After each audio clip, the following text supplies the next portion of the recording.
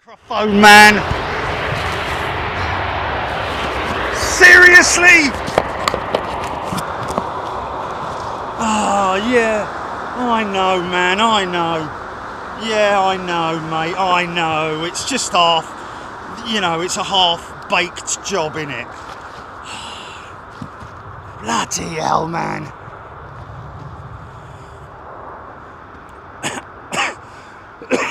Flipping heck. Technology, man.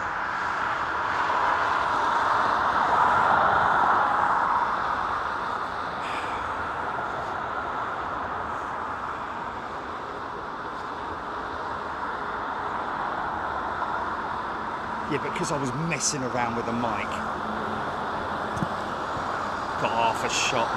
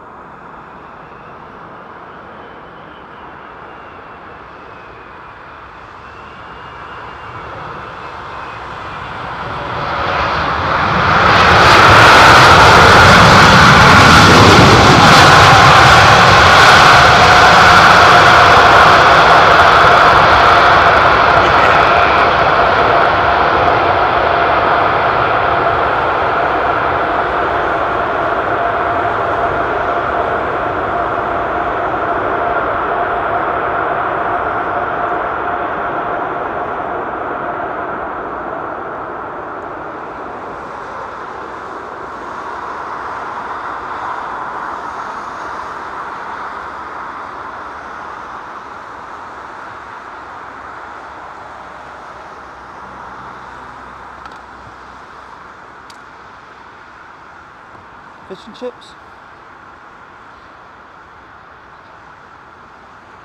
Oh, yeah.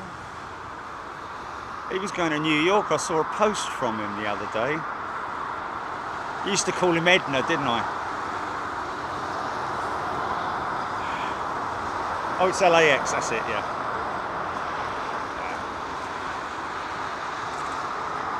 Okay. Well, that's good because he does a lot of good things for aviation. Does old Ender?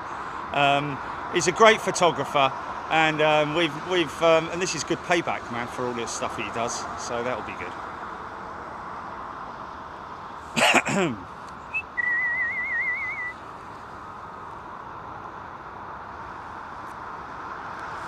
It's great in this light. Easy for you to say.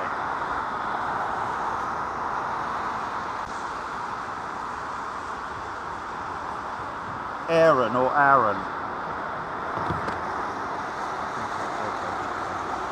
Well, I'm just going to. I'm trying to stand by, folks. We're still in the process of setting up here. Even my coffee's still. Definitely get cruisers, mate. Get cruisers. Oh, look, even the little ones are floofing up.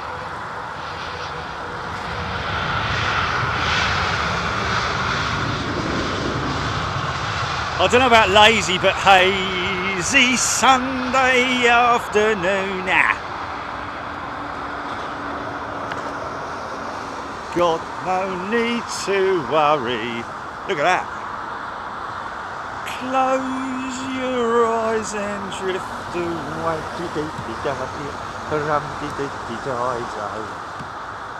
Hello, missus. Right. No number 4. Yeah, but it came on. It wasn't coming on when we tested it. Okay.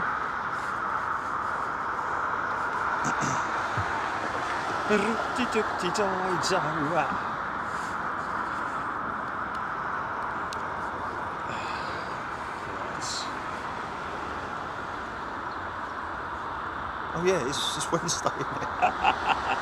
I said Sunday. oh, I got it. Flipping heck, man. It's these bleeding things, man. Seriously? Come on, man. Give us a break, son. Sunday. Lazy Wednesday afternoon. Whoa! Yeah. Yeah, sorry folks, it's lost complete track of time, to be perfectly honest with you, in terms of days and dates and all that kind of stuff. But anyway, it doesn't really matter, does it? Does it really?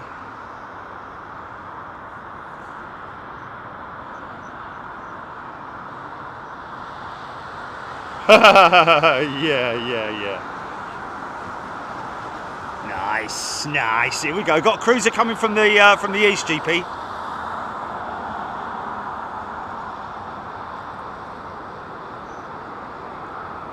American. Well, this is like the M25 compared to Boeing Field, isn't it?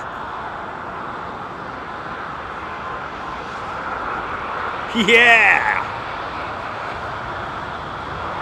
Southeast, that is. Come on, son!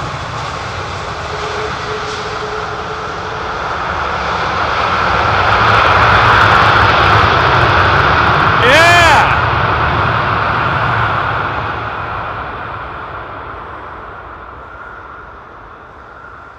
Clear the old cobwebs out, wasn't it? And those old Trents. Yeah, look, you see, I don't know if that mist is drifting over this way. I would hope it is, because that would make it a little bit more spooky. Ooh. Looks like it is, doesn't it? Looks like it's. Look at that. How cool is that? What a great shot. Oh, look, he's made a big turn. Look, that Delta. Did you say it's Delta, GP? Look at a turn on that.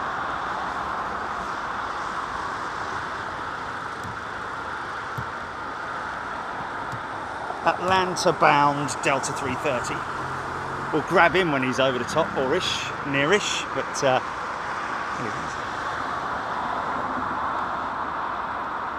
nice.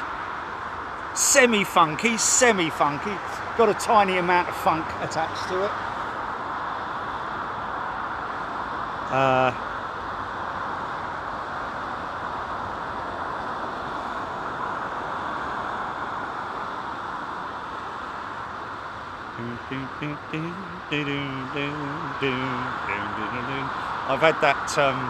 I've had that earworm since Starbucks in not King County.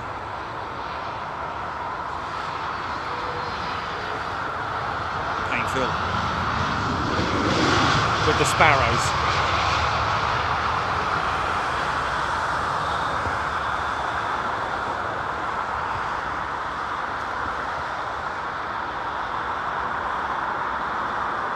Is it 339 or a stocker? An old one?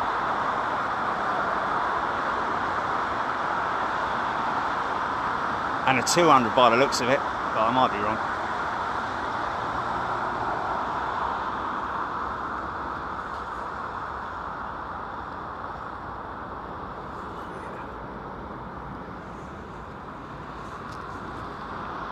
I'll jump down and get me coffee in a minute. Where it goes freezing cold and becomes a mochacciottato or whatever the flipping hell it's called.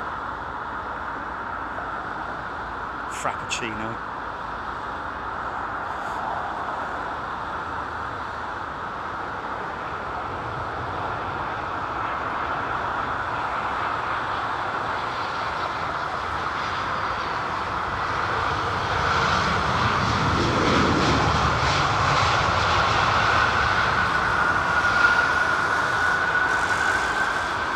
Heathrow Arrow, Jerry's weekend arrival back at Heathrow appeared to come in over the paddock. Yes, it did. I kind of want to write that whole thing off, the whole flight back, I've got to be honest with you. It is chalk and cheese, isn't it? You know, when I talk about how you have... well, let's just leave it at that, shall we?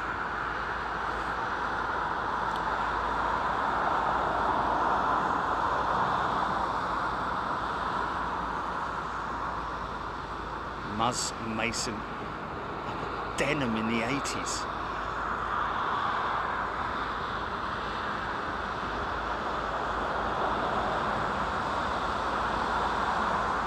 I can hear a distinctive hum behind me, and before I look to my right, I'm guaranteeing that that is that American 777-200.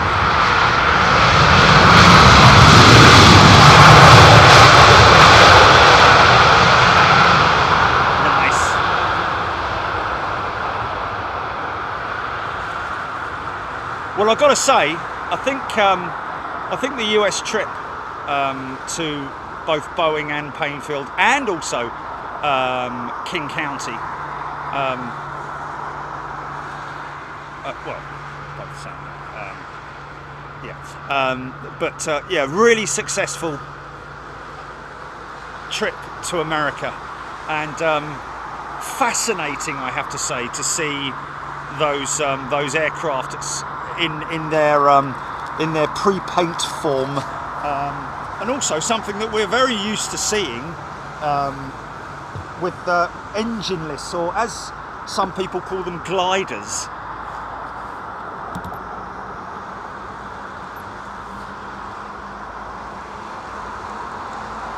Start up. Oh no, it's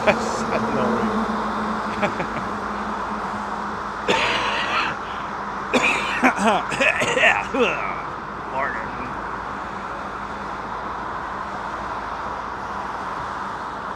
Bob Fleming here. Some good fluffage. Nice. Oh, beautiful, man. Beautiful.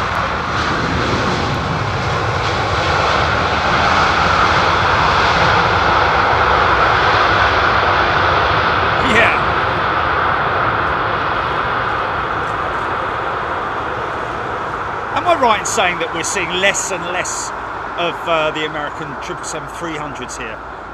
Well, I say less and less, but it just seems that they generally tend to operate the 200. I told you it was a 777-200. Stuart Watson, we also got our Cessna 172 fixed for the year up here. We did. Yeah, we don't need to see any more Cessna 172s for the rest of the year, I think. Well, at least for another year, I would have thought. But hey, what about that? What was it? What was the aircraft? That jet fighter that came in? That one that does this sort of like, you know, accompanying with flight tests and stuff like that.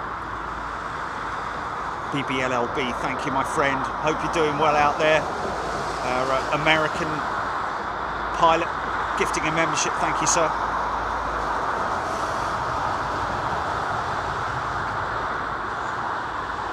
Yeah, what was it? It was a very, what was it? X1 fighter or something like that? Or it wasn't a fighter. It was a reconnaissance. No. You know, they use them. You would have seen them with the space shuttle and, you know, other.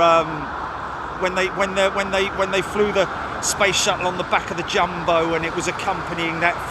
They used it for photography and stuff like that. Oh, what was it called? T-38. There we go. Thank you. You guys are great, man. I only need to ask a question. Or was it T-36? T-38 Talon. Thank you, Stuart Watson, Nick Gray. 17th Mustang, Texas Taco. We've got to call him now. Marcus G. Thank you, everybody. Always, it was fantastic. Euro Aviation TV.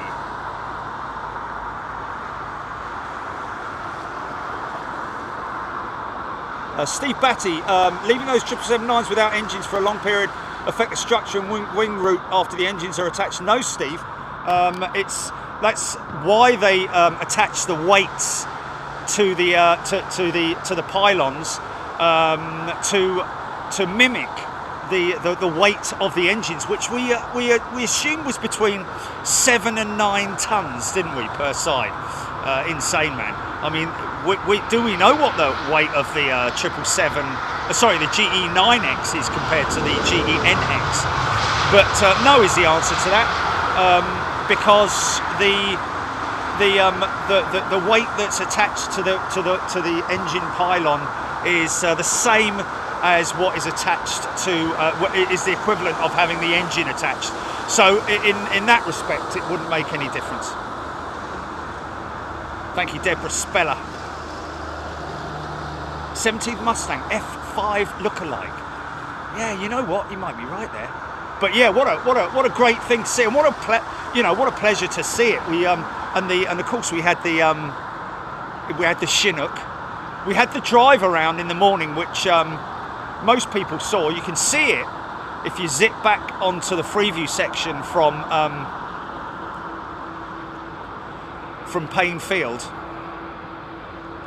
Day one, that wasn't it? Was it day one? Was it day two? I can't remember. No, it was day one, wasn't it? Fascinating to see something that I've never seen before, and I'm thinking that almost 100% of people that are watching right now would have never seen before, and that is the wing stress test structure that they use for stressing the wing for its certification. Of course, the 777-9 is still going through certification. A lot of people still calling it the 777X, and I understand that, because it's still, in terms, some ways, you could still call it a prototype. But it is, I think Boeing are very keen to start calling it the 777-9, or having it referred to as the 777-9, rather than because they've got so many of the bleeding things. Got over 20 pre-delivered aircraft sitting on the at Payne Field.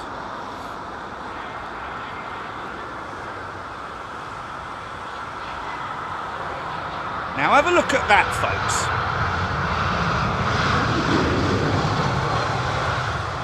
Me and Gilly just discussing on the way up here that we need to kind of think about a Euro show for this month. American show. Next American show is going to be in January 2024. But in terms of a European show, we're thinking Helsinki, ladies and gentlemen. Not the biggest amount of traffic, but apparently really good for observing the aircraft. Great positions, according to Spotter Guide. How many positions were there, Jimmy? 15 or something crazy like that. But obviously, we would have to. I can't be driving around all day looking at positions. We're going to do a lot more research, but this time of year, of course, we would be expecting to see a tremendous amount of de-icing going on. De-icing and anti-icing, really, I guess you could say, but more de-icing than anything else. Aircraft that have been sitting at gate overnight, which will have accumulated a lot of ice. Some of that stuff's done at gate. Other times it's obviously done at the de-icing pads that they have dotted around at numerous airfields. But as you can see there, this cold air creating this mist and foggy like.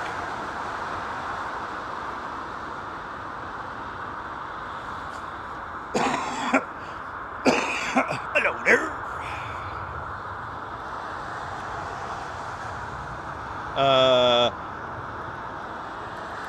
Is that Ahedbali? Is it Ahedbali? A shorter daylight this time of year in Helsinki. Yes, we do need to consider that, don't we? Look at that.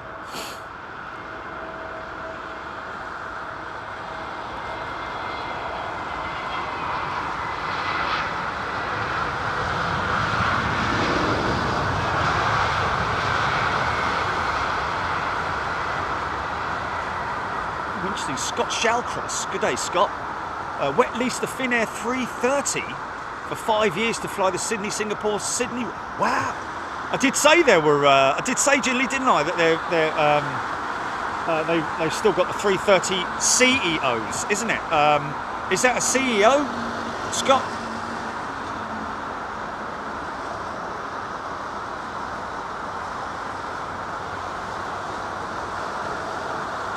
Carl B, looking a bit hazy. It is Paul Probert. Do you need an apprentice?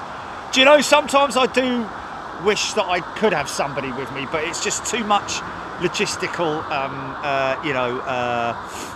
it's just too much logistically. But, is Paul Probert out in Helsinki then? I don't know. Richie Smith, Sarah Deal, Deborah Davies, WV Islandia.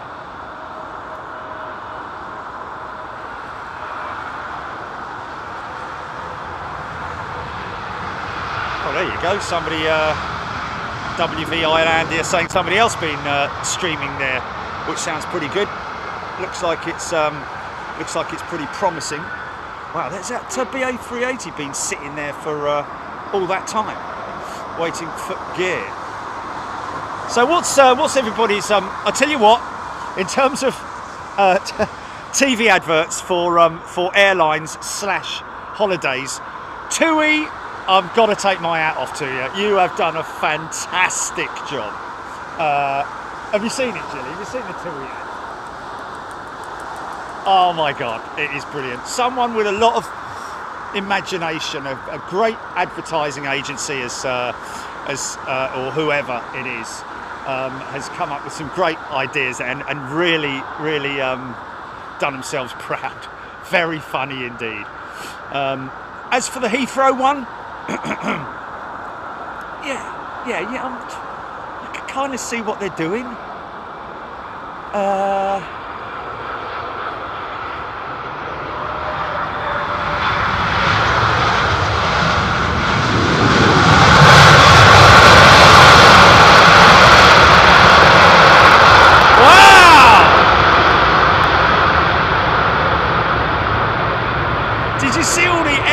Blown out of the reversers there, man.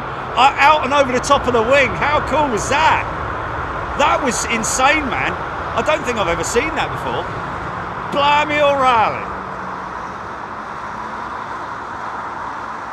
Lucy Martin loves the TUI ad. Made a smile. Well, can I get me coffee or something? No, you've got to watch the TUI.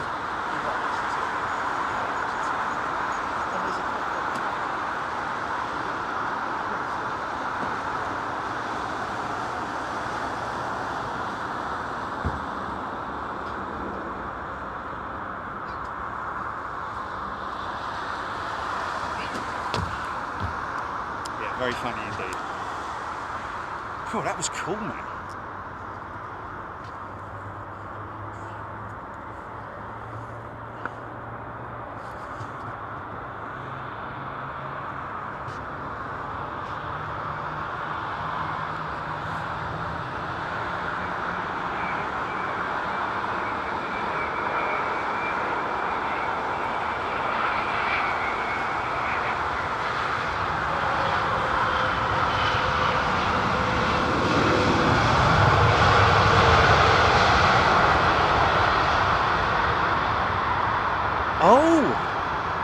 Steve Batty, very interesting article this morning about a few airlines having their ads removed as they were giving the wrong impression about SAF. Greenwashing. Yeah, that's a term given in the advertising agency, isn't it? Where you're sort of like, it's actually not related to SAF, believe it or not. It's actually related to the advertising agency. I think they call it greenwashing, where it's false information, isn't it? Wow. I want to see those ads. Which ads were they? They must have mentioned it, Steve. More info, please. Jordan Goff, 747 taxiing to depart and Typhoon approaching at flight level 420 from the southwest. From the southwest. A Jedi. Oh, is it?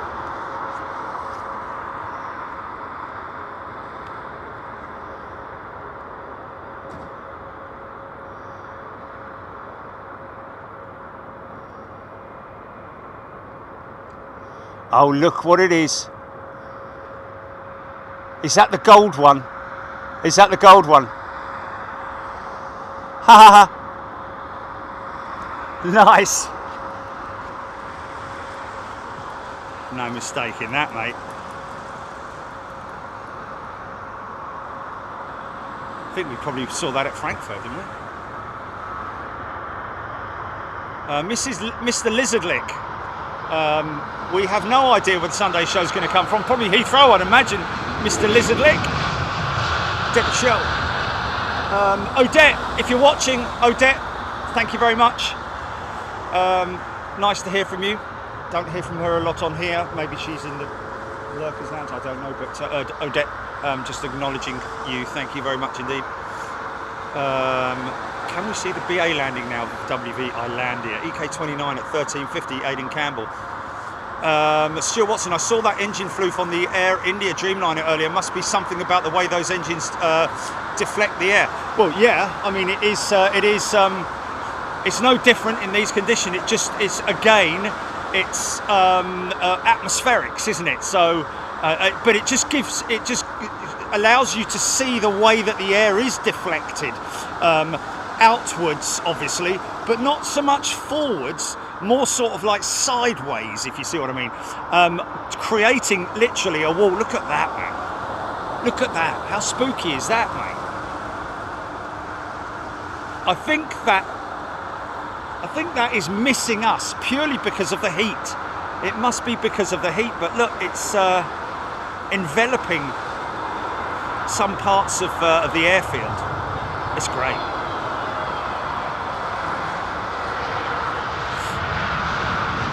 Well, it's just the latest TUI advert. I think there's a couple of them. Oh, you know what I missed? You know what I missed, mate? Look at that.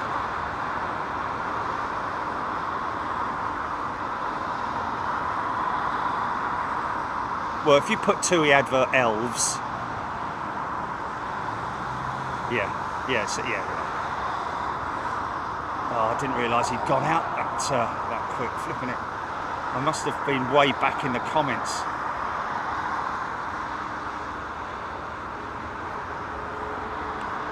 Petros, good afternoon to you. Simon Morris, very foggy at London Heathrow, about 8 miles away, and not a sight of fog, very spooky.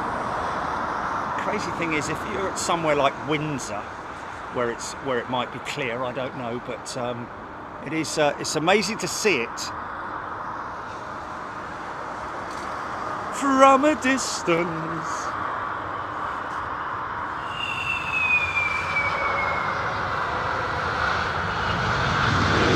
Sue Freeman, thank you.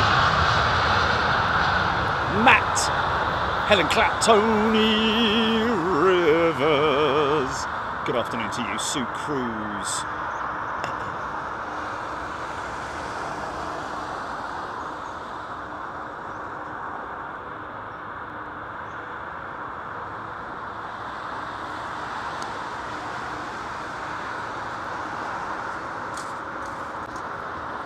Okay, well,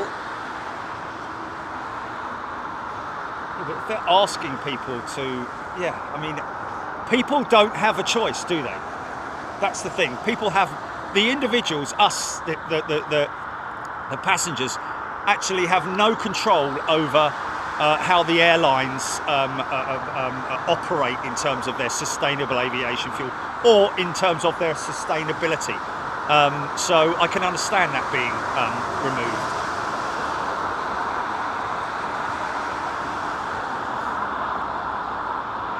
Oh, Mr. Lizardlip, yeah. No idea where we'll be in terms of positioning. Although we'll probably be able to give you some idea based on wind direction and weather conditions and so on and so forth. We do like to mix it up, folks. We do like to try as best we can, because I'm a bit of a perfectionist, as you know. I'm not one for just standing in the same position every week in, week out, same old position, same old thing, same old this, same old that. We like to mix it up. That's why we've got so many positions at Heathrow. But also, as well as that, we travel overseas at least twice a month, like we say we do, which is giving back to you, our amazing members and viewers as well. You know, you got to give it up to the viewers as well, because all of our members were just viewers at one point. So, you know. And subscribers as well. Thank you, subscribers. All naturally homegrown subscribers as well, folks. Not a single purchased subscriber out there. I'm going to be speaking to YouTube about that actually in the coming weeks.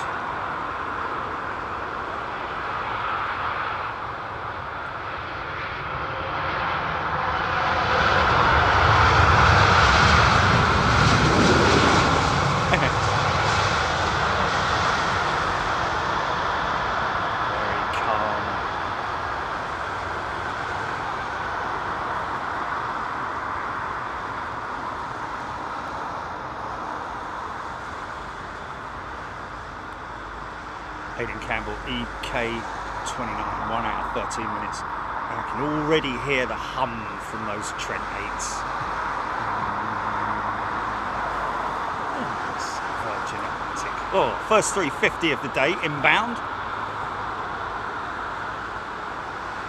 Hamid Khan, really want to renew my membership, but I can't. Well, you can in terms of being gifted a membership, Hamed. So give that a try if you want. If you want to become a member and try it out, if you perhaps are unable to afford it, which we completely understand and appreciate, then try gifted membership. All you've got to do is, can you put the link up, GP?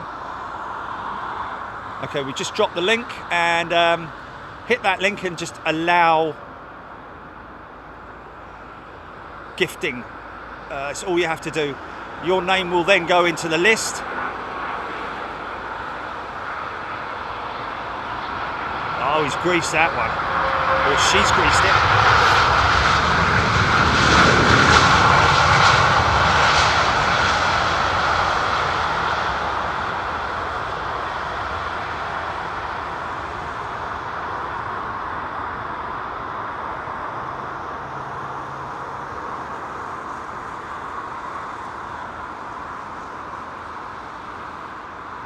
Oh no.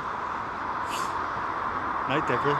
Tinnitus is not a hum. Tinnitus is a high-pitched ring, isn't it? I think we've all had tinnitus at some point. Even if it's very brief. Oh, nice. Proper gorillas in the mist over there.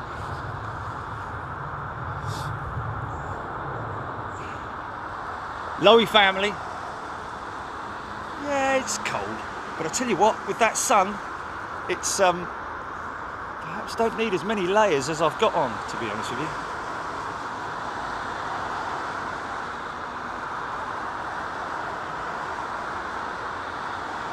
Steve Batty, the greenwashing article had a good picture of a 346 hour. It does amaze me.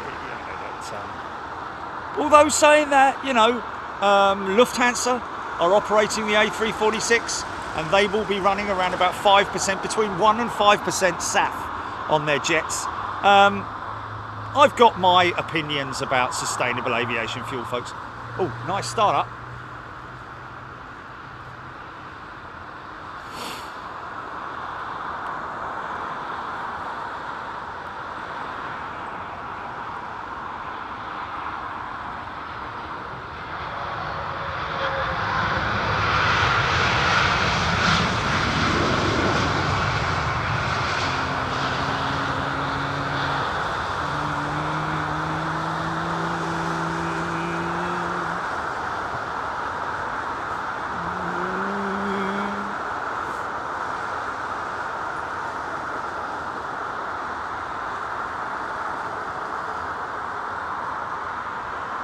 Oh, Anthony English, the Star Wars linked.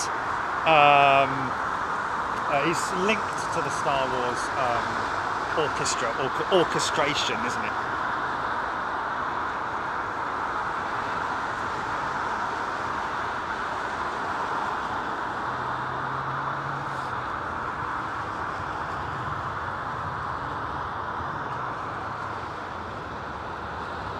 Oh, okay.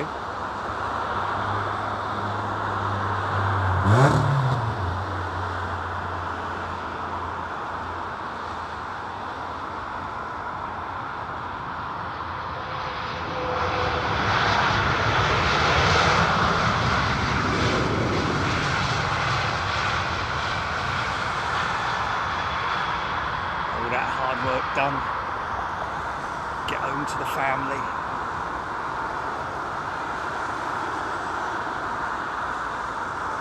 Chrissy, Steve Parker, is the SAF coming from different tankers' bowsers? That must be a bit of a pain.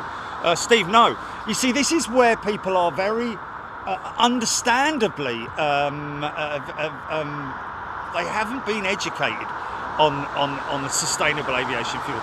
SAF is what's known as a drop-in, and it's basically mixed with the pre-mixed, should I say, a bit like your old Castrol, you know, two-stroke mixture that you had with your two-stroke engine. This is a drop-in mixture where the SAF is mixed with the Jet A1, or should I say the kerosene mixture, you know, the standard A1 mixture. Oh, easy, son.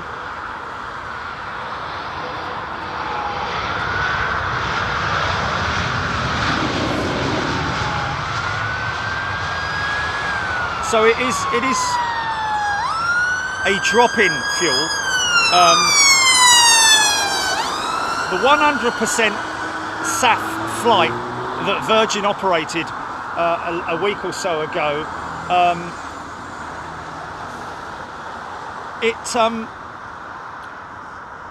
it would have been all that would have happened would the fueling truck, instead of fueling it from the ground in, you know, from the underground fueling system that they utilise here at Heathrow, as well as obviously Bowser fueling.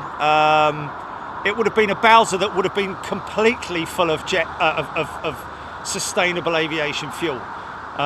So, you know, and once the aircraft had operated to the US, I'm getting a little bit of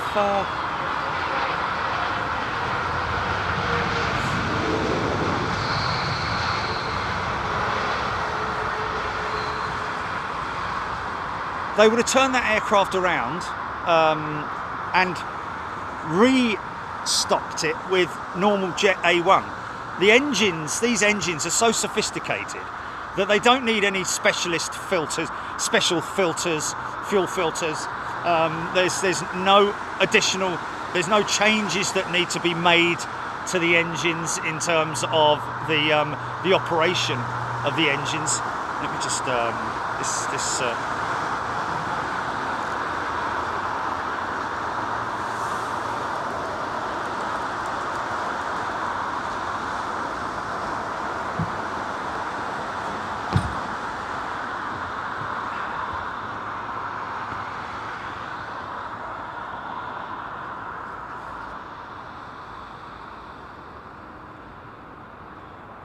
going to give a quick shout out to Brandy Moss Madden, is a brand new member. Brandy, a very warm welcome to you. Stuart Watson has gifted 5 memberships. Thank you, Stuart.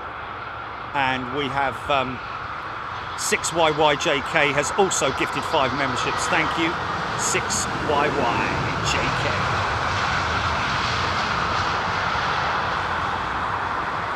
Okay, so we're hearing apparently, folks, that operations are going to change to 09s in the in around about 10 minutes. We're hearing, and that's from Heathrow as well. So we'll have to see. We'll have to see if that transpires or not. We don't know. Dawn has cats. What causes the slight rocking of the wings on descent? Dawn, that will be based on wind. And that's not the pilot having stomach issues. That's, you can see there, you've got a slight crosswind element there from the, so they'll dip the left wing into the prevailing wind. That's the normal procedure, but because the, I'm quite surprised that they're switching to nines, because that is definitely still a westerly wind, isn't it?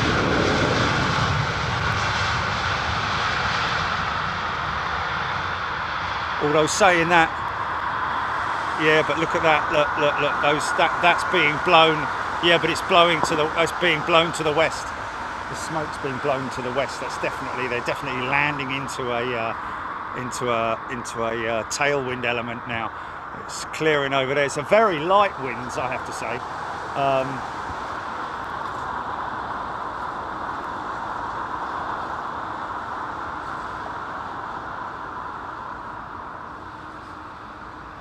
Debbie Speller, loving the silhouettes. Chrissy, beautiful light today. Simon Morris, road trip.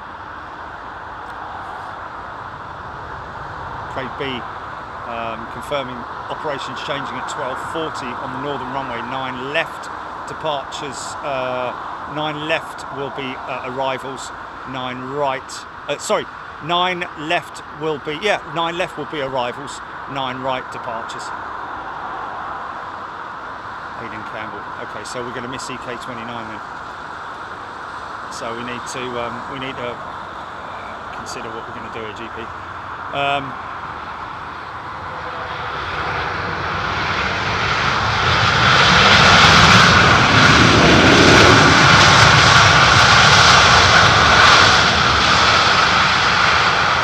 Wow!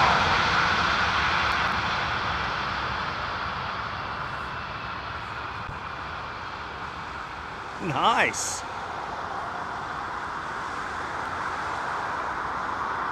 Matthew Lightbody, very interesting topic, Saf. It is a very interesting topic. It's not just cut and shut and that's it. It's there's a lot to it in terms of its the availability is one thing that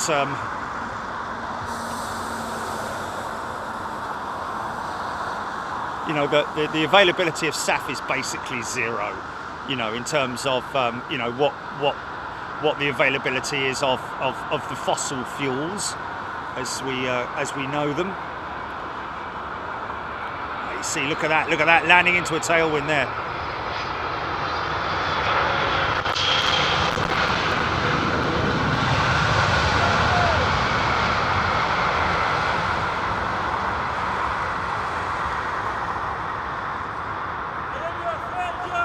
All right, mate.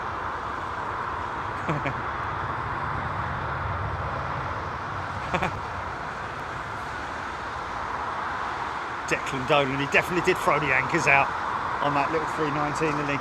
Or was it 320? I don't know. Still got his boards up. Oh, going down now.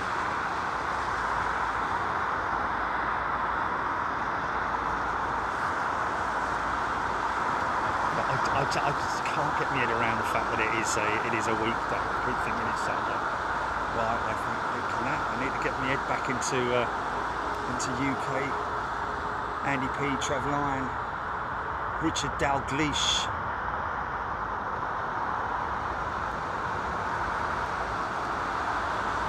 Kufu 23, allow gift option is not available on this channel.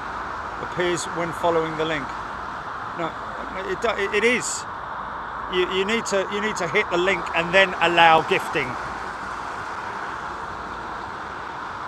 And it might be down to your location that you know, the membership may not be available in your location, unfortunately. Declan Dolan, 3 more inbound. Is that it? Is that our lot? Okay, so we need to consider repositioning then, folks. And you know what?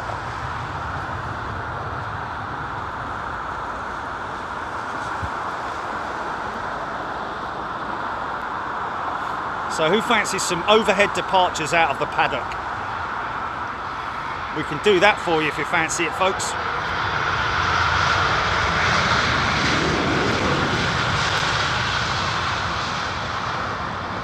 Wow, fluffage.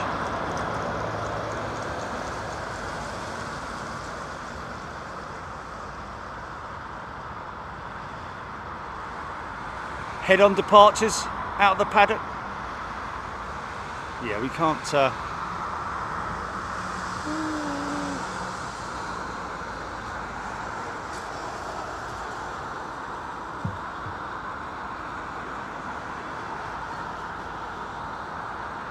Super G.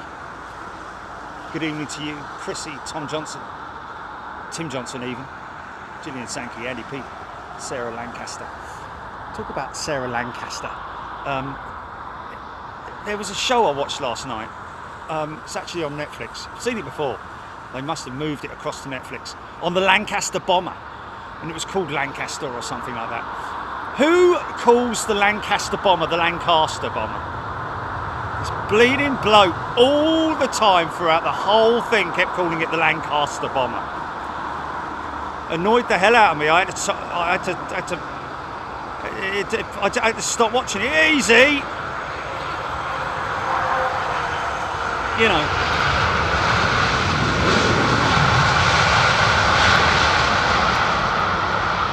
The amount of ex-air crew that I've spoken with, you know, no one has ever called it the Lancaster bomber. I would have said that was a grave error in terms of the production company. And also, you know, the guy reading it out, surely he would have turned round to the production team and gone, why are you asking me to call it the Lancaster bomber? It's the Lancaster.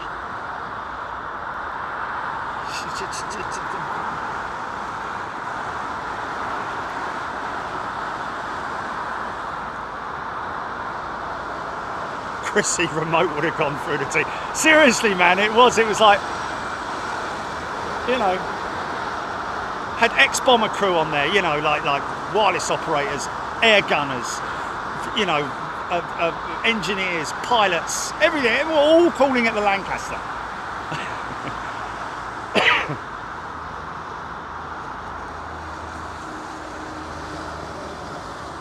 Everyone's saying it, yeah.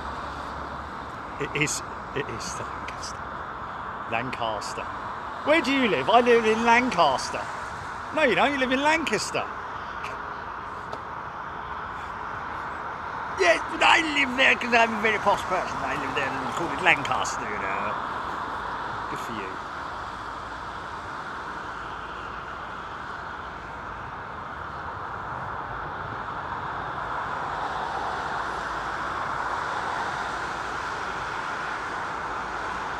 Gone in it. Is this it? Is this it?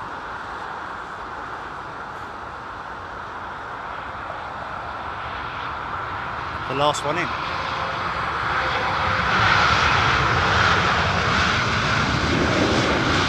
Okay, well,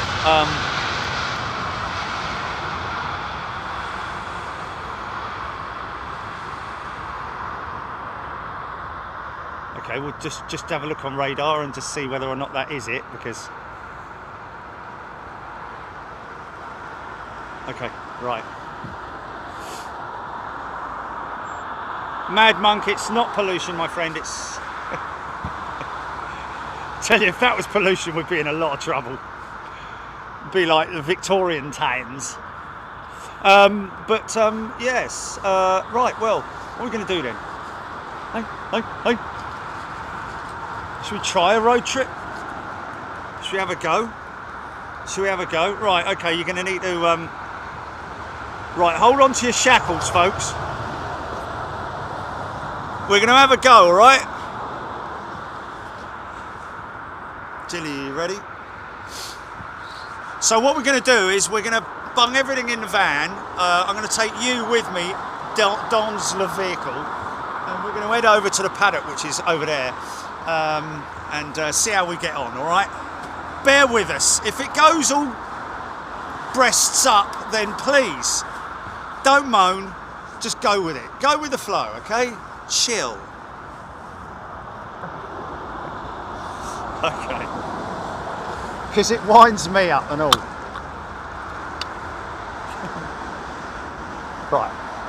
Are you sitting comfortably? Then I shall begin.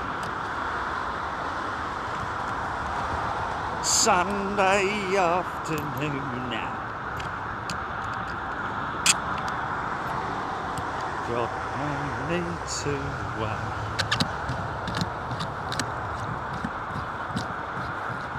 yeah, before all the stuff hits the fan.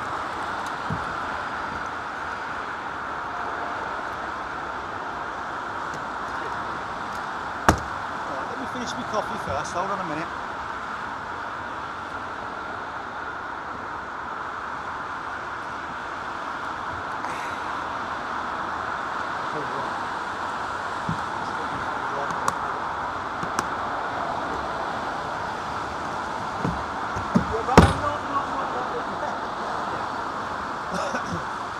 Right, okay, so first thing I need to do is I need to disconnect or do off. Can I get away with just, no, I can't do that. Right folks, it's going to go black, it's going to go, let's just, yeah, let's go test card for 2 seconds, literally, it'll be 2 seconds. Stand by, the camera might go off, hold on. How long is that going to last for? Has the camera gone off already? It's not going to, let's just...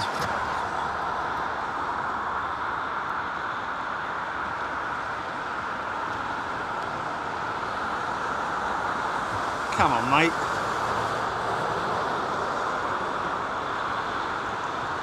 Why's the camera not coming on, mate?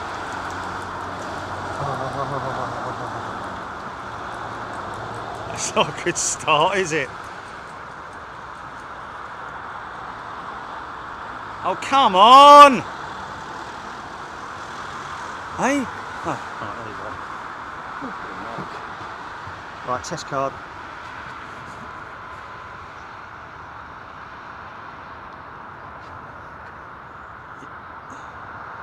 No, something must be wrong there because I don't understand it. So you got everything, yeah? You got audio and blah blah.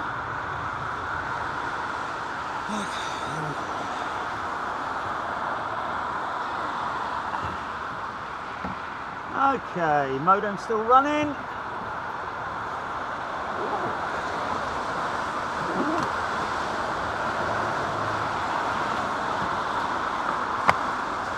From what I remember, this is actually not too bad. We've done it before, I think, from here to the runway. Right.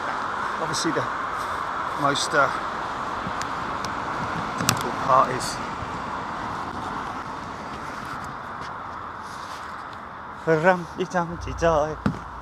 oh, what's that? Oh, something's starting up. Oh, sounds like an XWB, that does. Ooh. Anyway. You are.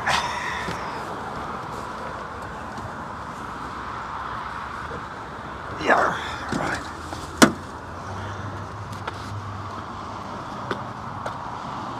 Let's put you in the drive it in the passenger seat. Strap you all in. Come on.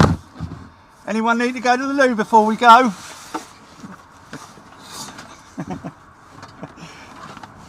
No ice creams.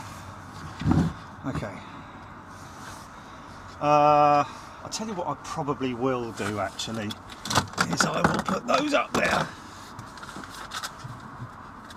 Got some stickers to send out.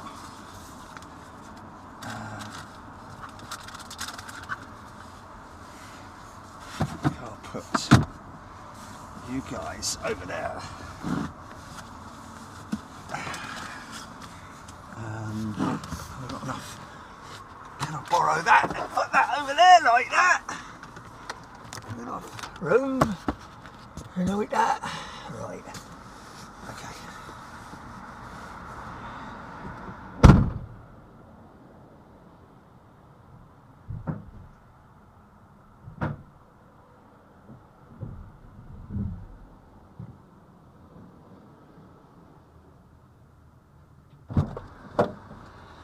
Oh, God.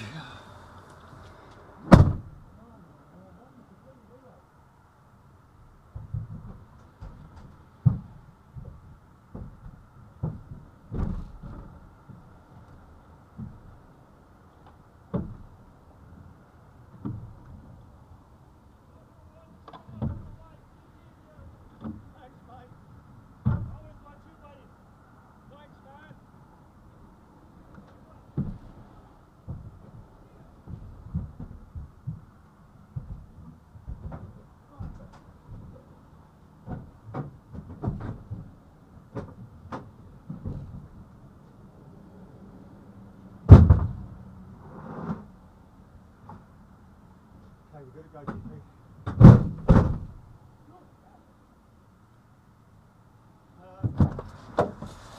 Tell you what I am going to do.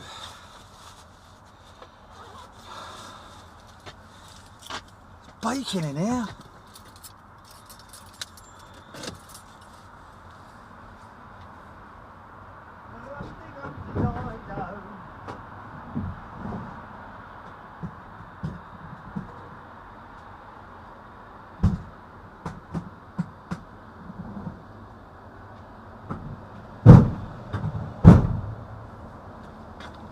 Switching headset, GP standby.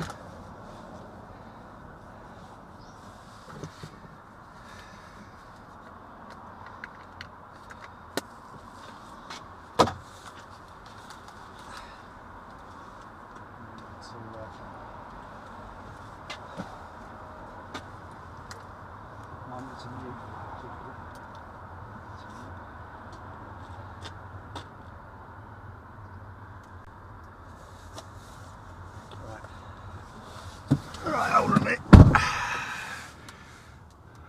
Right, is everybody strapped in? So I'm just gonna stand by, GP.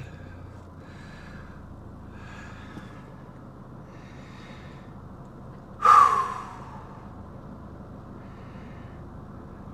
hoping that that won't switch out. To talk about their favourites. Here's Carrie Brown.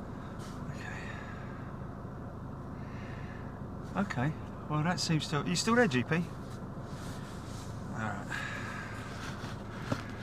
Okay, so what I need to do is put a little sort of like a layer underneath. What about this pack of Jaffa cakes? It's... I need to...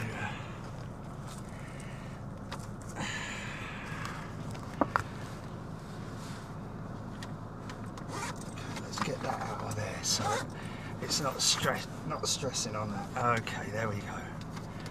That's better. That's not in the way. We're all clear there. Right, here we go. Off to the paddock.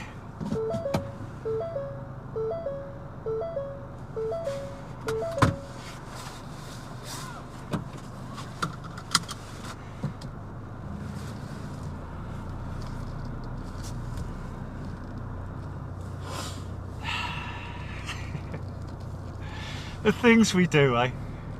For the love of aviation.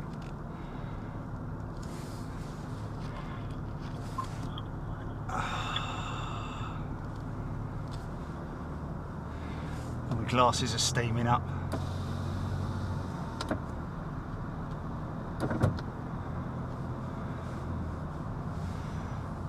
Okay.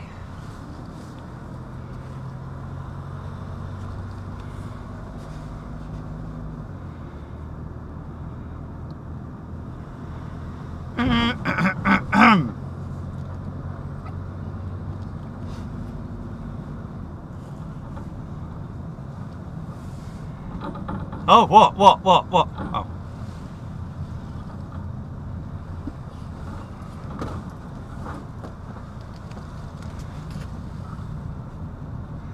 Right, let me just stabilise this a little bit better.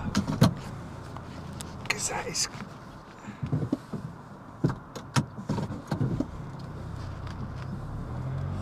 Okay. Operations have commenced. Okay, now when I came in, It didn't give me a ticket because the barrier went up automatically. Let's just see if this goes up automatically. Highly unlikely that... Oi! There we go. Look at that. Okay.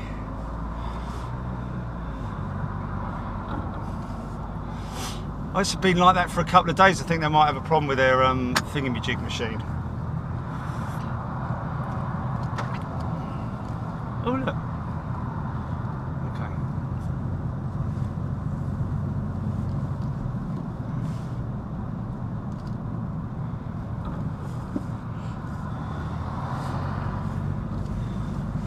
Yeah, just so that everybody's aware here, folks, the paddock paddock access is restricted completely to exclusively to us, and obviously the people that own the horses.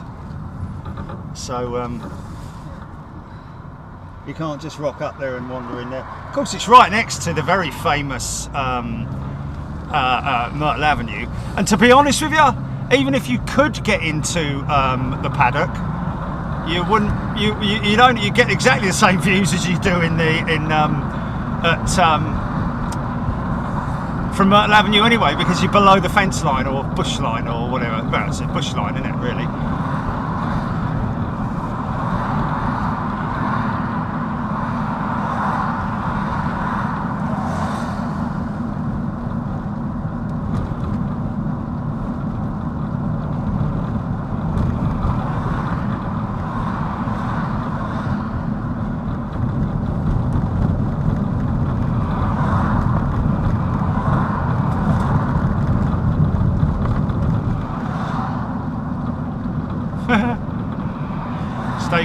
Stay green, please.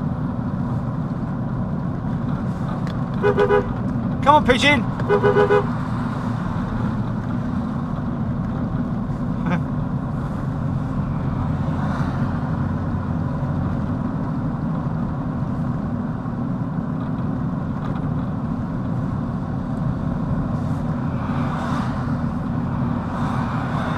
Yeah, but you can park around the vicinity of Myrtle Avenue and walk, can't you? You know, I mean, I'll be honest with you, as a resident of Myrtle Avenue, you've got to be a little bit sort of like peeved, haven't you, in terms of like the amount of traffic that they get down there, especially, you know, on a weekend, on a Sunday, if they're on 27s, arrivals on 27s.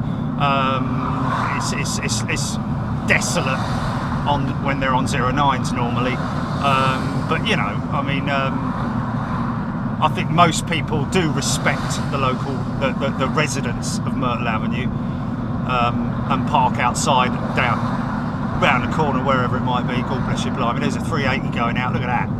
Go on, son. Oh, mate. Oh, look how low that is. Oh well, it is what it is.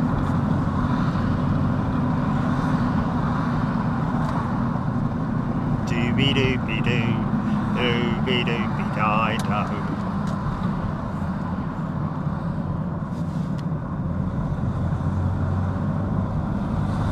Rumty dumpty die.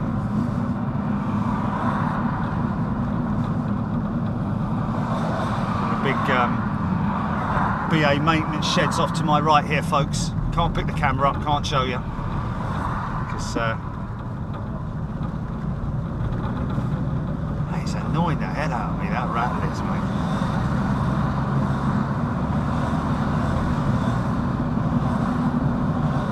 It's a low speed rattle.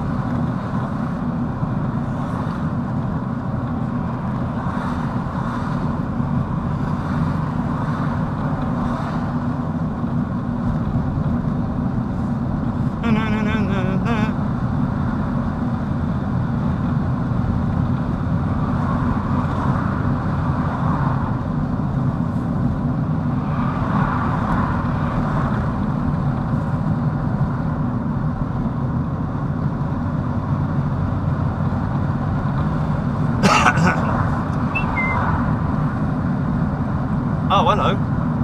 Oh, they've changed the junction down here. Rightio, okay. Yeah. Seems they're still doing it. That's pretty much the English way, innit? That'll be done by July next year. It's only a bleeding roundabout. Oh, actually, you know what? I think that's a little bit something a little bit more than just that. Looks like an entrance to that Kuhn and Nagel.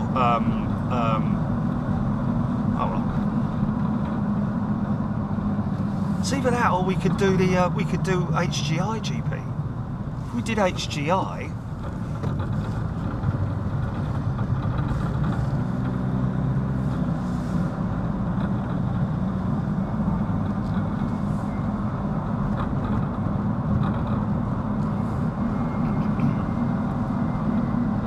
Overview of you get a bit of an overview of the Hilton Garden Inn, don't you? Of the airport itself. Okay, quick vote here, folks. I know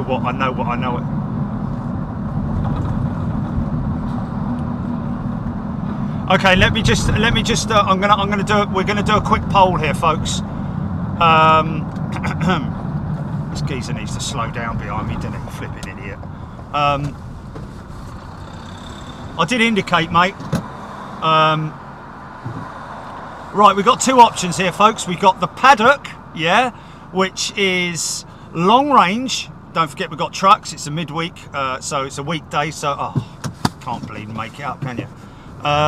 It's a midweek. It's a weekday, so you're going to get a lot of trucks. Or we've got on top of the Hilton Garden Inn right here. Let me just swing round the roundabout. Yeah, I know, but it's only a small minority, isn't it? It's a small minority, though, isn't it? We've got see what's going to come into view any moment now, folks, which is the Hilton Garden Inn.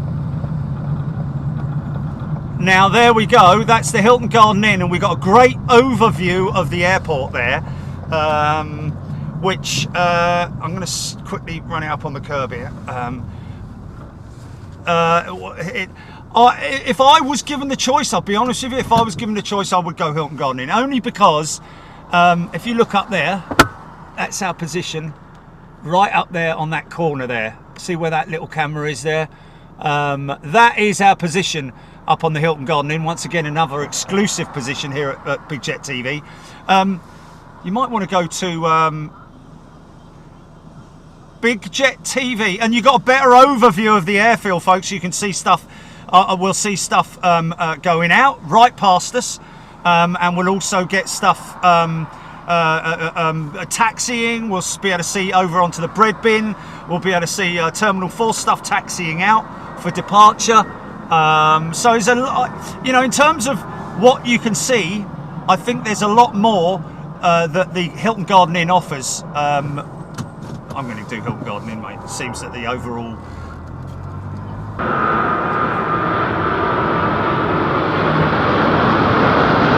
Yeah!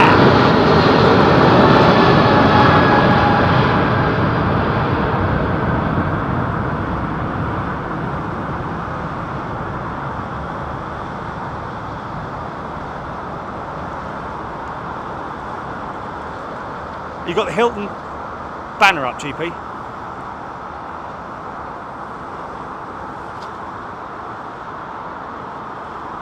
God, no need to. Wow, that's quite a rare 777-200. Yeah, no, in the new livery, which was pretty sweet. There was a mass exodus across the runway. Okay. Right. Yeah, my apologies, folks. I do apologise. It was more than a just ow, I have to say, for the bang on the head there. I've got a rather large lump on my head now from having whacked that overhead. But there you go. Here's what it is. Got to get on with it.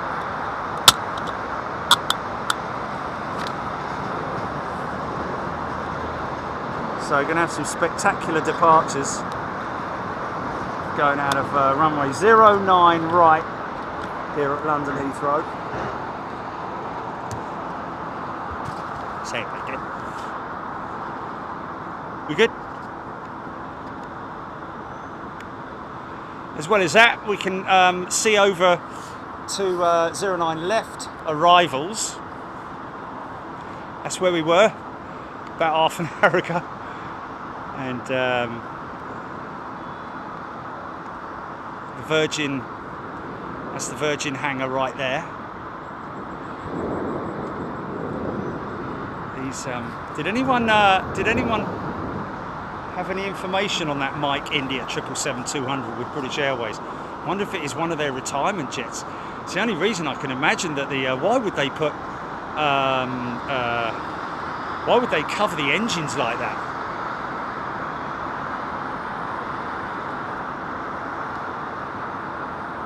Oh, okay. So that's an aircraft that was diverted back to Heathrow because of fumes in the cockpit. Oh, interesting.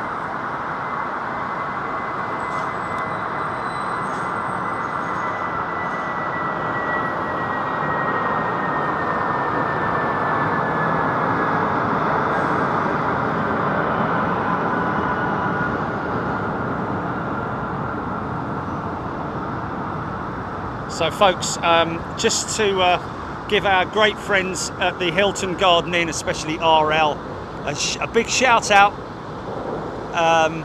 We are live from the roof, from the right on top of the Hilton Garden Inn. But if you come and stay here, these are the views that you get from. I would try and get room 747 if you can.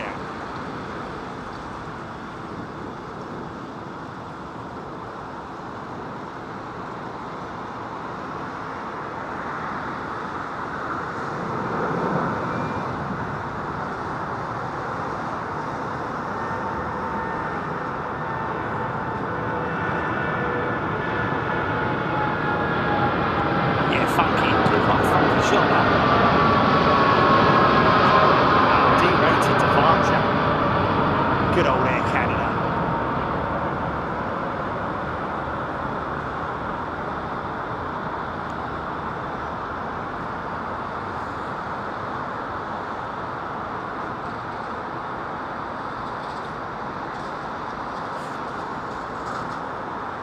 So normally, as little as 60 seconds before the flight surfaces, the flaps start to retract. Obviously, all of that done by the pilots, not auto systems. But very quickly, that thing going into autopilot. Actually, you know what? It might be part of the procedure in terms of. Oh, nice. BA 380 coming out. Is he? Yes, he is. Haha. Awesome. Welcome back, folks. Apologies for the lengthy delay in getting you over here, but we made it with a bit of a blooper, but you know, it is what it is.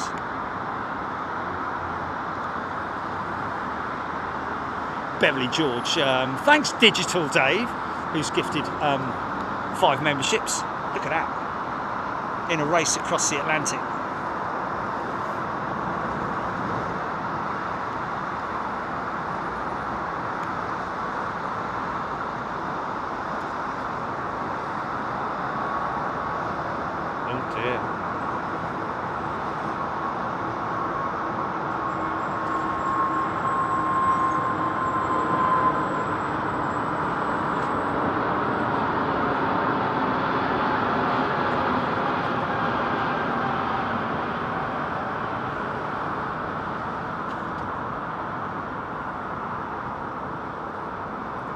Derek's just noticed his red star. Congratulations, Derek. Congratulations, everybody. Thank you in advance for your support here, folks, on Big Jet TV with our membership. With your membership, should I say? It is a wow. It's a big old exodus across. Is everyone going to America or something? Flipping heck.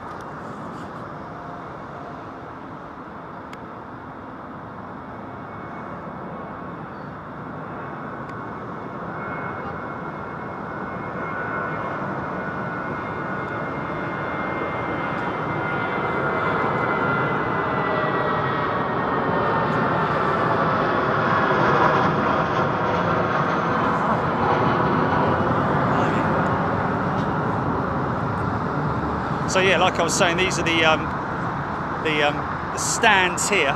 Just in the background there, you can see that building there, that very low building. That's another of the buildings here at London Heathrow that are slapped with a preservation order. Those are the old maintenance sheds for the Tridents and the Viscounts and all that kind of thing. As again, you can see how low the sheds are. And all the way through there, they actually maintain, they carry out maintenance generally on the small jets, on the single aisle jets over there, parking them up over here on the temporary stands. They might do work on these aircraft. May not go any further than that. It may be just something on board the aircraft that needs looking at in terms of like maybe IFE or a loose seat or anything. Could be absolutely anything. It's either internal or external, one of the two. This is nice. Oh yeah, this is nice.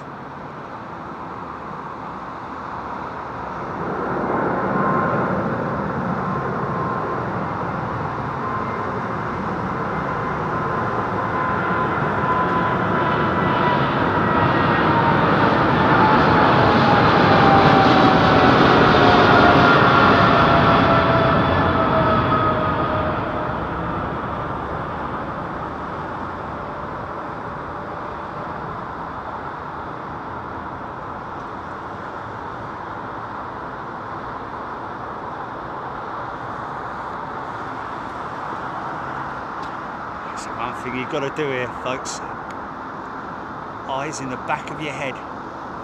See what's check and see what's lined up next. Another heavy lined up behind this one.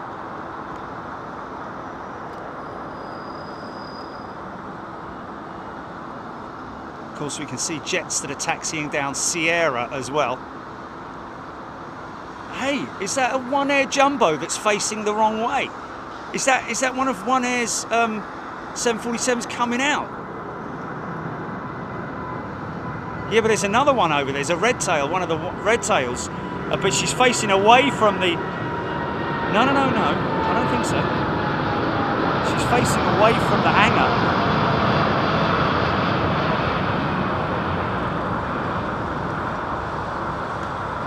Get a great idea of the wing profile here, folks. Look at that.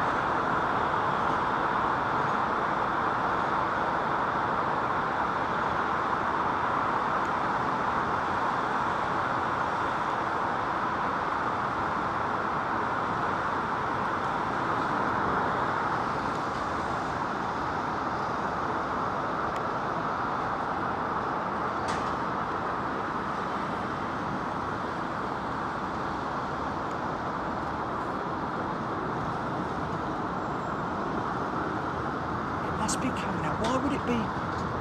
I don't understand it. That must be either parked on a remote. That must be parked on remote. Well, not on remote, but... Oh yeah, listen to these.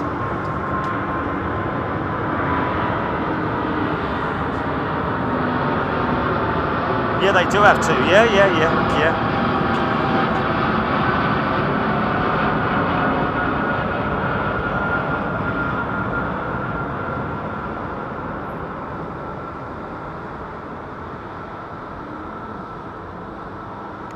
Yeah, and we do, by the way, folks, have an agreed discount with our members for the Hilton Garden Inn, 30%, believe it or not, off the current room rate, which is insane in terms of what you can get elsewhere. Great hospitality, great staff, really good breakfast. I tell you what, I love their breakfast. It's got black pudding here, hasn't it? It's got black pudding included. Whether anybody cares about that, I don't know, but I'll tell you what. Full English breakfast if you want it. Great bar facilities. And a short walk, if you want it, down to Myrtle Avenue.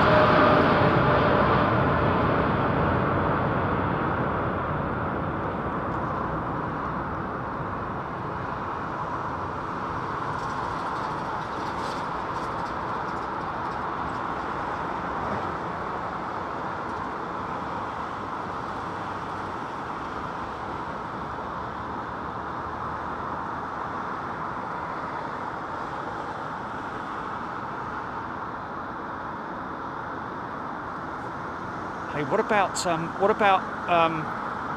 our composer, Chili? What's it? What has he gone or 129? I think it was Basel, yeah.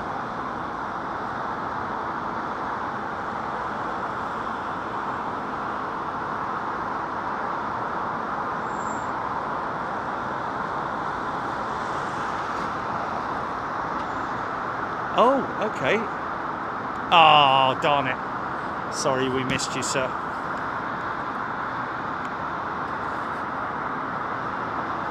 Now, I had a dream last night about a Q8 jet, and I remember saying in my dream, it looks great against the blue skies, doesn't it?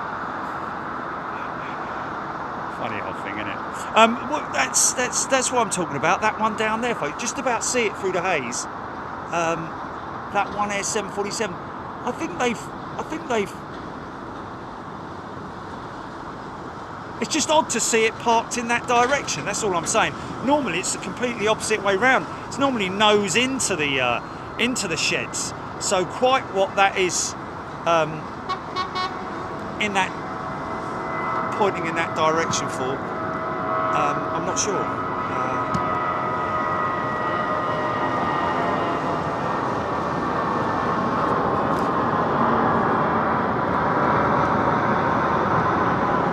Yeah, just going back to these. That's the engine test. One of two engine test bays here at London Heathrow.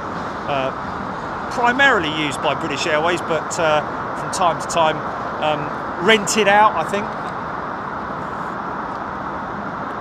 Greg's watching from BAHQ.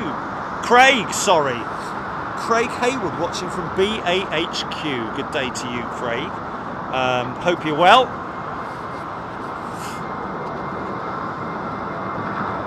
And this is where you can kind of get to see, of course, this is BA's main hub here in the UK.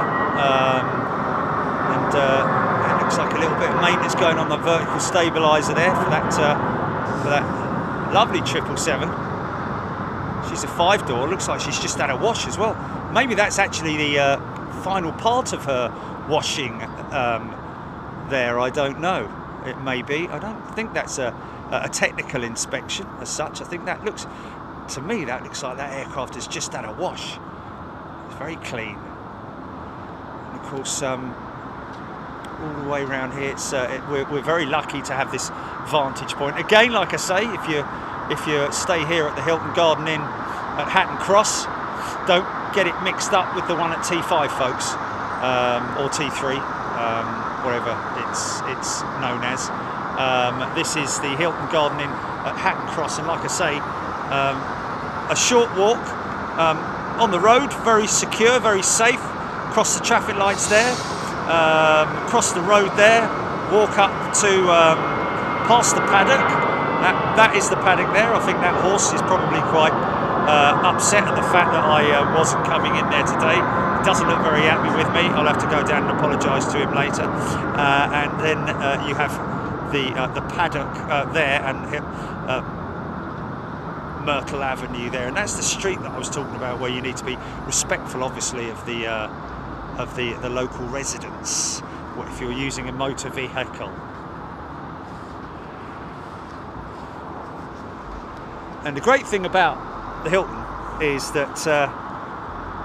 It doesn't matter whether you're here on whether it's 27 operations or 09 operations. You get great views either side, either way, because as you can appreciate, coming into your left, going out on the right.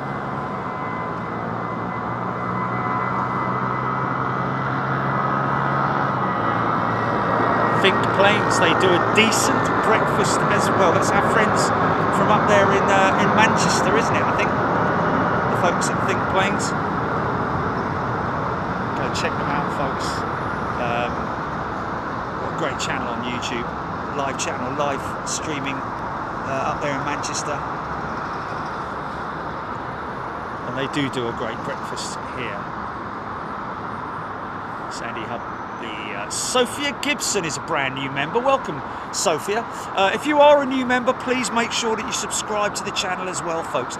Really important that you do that. Not because we're looking for subscriptions or subscribers. We're not trying to beat anyone. Or we've got 58 billion subscribers and all that. We are just making sure that you subscribe so that you don't miss any notifications. Make sure you turn your notifications on to all as well, so you get the little bell and you don't miss anything. And also you can include the app as well. You can download the app free of charge. No in-app purchases or anything silly like that. Again, it's another tool in your pocket to make sure you don't miss any announcements or show updates. Big old lumbering 380. Very D-rated. Listen to that.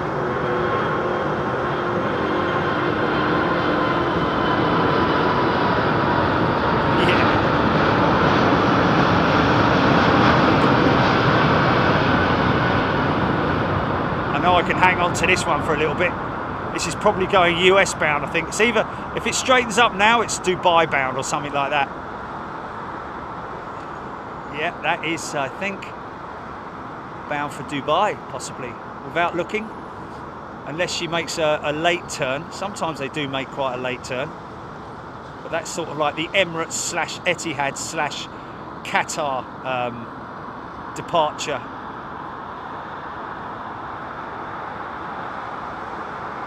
And you see that attitude that we talked about before, folks. The angle of attack that the aircraft has. That is what the horizontal stabilizers are. There we go, she's making another turn. Oh, I don't know, maybe she's going to go left and then right over the top, I don't know. But basically that attitude, that nose up attitude is something that maximizes the optimal angle of attack for the wings, flight surfaces and so on and so forth, and that is something that is controlled by the stabilizers at the back, horizontal stabilizers, which are controlled by the auto systems. Steep departure for this 350. Look at this.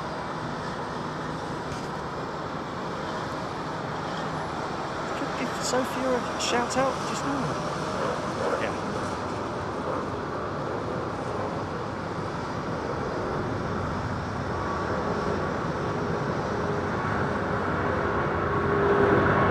Yeah, listen to this.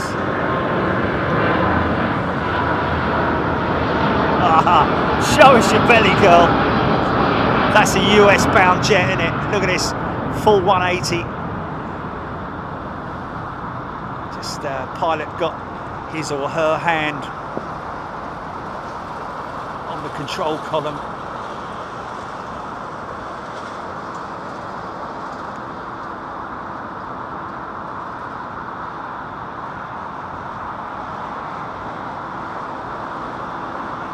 So interesting to read that article recently from Rolls-Royce that the Ultrafan could be re-engineing these A350s in the future, along with other aircraft that are perhaps still able to fly with their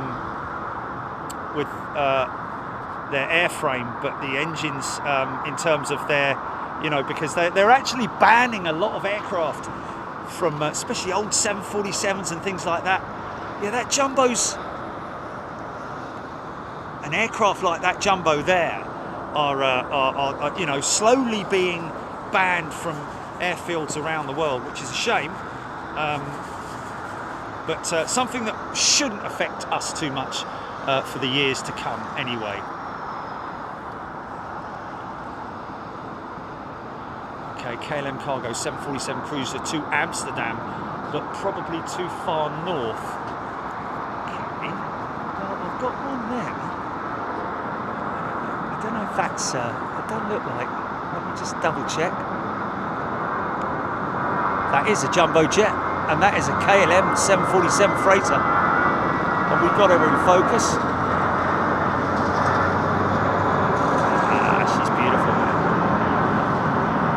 KLM very proud of their rebranded Pride jet, which looks really funky, I think.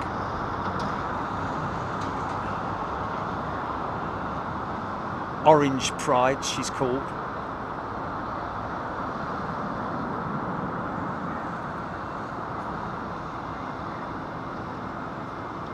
Yeah, I'll tell you what would be welcomed would be got a left turn going on there, Clyde. So that is the correct routing for Amsterdam, of course.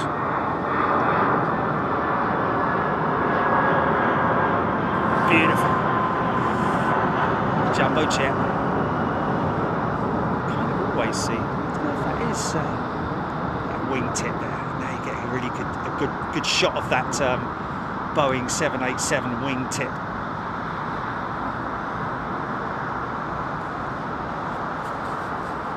Sort of like an advanced version of the raked wingtip.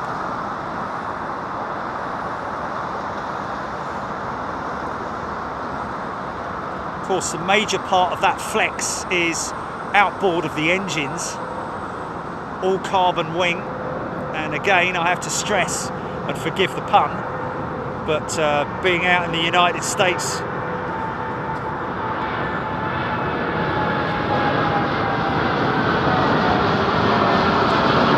nice, it's Air India, yeah, look at that profile.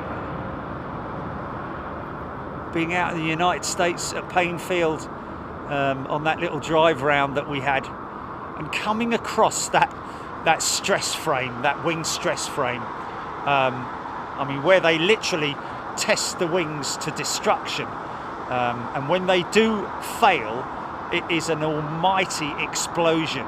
But I'm led to believe, and I'd love to see an example of it, that the carbon wing on the Dreamliner, they flexed it as far as they could, and it didn't fail. I think they just gave up in the end. Well, obviously they went beyond the point where the CAA or FAA regulations were like, you know what, you're fine, man, you're fine. Oh yeah, go on, girl. Funky.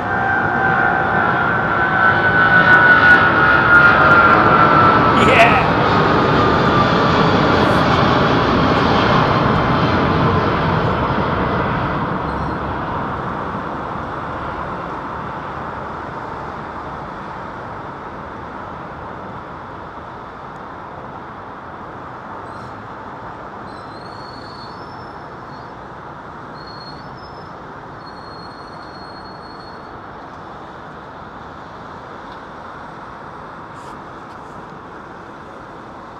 CPR 1, 2, 3, 4.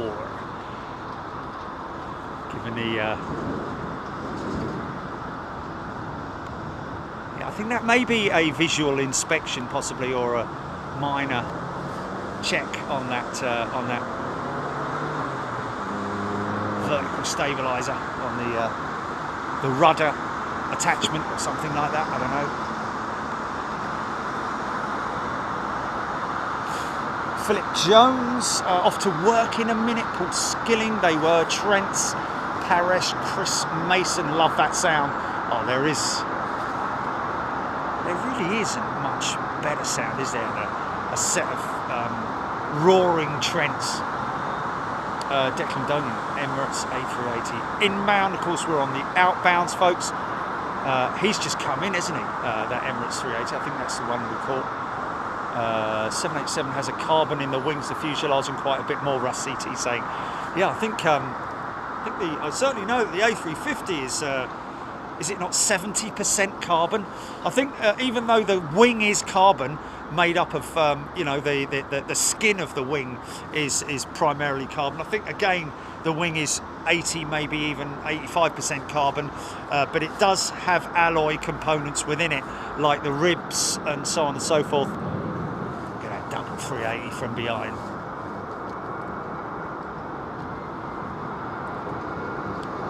Rohit Parkal, flight radar 24 is showing an EK380 doing circles over Stanwell at 0 feet. I think that's the one there you're seeing on the left hand side there. It does fail from time. Well, not fail. It just bugs. You know, there are bugs in all sorts of things like that. Very often. I mean, when I was using Waze out in America, I had to literally wait for about 5 minutes before it settled itself down. Settle down now, because otherwise I was literally just driving sideways down the road. Stephen Rouse, good afternoon to you. Tuning in from Providence, Rhode Island. Rusty D sides difference 220 and 380 here.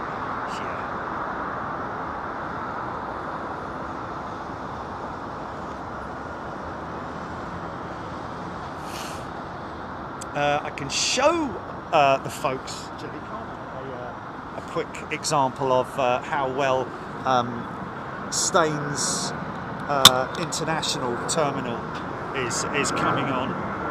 Would you like to see that, folks? Would you like to see how well our new airport is coming on?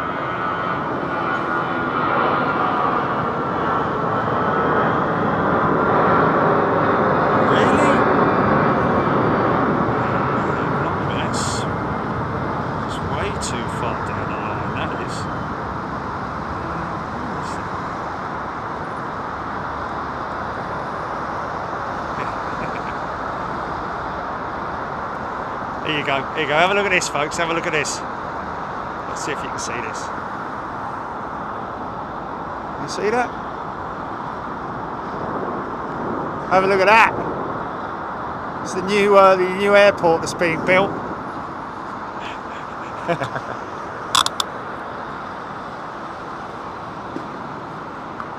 Okay, yeah.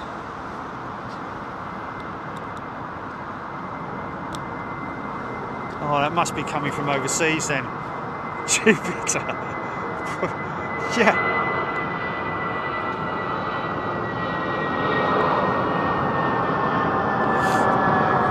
Okay, Kudrow Alam 787 is 80% composite. Its wings are 55% composite. There we go.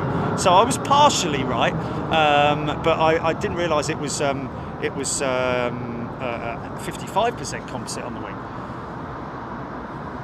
Gillian Sankey, is the show in Australia all members? Well, it will be, Gillian, but we will obviously, as we always do, include a free view segment for our aviation fans. Let's not forget that they are all aviation fans, and we are all aviation fans, and all us members were at one point non-members. So just give them a little look at what's going on, and then we will. You can indulge in Australia yourselves. 767.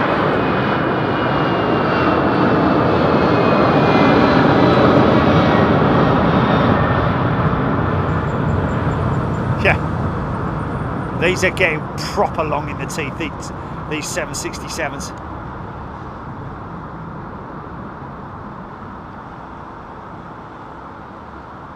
Yeah, I just visioned that cat going up the escalators then, Jilly. That was...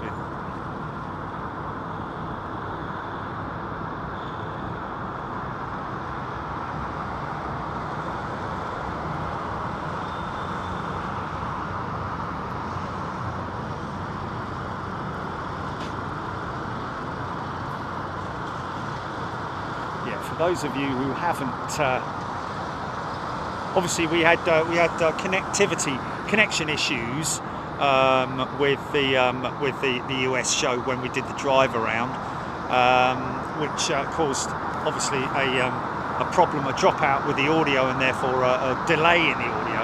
So when I was going, oh my God, look at that! Wow, blimey, with the test rig. It was about 30 minutes later that you heard me say it. It was pretty crazy, but you know, we all had a good laugh.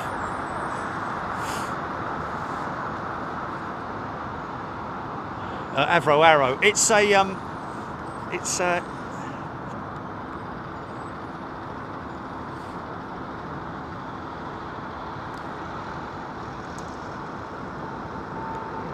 Craig Hanlon's. Who's?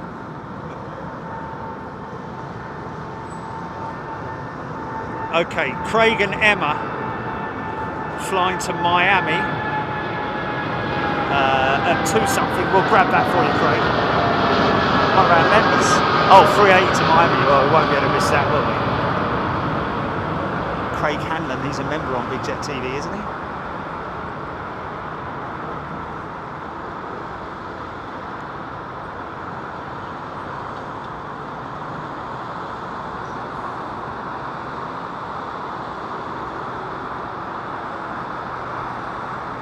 Yeah, what do you think about backdrop?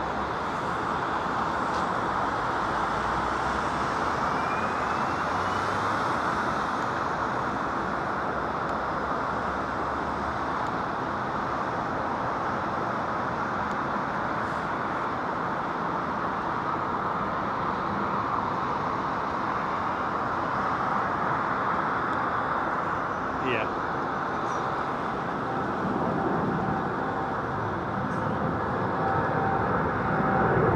Big Jet TV play set. Yeah, listen to these.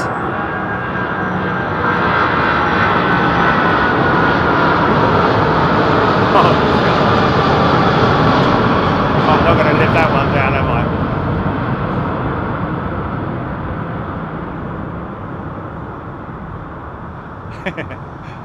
Every time I touch that bump on my head, I'll remember it though.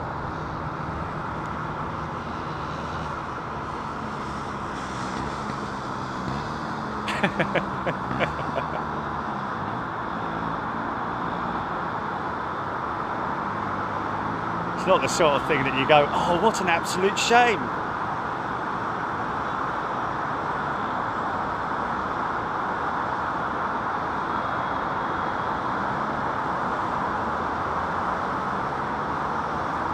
Oh, that's hilarious.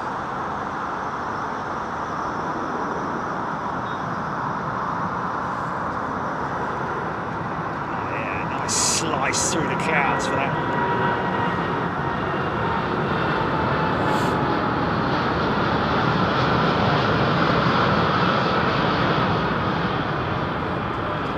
Watching from Sinar Hotel, Kathy Collis. Watching from Sinar Hotel and Leisure Resort at Hayling Island. I was going to say, I've been to Sinar with my old man back in the day. Oh, hello, look at these two. And coming up on the inside. Wow, look at that.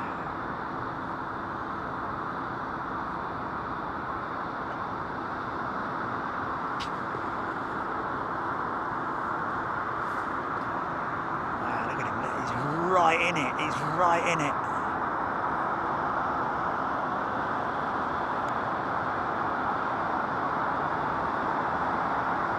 Look at that, man, look at that, look at that. Wow, man. I mean, they're probably like 5 miles apart, but how cool is that, mate?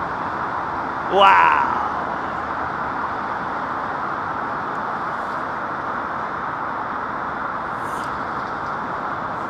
A Swiss 777 and a Swiss 330.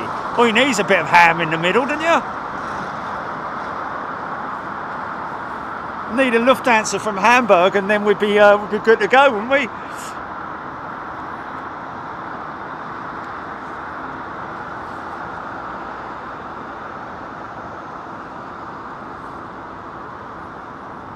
Oh, Bitterchon.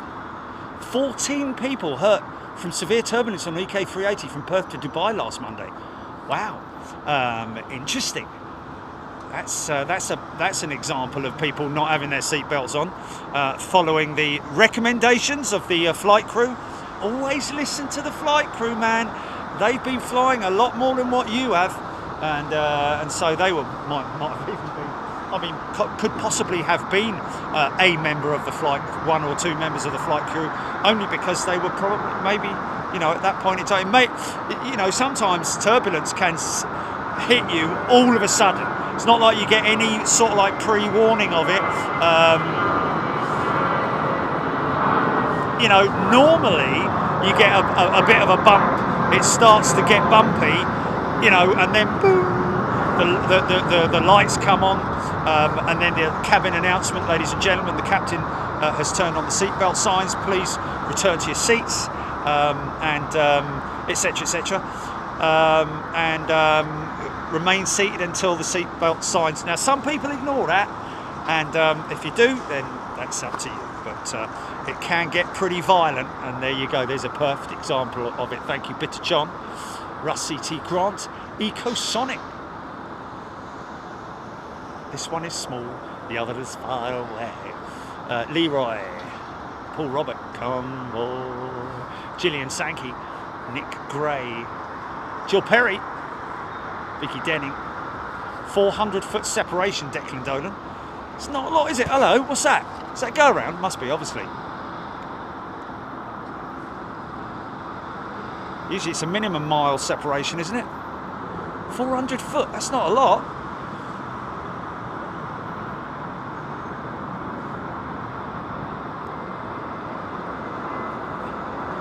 Yeah, but 400 foot's not a lot. What's that go around about then?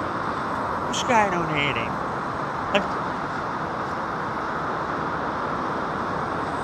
David Lear's enjoying that.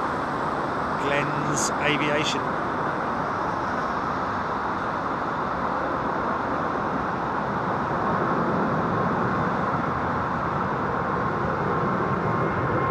Don't tell me they're going to switch back to 20 seconds.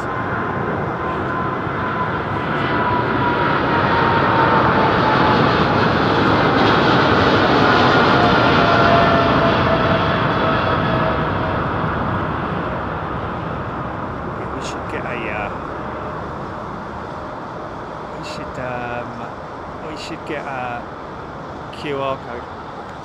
We should. It was 4,000 feet, not 400 feet. Right, okay. I was going to say 400 feet, flipping out.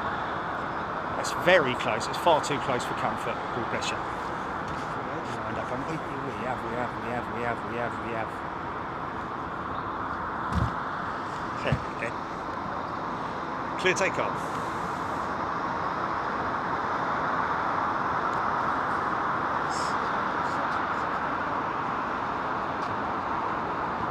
This isn't our Miami back, is it? This isn't our Miami. Oh, okay.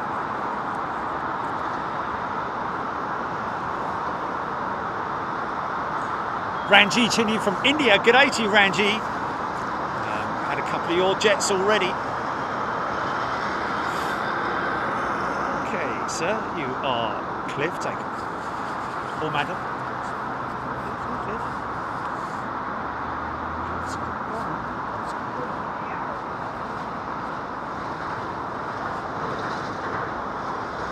1,000 feet minimum separation.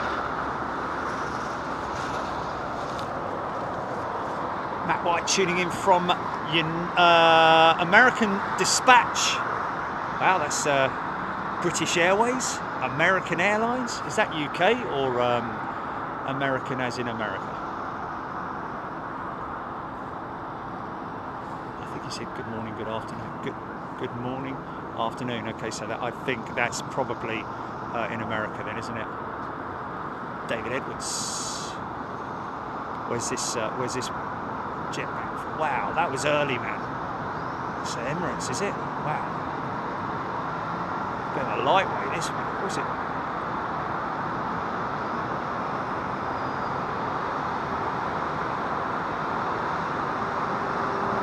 Oh, look at that. Look at that. Look at that.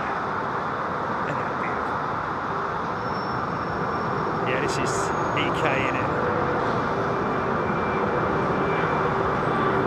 Chouette.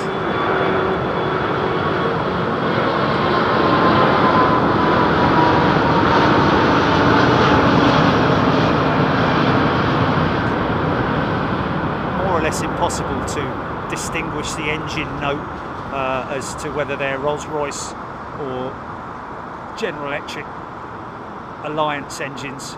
I don't know. I'm going to go Rolls-Royce on that one.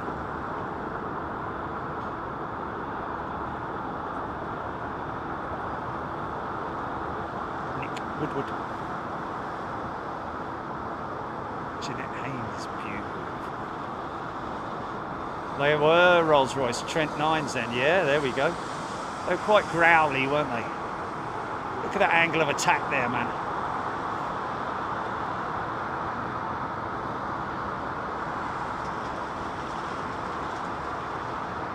Hitting the autopilot button, and there they go. Sit back and relax, mate. People on board hearing the big.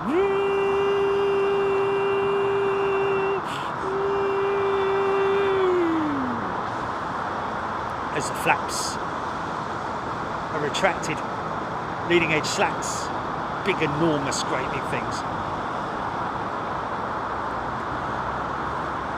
Smoky old girl, isn't she? Thank you, Nigel. City. Nigel confirming Rolls-Royce on EK2.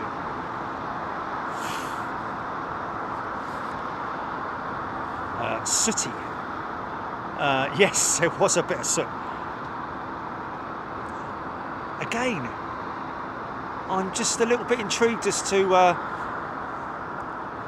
why that 747, even if she is not operational for maybe even a day or two. I don't know. They are based here. That airline, that operation, is based here at Heathrow. So one can understand why they would be at remote stand. What is confusing for me is that she is facing outwards as opposed to towards the sheds. However. They can load that aircraft up from that angle anyway, so whether she's, backed in or, kind of like, then she just goes straight out as opposed to being pushed back. Doesn't even need to be pushed back. Royal Blue Rich, Stephen Cheeseman. Greetings from Singapore Airport, Gate E. Stephen, hope you're doing well, my friend. David Lears. Sound effects. Yeah, got to do your sound effects, haven't you? Wheel and a chair. Great sound effects, though. Thought I was on a plane there for a sec. Yeah, right. Not that flipping good. Okay, sun's gone in and the temperature's gone right down through the... It's kind of crazy, that is. Posing 747. Oh, okay, cool.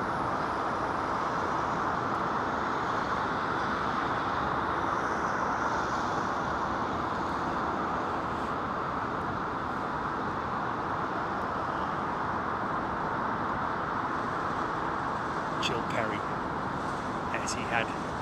That's the continuous issue with these bulldozing. Okay.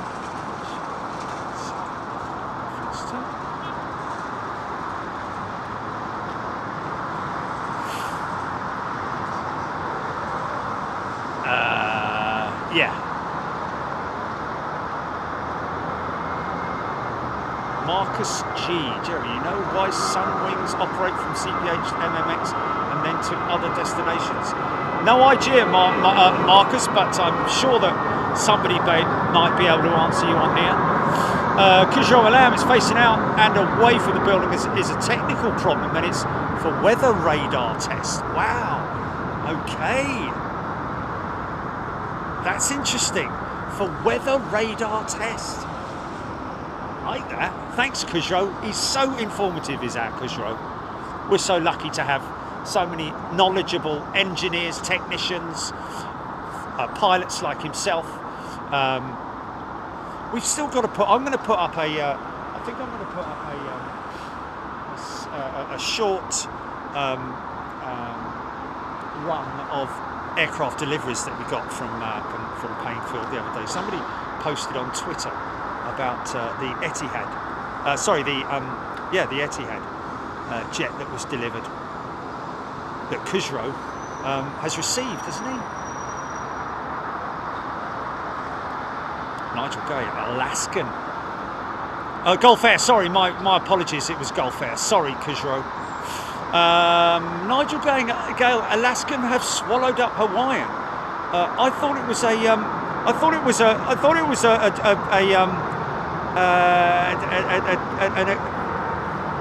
a partnership, because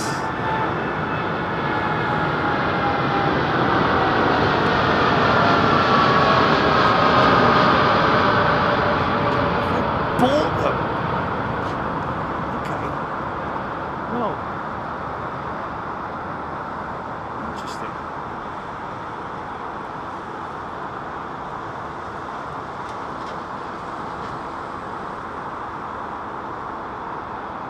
Is that the Air India Star Alliance jet that we saw coming in earlier? Blimey, they turned that around quick. Oh, they've bought them, have they? Heathrow Arrow, when is Staines International expecting to open? Well, we're hoping before. We're waiting for some more buildings to be erected. It's still under construction, and we're waiting for the final clearance. The tower is only half built at this stage, but we're expecting and hoping by the end of the month.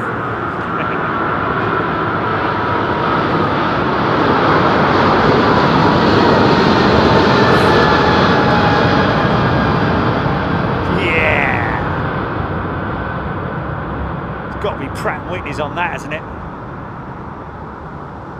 How tight that turn is.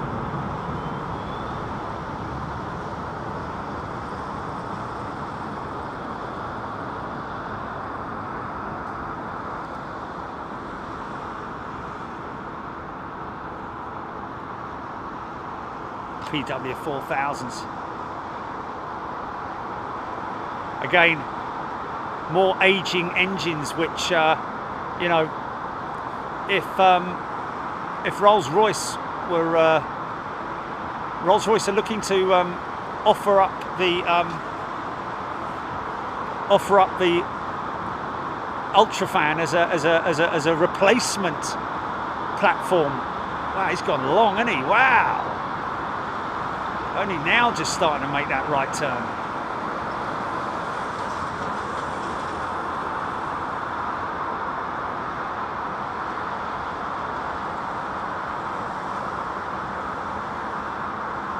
Oh, JBell 8888 watched the Boeing field stream offline. Oh, that's great you enjoyed it, JBell.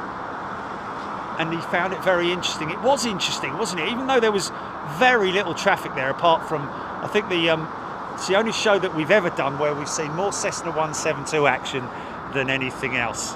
But it was really very interesting and educational, certainly from the point of view of seeing those Boeing jets in their pre-delivery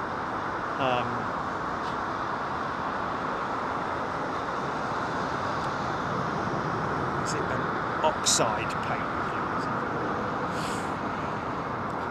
It's not a primer because they wash that oxide paint off. It's an anti-corrosion paint.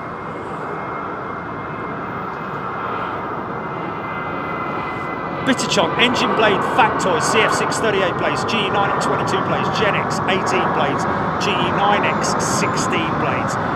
Massive blades as well, Bitterchon, thank you. Great information there. Look at that. And that's what I talk about, multi-bladed engines. The CF6, 38 blades. Okay, we're talking about, wow, 16 blades for the 9X.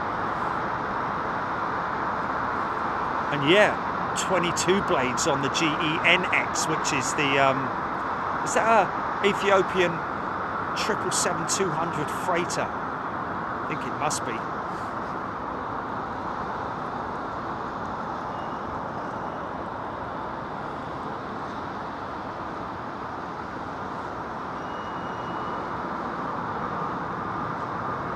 VS tuning in from Nashville, Tennessee.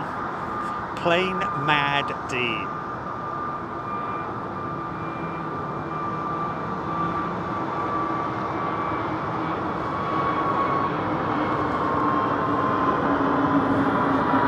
Yeah, without wanting to be in any way political, folks, as far as a third runway is concerned, in my eyes, and I don't know, this is not having read any sort of like government papers or anything like that, but as far as I'm concerned, the third runway would be way over there, That would be my recommendation. Over the other side of the M25, I would recommend going and having a look at Frankfurt in terms of their runway layouts, and look at the far northern runway, which is it 36 right? Is it 36 right? I think. The far northern runway, which is a shorter runway than normal, only able to operate up to A330s into there, is it? Or do they operate 777s into there?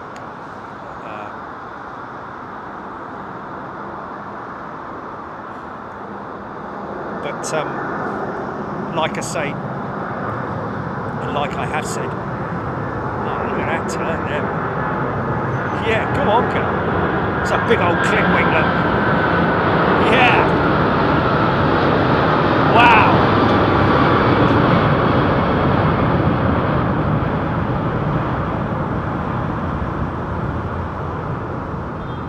Wow, what a tight turn for that American triple.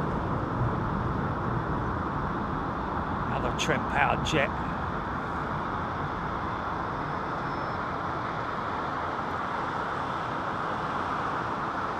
Yeah, I would imagine that you know, my recommendation for any third runway to minimise a disruption to the local community.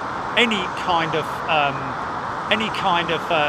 construction work, regardless of its size, is always going to cause disruption to the local communities, to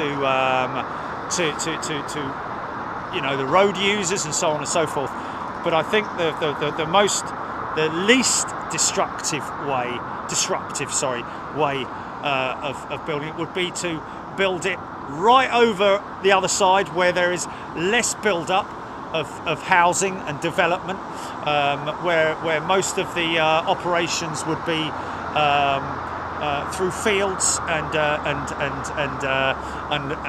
countryside. You know, I'm not even a big fan of cutting through countryside, to be honest with you. However, if it had to be, then you would you put it remotely out the other side, and just have a long taxiway. And I would also recommend that they only operate smaller single aisle jets out of there, so as to minimise the amount of disruption in terms of noise. You know, so small single aisle jets like Neos and so on and so forth. Maybe even restricting them, but that's just my thoughts on it. It would obviously mean smaller runway. It would mean smaller taxiways, narrower taxiways, and therefore minimising the amount of construction work. Not so much minimising it, but just reducing it.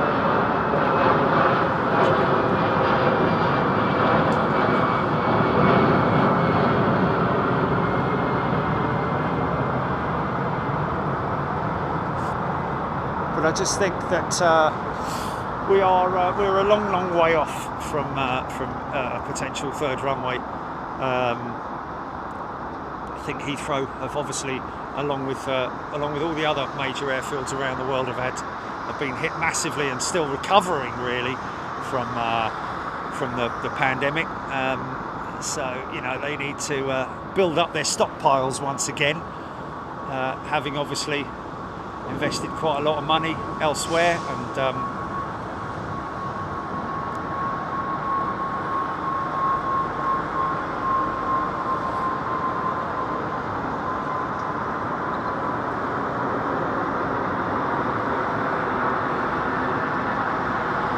J Mank, good afternoon to you.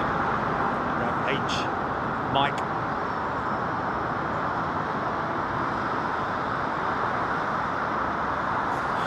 Yeah, there is always that argument, Mike, in terms of people who do live near airports, under the approach path or flight paths, be it outbound or inbound or whatever. You know, sometimes people have no choice, but for those people who do have a choice, it's you know, It's certainly a lot quieter than it was many years ago, isn't it? You know, let's face it. You know, airport noise pollution is something that has considerably reduced over the years, down to both aircraft and engine manufacturers, primarily engine manufacturers, but also aircraft manufacturers in terms of the design, because swirling wind makes a hell of a noise. I always remember talking to somebody about the amount of wind, that noise that's accumulated from undercarriage when it is extended. 747s, the bigger jets like the A380, once that undercarriage is extended, it can make a hell of a noise.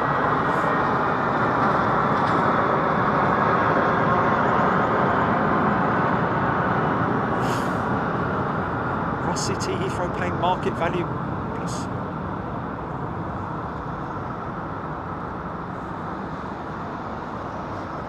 Two Virgin engineers.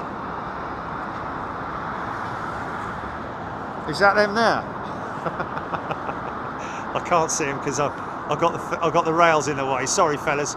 Move up a little bit. Is that them? No. You'll have to walk on a little bit. Walk on a little bit. There you go. Here they go. Keep going, keep going, keep going. There you go, there you go. Right. Virgin engineers, ladies and gentlemen. Thanks for all the good work you do, boys. Look at your phone. They're coming to take me away, hurrah. Hey, hey. Little Taron Dickerton. Wow, what a great job, eh? Virgin engineers. What a great job. Get to work on those beautiful airliners every day. Obviously not now, it's got its day off, hasn't it? Mind you, got the gear on, haven't they? Could be on their lunch break.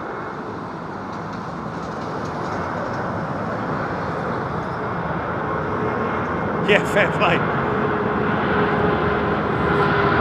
Hello, we have a gear problem here, folks. Something that those engineers would be working on. There you go. Gear doors have now been extended, have been retracted, but the wheels remain down. That is, we see that very often, to be honest with you. It is a common sight, I have to say, with the Dreamliner.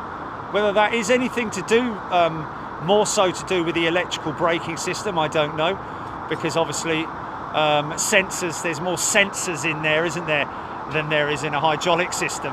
But the undercarriage bay itself, the main undercarriage bay, also has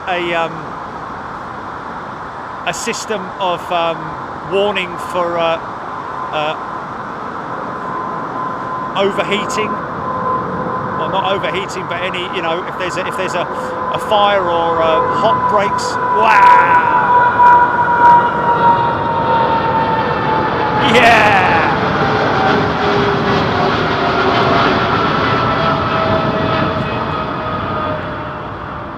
Nice. Yeah, so that's very draggy at the moment. You can almost feel the drag on that undercarriage. Maybe one of the wheel braking systems is faulty, and so the wheel is continuing to spin, and they have to wait for that wheel to. Oh, nice! Funky shot. Something that's obviously on approach, I'd imagine. There goes that gear now. So the basically inside the main undercarriage bay, there are sensors in there that if there's a hot brake and it folds up into the undercarriage and it's hot, the sensors will create the extinguishers to go off. It's like an automated system, but mainly I think it's to do with possibly not a hot brake, but more to do with one of the brakes themselves actually being faulty and not stopping the wheel, because the braking system has an automated system that stops the brakes when you select gear up. Part of the procedure is for the braking system to stop the wheels from spinning, because what you don't want is the wheel to be spinning when it is actually retracted up into the undercarriage bay, because it has an effect on the bearings. It can overheat them and so on and so forth. With the front undercarriage, there's no brakes on the front undercarriage. There's a brush system or a nylon bar that stops the wheel from rotating, stops the wheels from rotating.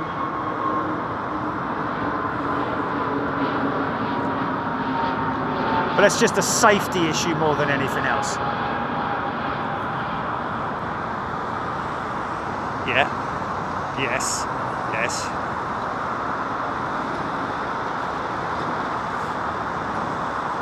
Oh, blimey. Okay, so Carl Hanlon's son has just messaged him saying that his flight has been delayed due to a ground collision. Interesting. Delayed? It'd be more than that, wouldn't it?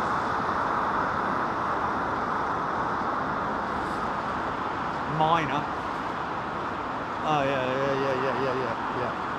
yeah. Maybe so that it's the collision has happened between two vehicles, and it's happened around about the aircraft or at the point of pushback.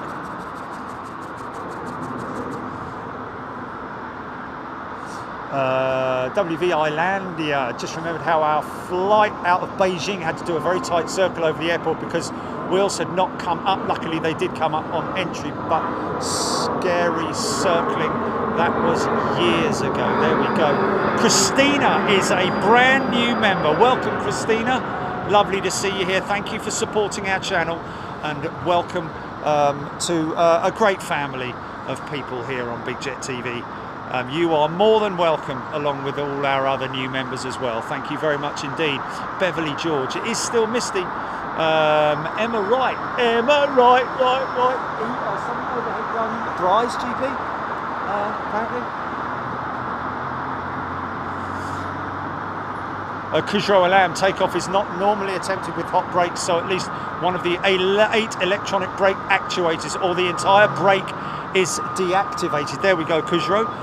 Yes, that is. Oh, hello, what's that? Oh, okay. A Voyager. That's not it there, is it? Because that's a little bit too high for my liking. Thanks, Kujro, again. There we go. So yeah, what he's saying there is generally when an aircraft is turned around, it's highly unlikely that that jet that we just saw there going out was a hot brake scenario, because it's obviously been at gate for I think it's around about 90 minutes. Is that right, Kujro? The minimum amount of time that the aircraft, a big jet like that needs for the brakes to cool. And of course brake temperatures will be monitored on the aircraft as well, so like he's saying there, likelihood is that one of the electronic braking systems has broken, or one of the sensors has failed, or brake actuators.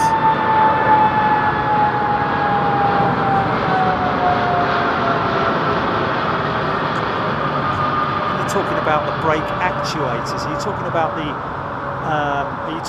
the actuator that controls the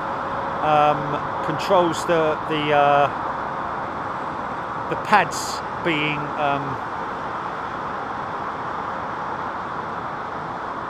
yeah, I think that's what it is, the actuator. It's like the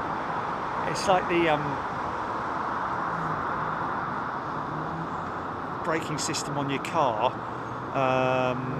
where you have got multiple disc system on these jetliners. certainly on your car you have a single disc at the front, whereas on your jetliner anything up to 6 brakes, I think, 6 disc systems, and then the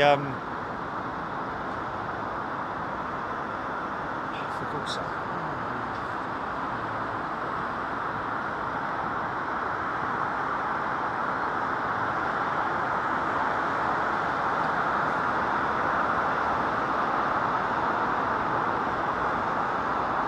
Skilling saying that 747 is due out to Hong Kong at 1840. Okay, so we've got Etihad pushing back, GP.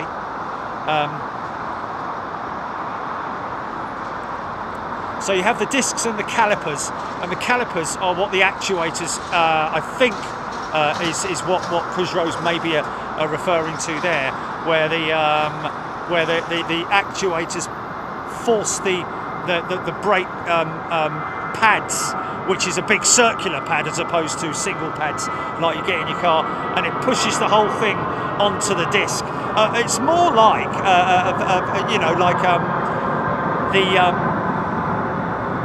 the clutch mechanism, like a clutch assembly, than it is. It's more like a clutch assembly than it is a brake assembly on these jetliners.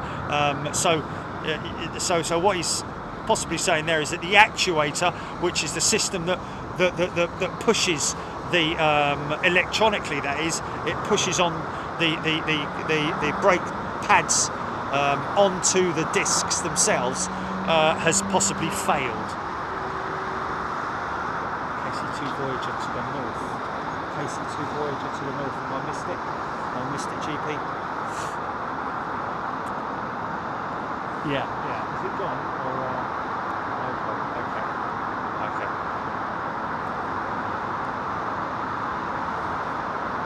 Colin McCann saw an article the other day showing.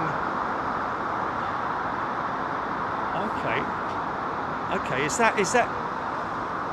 Yeah, I've got him. Yeah.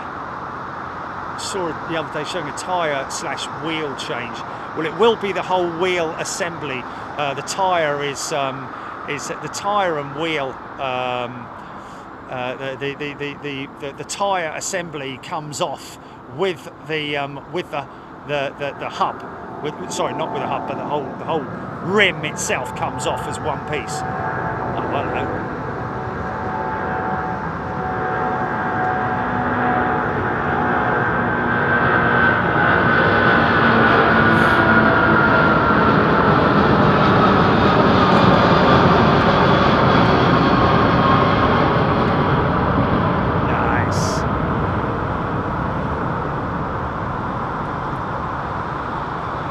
It's very interesting to see how they change the brake system on an aircraft. It's basically a one unit itself. It comes in a big plastic tub, believe it or not. The brake system. So they will. There's a number of attachments and bolts and stuff like that they basically remove the wheel and tyre assembly together. When I say the wheel, I'm talking about the rim. I missed that jet over the top. That's a shame. And that will then be, the aircraft itself, not the aircraft, but the undercarriage unit. In fact, the independent wheel can be jacked up on its own. They don't have to jack the whole aircraft up like you do a car, from one corner. You don't have to jack the whole thing up. You can just there are jack points on the undercarriage where you literally pump it up and it will raise that single wheel up itself, and you're then able to work on that wheel independently. So you unbolt everything. That will then, here's one for you, Khusro. Hey Ginny, did you say, didn't we say that Gulf Air jet that we caught going out of Payne was coming into Heathrow on Friday? Would it be worth trying to catch that? Because then we can put them together, can't we?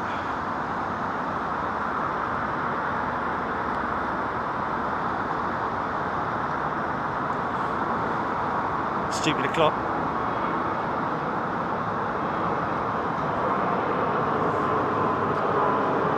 Yeah. So then they have a specialist equipment where they will put the wheel slash tyre assembly aside, and then they will slide the braking system off, literally. And then once they've done that, they will replace the new braking system. And it is, like I say, it comes in a big plastic tub with the whole brake and caliper assembly already attached. That then slides on, is bolted on, and then the wheel assembly is bolted back on. It's a very relatively quick changeover. I've seen it actually done on a 757, on a TUI 757 that I flew out of Gatwick on, where they realised that they had a faulty braking system and they had to replace it. But it is a very interesting. Screaming Emu, good afternoon to you. Yeah, he's rightly saying you do not want hot brakes inside you don't want anything hot, do you, inside a wheel well. There's a hell of a lot of ancillary equipment inside that, pipelines and oxygen tanks and all kinds of things inside there, which you don't want to be getting heat involved, that's for sure. And they do get hot, these brakes, especially if you've got a dragging brake.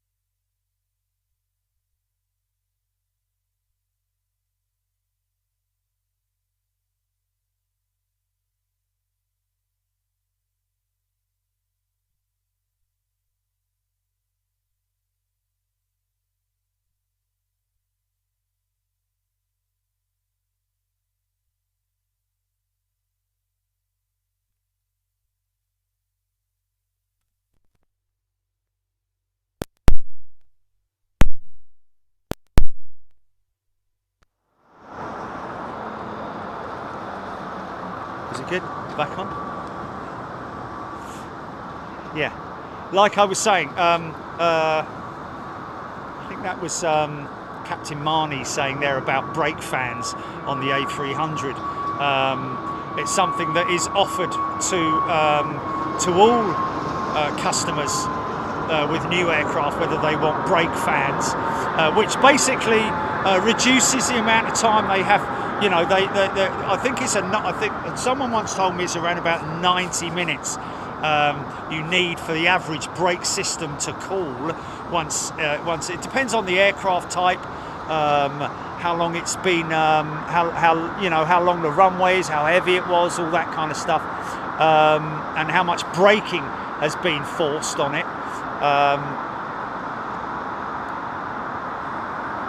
and conditions and so on and so forth. So there's a number of different parameters involved there in terms of, you know, how hot the brakes can get. But yes, brake fan systems are available to the customer. Sometimes you can clearly see them. In fact, I think you'll find that aircraft there has brake fan units on it. They are attached, they're visible from the outside. Yeah, I think they have brake fans on them as well. I think so. I can't be 100% sure, but it's something that's obviously beneficial. Adds a little bit of weight, not a great deal. It's a relatively straightforward system. It's nothing sort of like too complicated. Start up.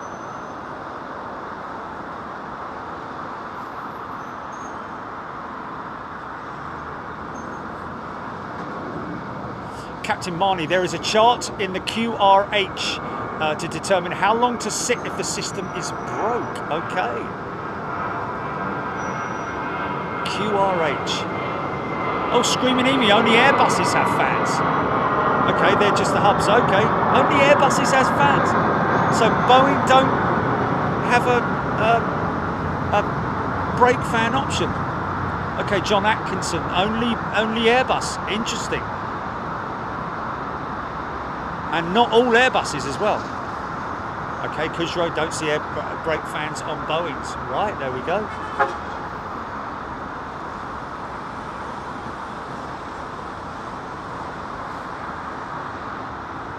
Optionally available on all Airbus. So that's something I've learned today. Then they don't offer brake fans on. Okay, so we need to see an Airbus. Yeah, I don't know.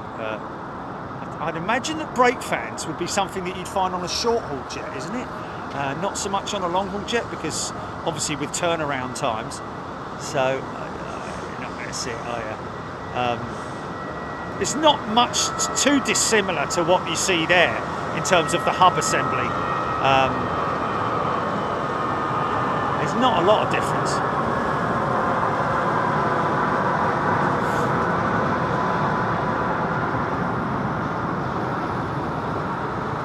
Was the Singapore Slinger, wasn't it, that I caught just turning.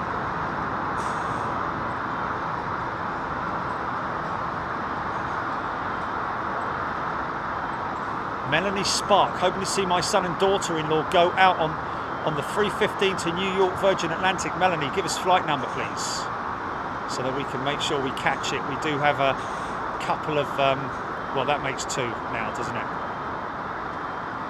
Saint-Jean, what kind of temperature can the brakes reach? 1,000 degrees? What's that, GP? Sorry. Okay, Bitterchon now, we have a bit of a disagreement. Bitterchon saying that the 787 does have brake fans. Kujro, brake fans create a hell of a racket. High-pitched screaming noise you can hear 200 metres away. Wow. And I guess those brake fans are only applied once the aircraft is sort of landed. Once it's landed, and I guess they're not activated whilst the aircraft's sort of like on approach, or possibly only when the aircraft has actually landed. The brakes and the braking procedures have ended, maybe. Bitterchon, to be accurate, 787 has brake fans as an option. Okay.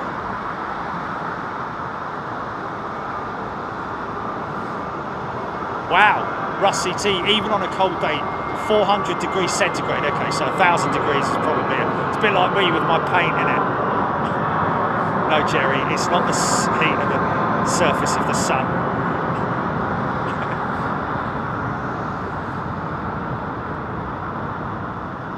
Captain Marnie, very loud when the engines are shut down. Rusty T, on landing they can exceed 700. It's getting closer to my 1,000 degrees. Parkhouse spotting, are you going to any other UK airports in 2024? We don't know. That's something that we...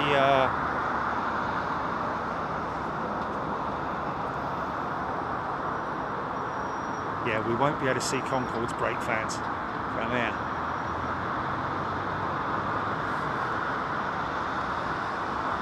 The A209 being delayed until 3:24 now.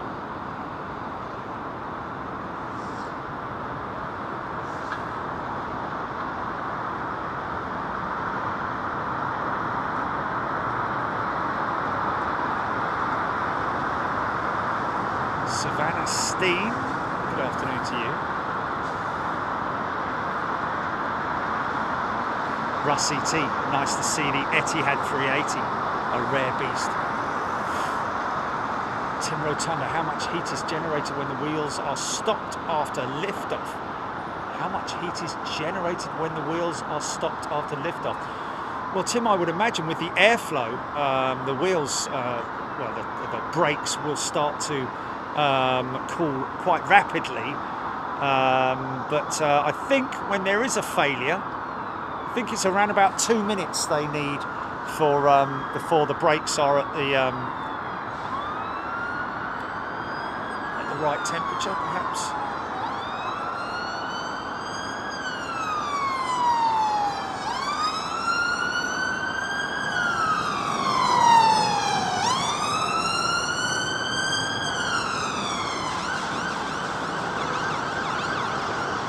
Leroy, Aero Mexico turning has a special livery. Okay, we'll keep an eye out for that.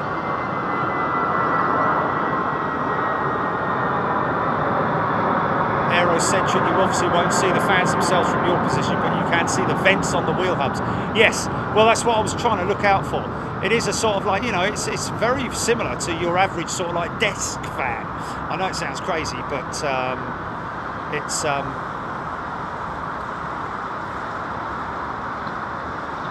Slinger's going to come up here. She's looking clean, man. Michael Skip, the Air Canada 777 that's taxiing out for departure is the one that had the water truck fire incident last July in Canada. The water truck fire incident. Need to be a bit more elaborate on that.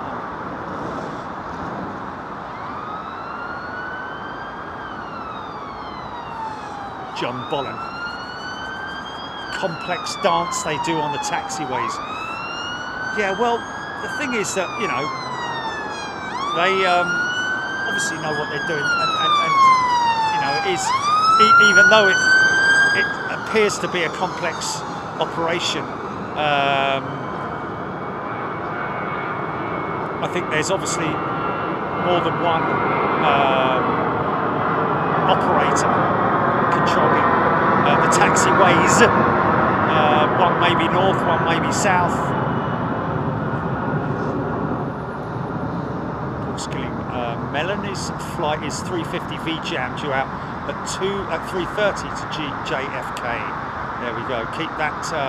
Keep that on your desk and report it to me.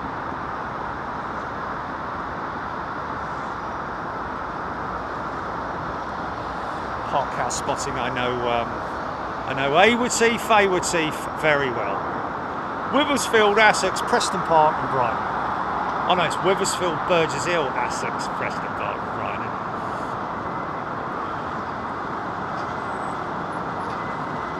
I've lifted almost all of them.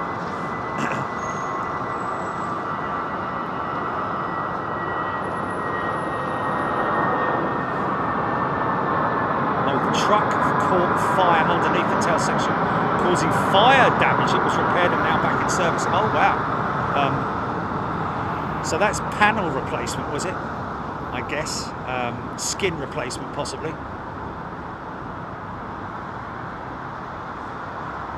Grant Ecosonic, very funny. I like that. Yeah, That's a decent lineup, isn't it? John Atkinson, the inner slats on the 350/380 are the whole wing. You can see that from the underneath when they take off. The inner forward edge leading slats, I'm guessing you're talking about on the 350 and the 380, are the whole length, yeah, not split. Isn't that the case on the 777 as well, and the 787? The forward edge, the leading edge slats. Inner slats. Inner slats are the whole wing. I don't quite understand that. Inner slats, were you meaning inboard slats or? Melanie Spark, thanks for finding my son's flight number. I was panicking. There we go. I think you got possibly Paul Skilling to thank for that one. Was it, I think? Brian Powner, MS Wolves 13, Screaming Emu. Saw the 737 MAX 7 is delayed again and again. Anti-icing overheating issue. 737 MAX 7. Okay. Blimey.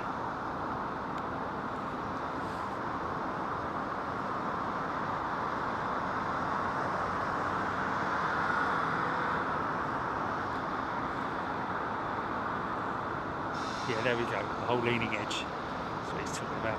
Yeah, but upwards, outwards from the wing root, from the valance up to the cowl. I'm guessing he's talking about there.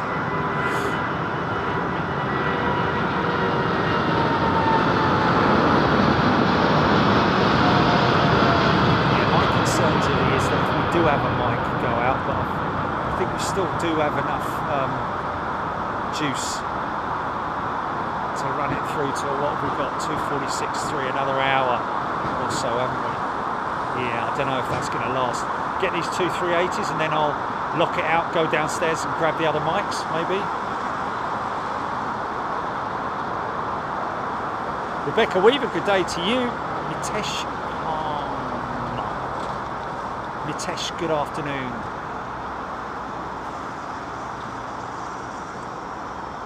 That's a beautiful sight, isn't it?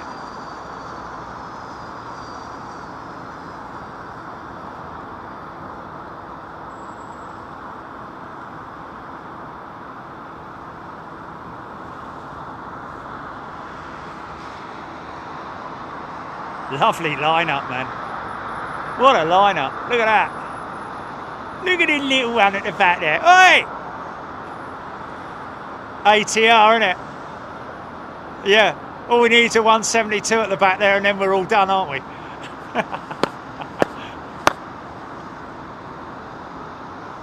Wait for me! Yeah, it could well be the thumbnail, mate.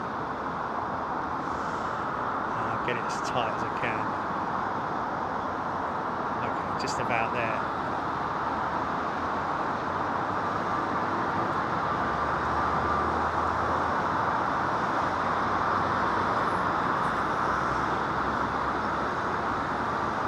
That is crazy, man.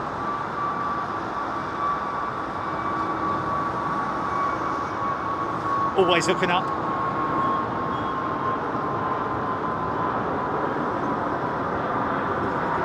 Sankey. Yes, it is, isn't it? Right, come on, everyone. Line up for the photo. Come on. Right, big boys at the right, little ones at the left. Come on. That's funny. Jimmy G61. Isn't it great? Cracking thumbnail, Ravage.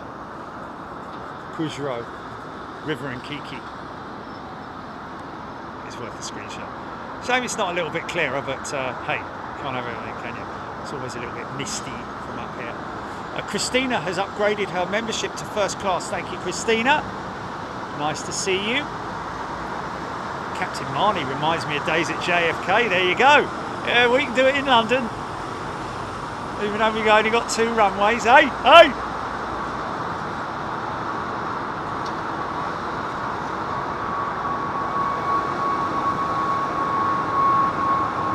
That is crazy, man. There's even going to be another one pushing in a minute, I think. There's another one coming up behind him, look.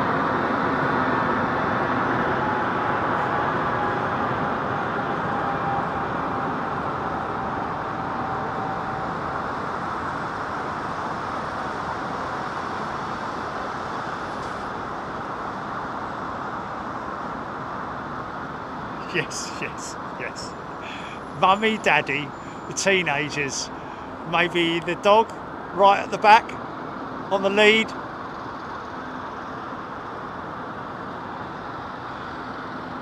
Yeah.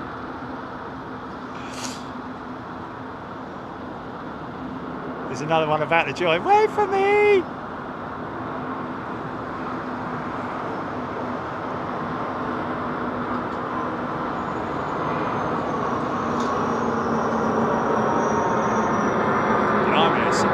So congested over there, lining up on another runway now. Might need another one, Gilly. Hold on, stand by for that screenshot.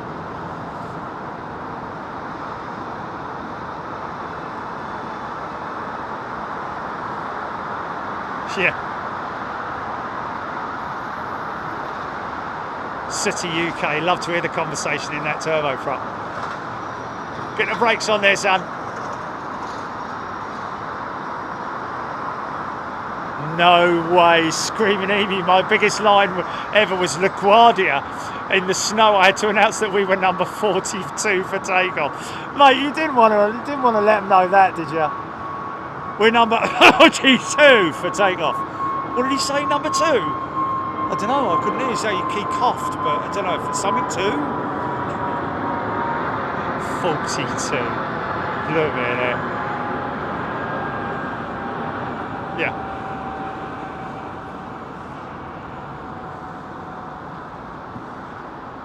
Okay, let's get it on. Digital Dave.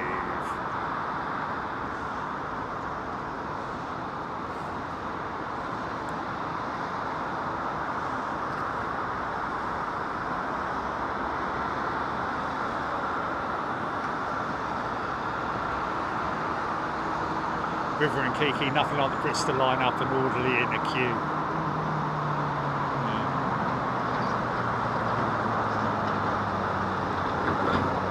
Oh my God. It was 2 hours and 52 minutes on the ground for a 45-minute flight to Syracuse. Oh my good God. Oh, flipping it.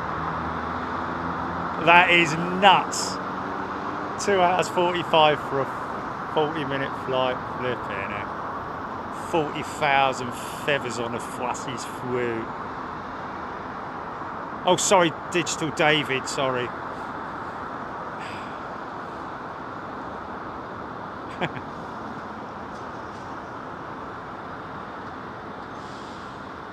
Captain Marnie, my number on 9th of October 2001 at JFK was 37. 37th, wow. Oh my goodness me.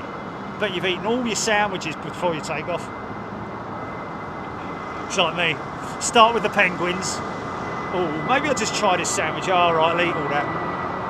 What have I got left? 3 grapes.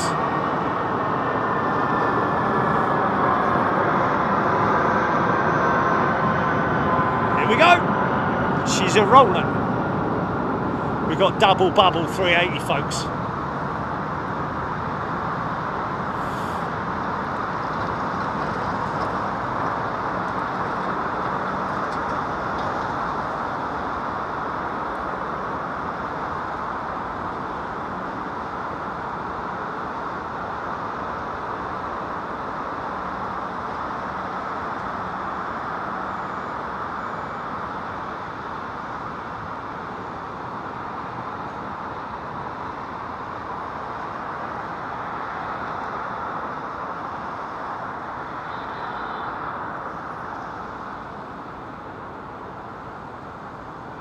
Wow, she's low, man. Look at that.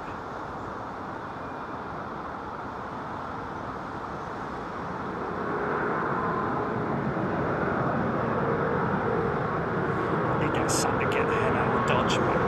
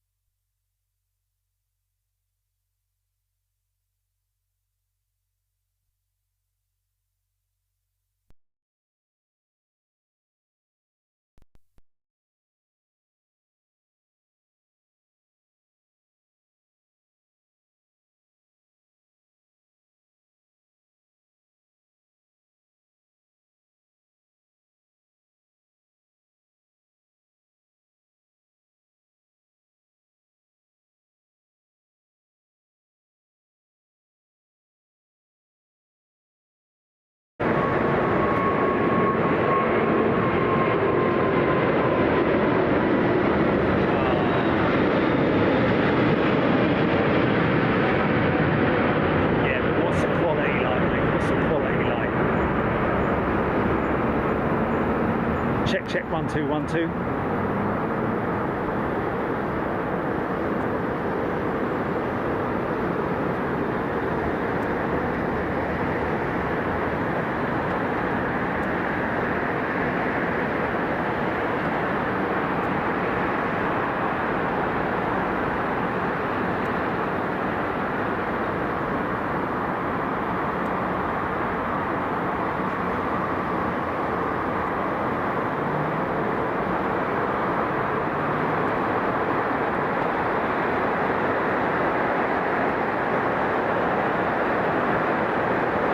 Flaps being retracted, man. Look at the flaps being retracted already. Wow, that's crazy how quick these things go up.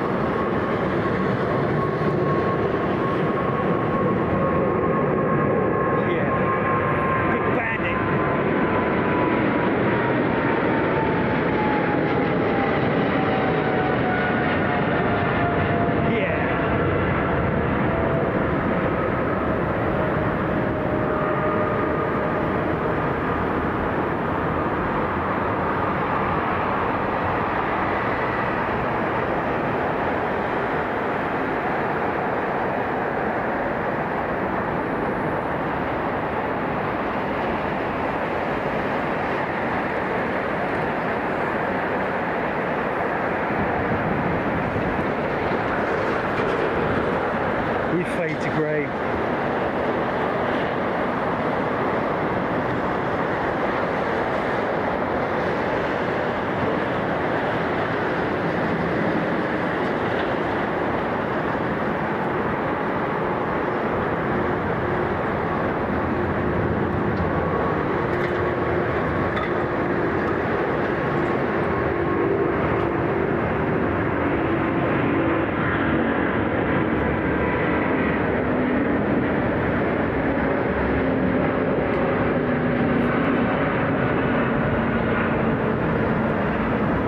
XWBs singing.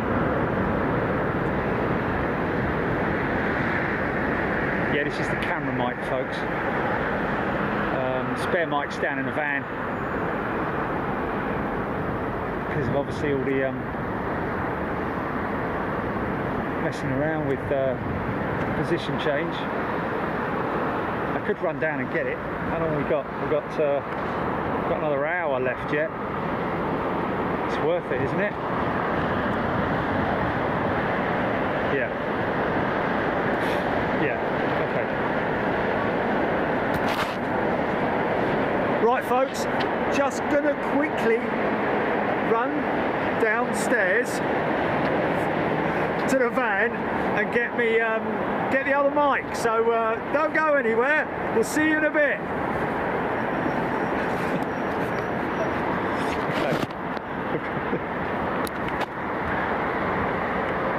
I'll leave it there, yeah? Leave it there.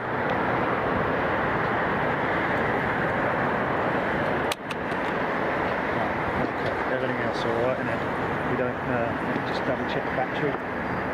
Yeah, got 30% left on that, that's all good. Right, 2 minutes, folks. Hold it right there.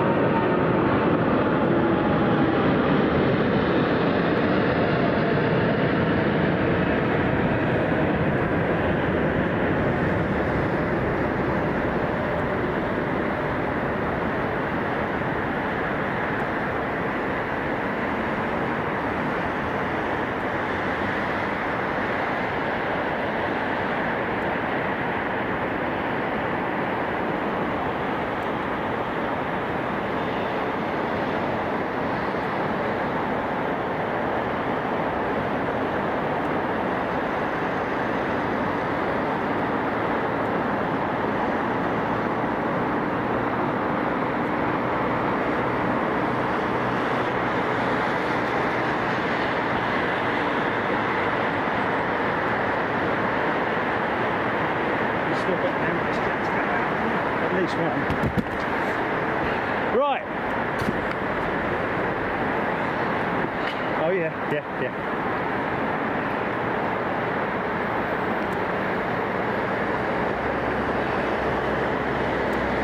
don't know what happened to that mic, to be honest with you. It was still showing a decent amount of... Okay, how's that? Cashew number 4.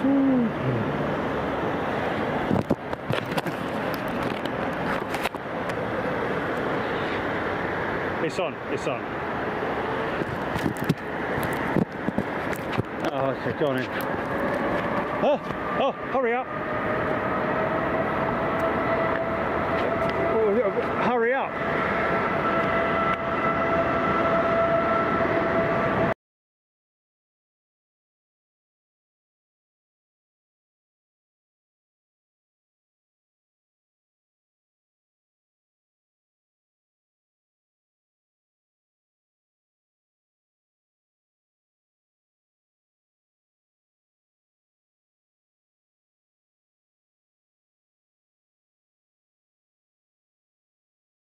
Reboots the whole bleeding thing, does it?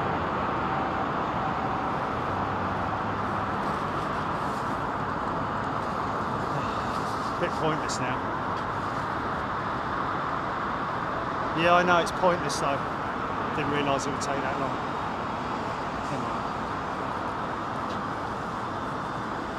We have see the tail of that India uniform. Wow, look, you see it. Look at it shaking, man. Look at that.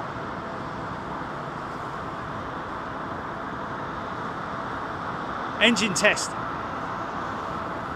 This here that you're looking at. I'm guessing that's a 777.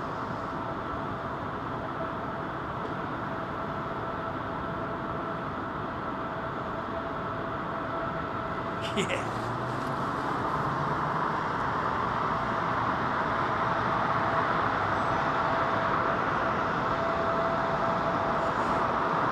Cool is that?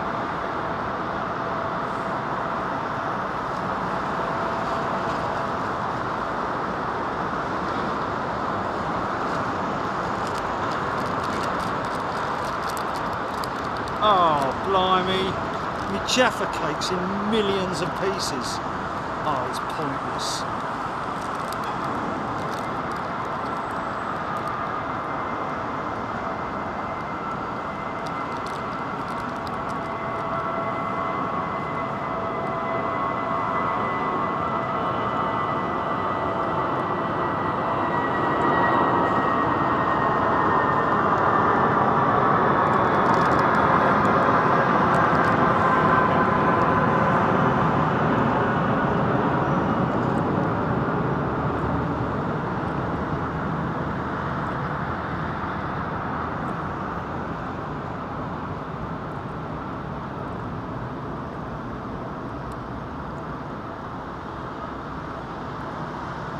Is that 380 coming out?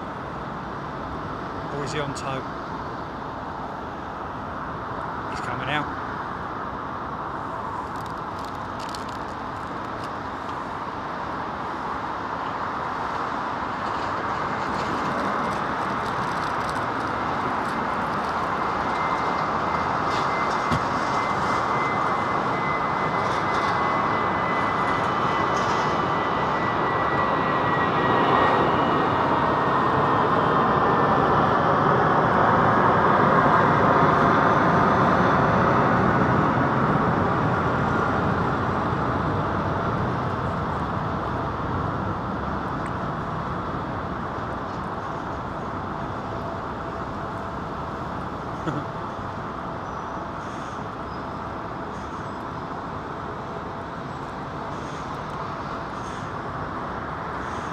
Nice puff brake dust, see there, off the brakes there, folks, as the auto systems are applied.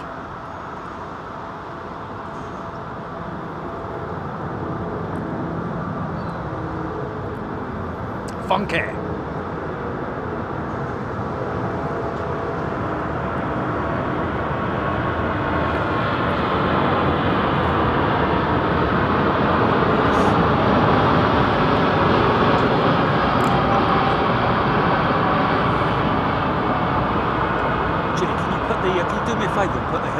dropping in a link. I'll drop the link onto the... Yeah, just the website link. I just want to get some, give people the opportunity to go and check them out.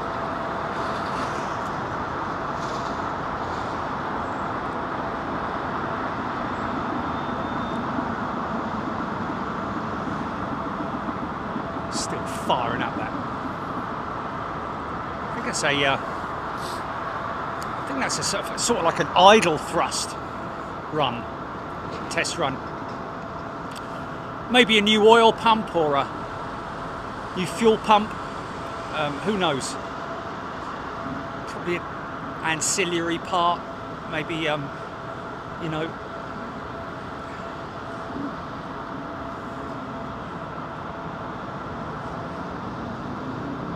Is a gearbox something that can be done without it needing to be sent to the gearbox on the outside, isn't it? The underside of the engine.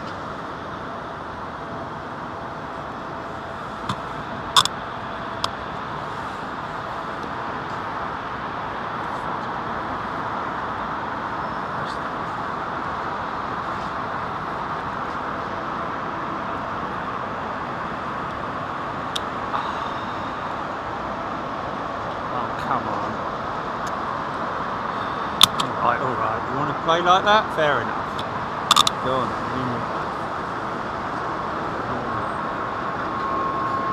Oh. Yep. Sorry about that.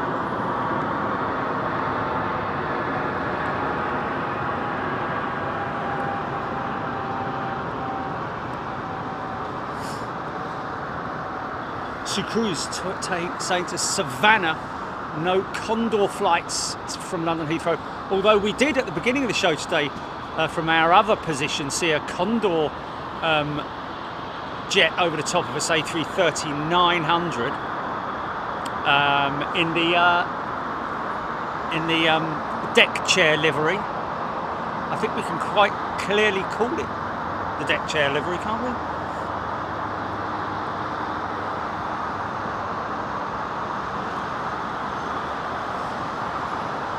Bitachon, BAE's oldest active single-aisle aircraft. It's GEUPD aircraft 319, 24 years old. The oldest wide-body is GV India Alpha, a Boeing 777-200. That's the one I flew on back from Seattle, wasn't it?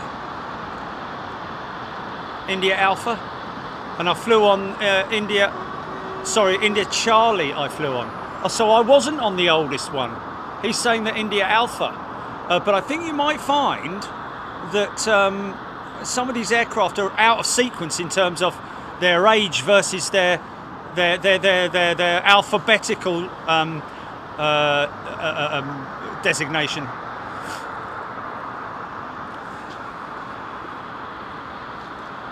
Yeah. Even though I was on Charlie, it's older than Alpha, isn't it?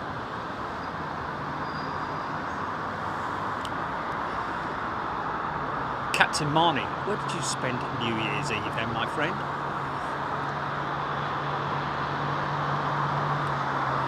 Screaming Emu. 220s and 320s have decent jump seats. Oh yeah, I mean, you get the opportunity to sit on the jump seat of any aircraft. It's very it's a great experience. I'm one of those fortunate enough to have flown on the jump seat of a Britannia and a DC-8.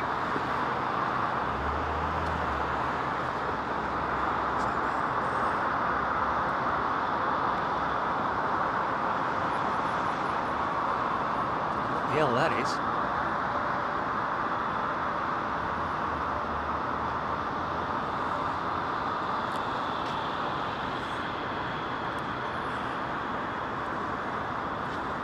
Still winding it up, are they? Still going. What is India uniform then? Is that a 777?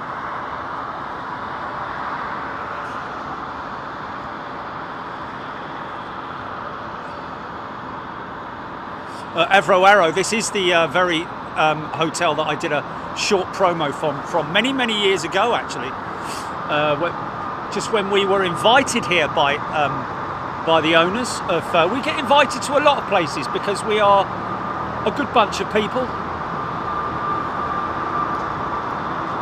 and we're good for promotional purposes as well. And right, have you put the link up, Johnny? Because it still says enable memberships, or does it need refreshing on mine or something? Oh, pin it. Yeah, pin it, please. We're just going to pin the link, folks, so you can see. There you go. Hit that link if you want for the Hilton Garden Inn. I mean, just literally from the point of view of a hit on their website would be sufficient for us to show on their analytics.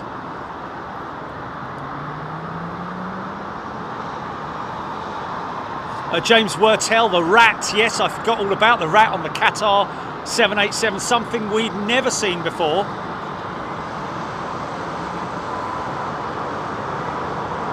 Oh, okay. Well, that must be going.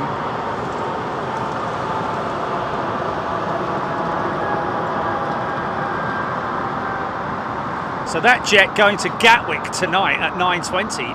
That India uniform, 777, yeah, obviously. And she's going to be flying out of Gatwick tomorrow.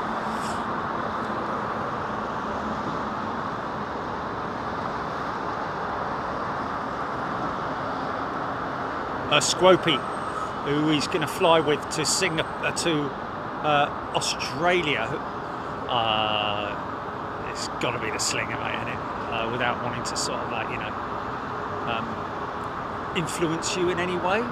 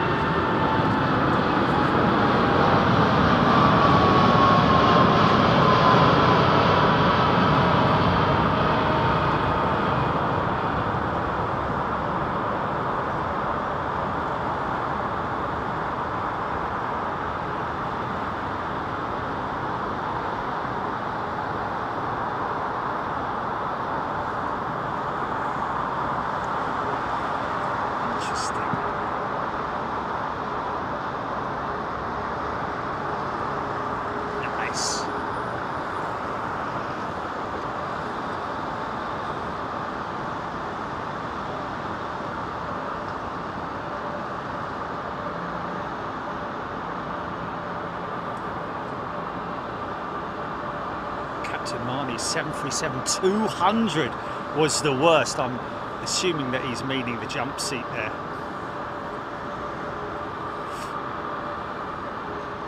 And Captain Marnie saying their best was the L1011. Well, my time on the old DC-8, all I remember is it had a little table. Opposite, of course, the flight engineer, ladies and gentlemen. That would have been the case on the TriStar as well. Not so sophisticated as nowadays with the jump seat. I think the jump seat is it has the slider mechanism that kind of puts you in the middle, so you get a view straight from the middle of the cockpit on the jump seat nowadays. But back in the old days, it was tucked away on the left-hand side behind the pilot, whereas behind the first officer, or the co-pilot, as it was probably known back then, was the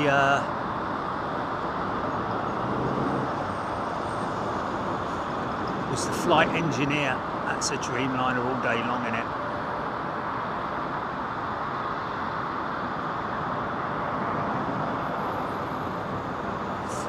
South to north, American. off to Philly.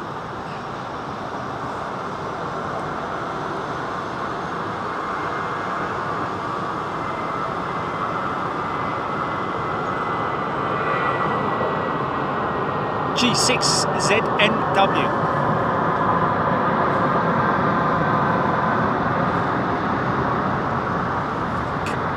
Okay, so this next after we've got somebody's son and daughter-in-law, I think, flying on that 380 to Miami. That's about to line up.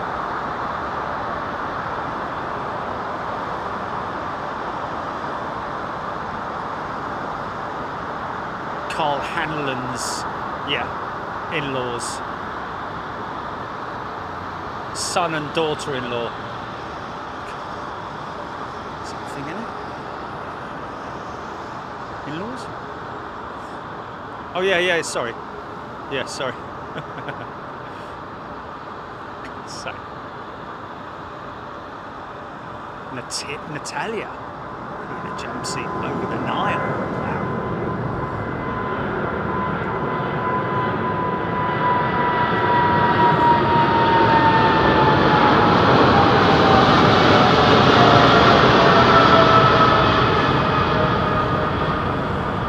Sorry folks, don't like to pull away from that beautiful 777, but this is our Miami bound jet.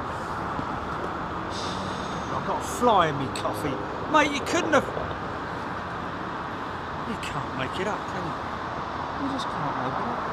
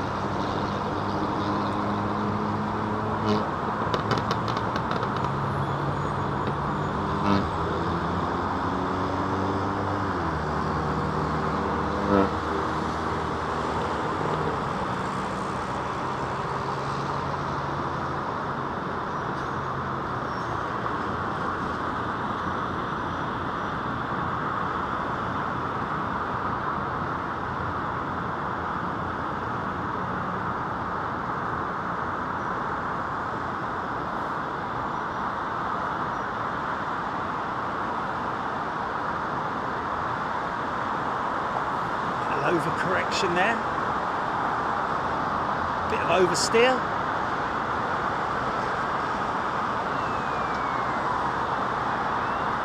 Nice.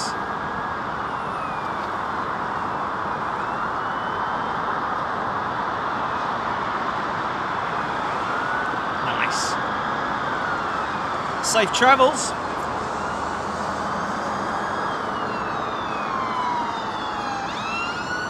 Oh yeah, you should.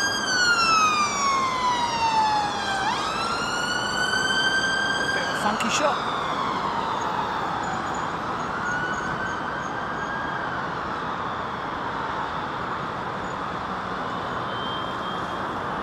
She's turning now, Jilly. Should be right over you any second.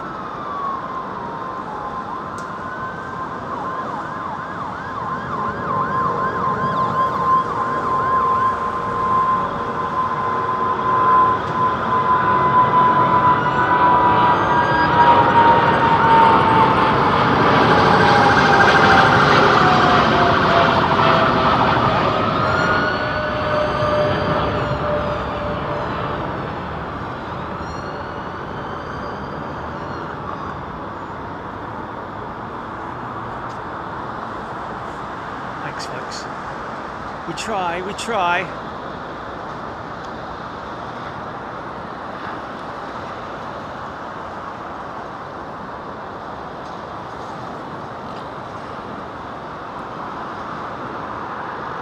Sad charmer. Sneaky stares at the why not?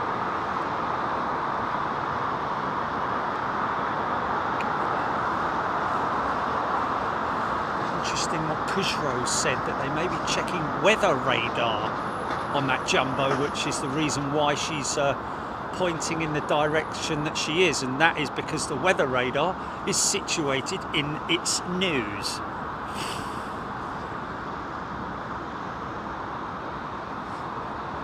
All the best, Rebecca. Kind of makes sense, doesn't it?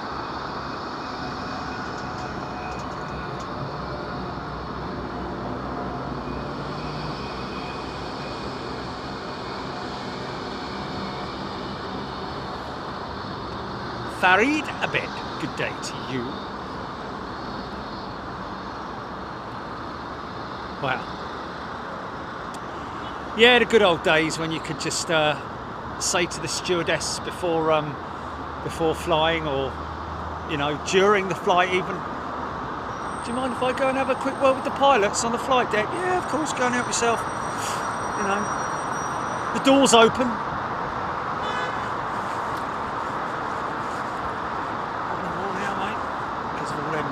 Dirty little scumbags who ruined it for everyone else. There you go.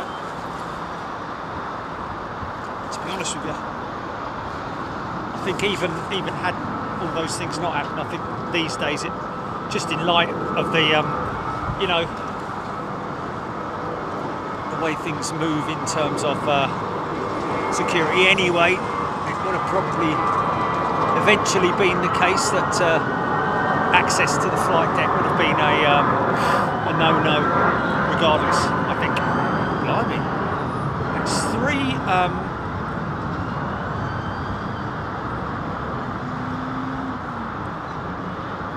Chrissy used to love going up to the flight deck. I thought we all did, didn't we?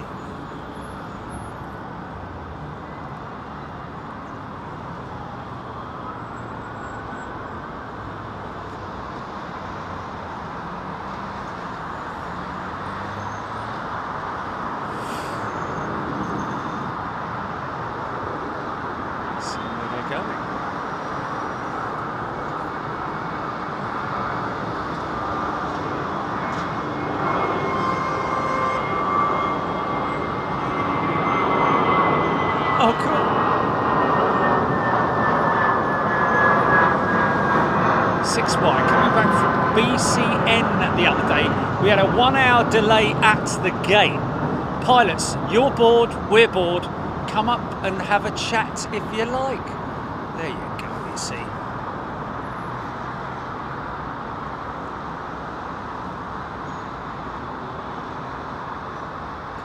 Grab this focus.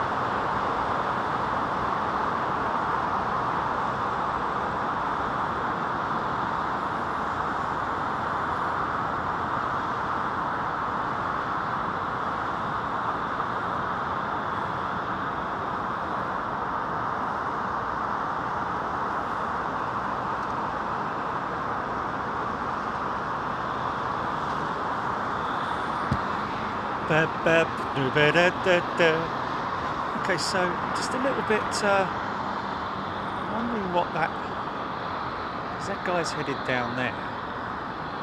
Where did those other ones go? Because there was a big old convoy of emergency vehicles that that went past just now, but I didn't see where they went.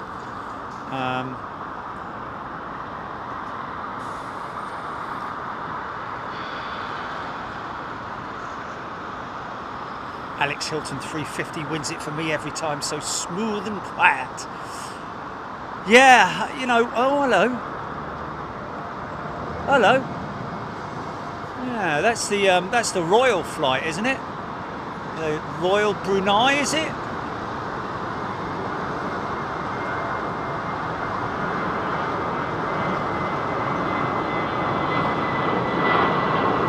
Dave Airplane.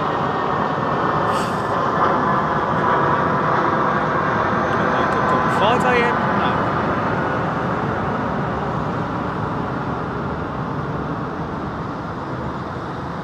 That's a shame.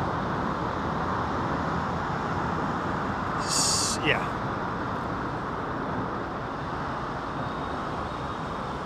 Oh, look, he's had a bump on the nose. It does look odd, doesn't it?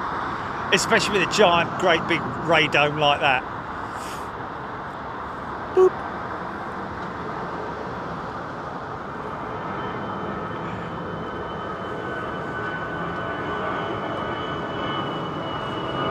Alex Hilton from Newcastle. That Royal Jordanian. It's not working, mate. Royal Brunei even, sorry.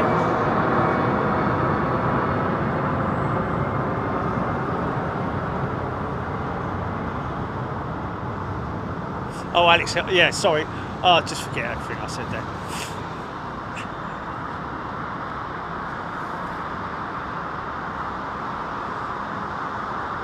He's had a bump on the nose.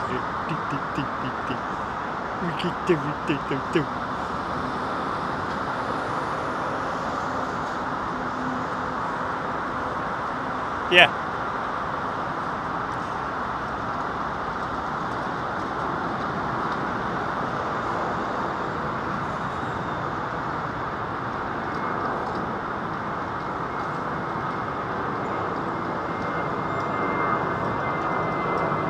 Jonathan N, that Brunei 787 BBJ, yeah, Boeing business jet.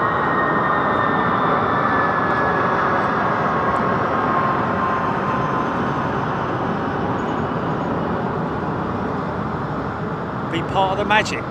Is that when they unhinge the nose and pull a load of hankies out?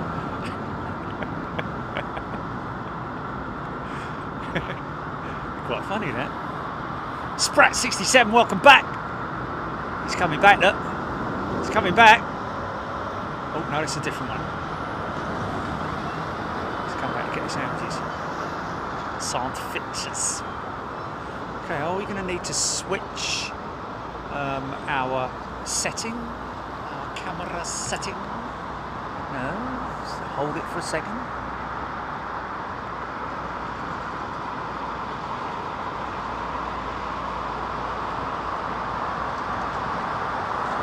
Looks like a 737.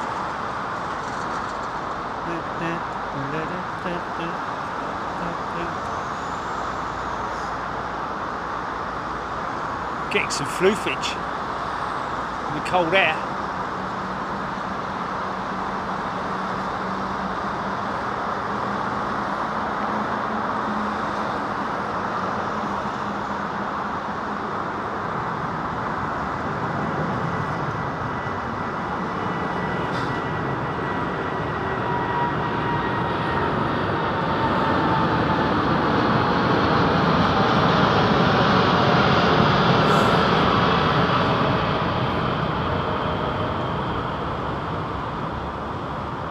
Yeah, I think one of the things that I don't know, did Britain's busiest airport, I'm sure at some point in time they must have mentioned the volume of people that this airport handles on an annual basis is basically more or less the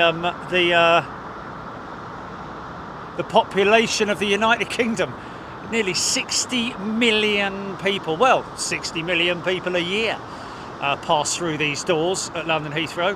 And then, of course, you have to think of the personnel that work here as well.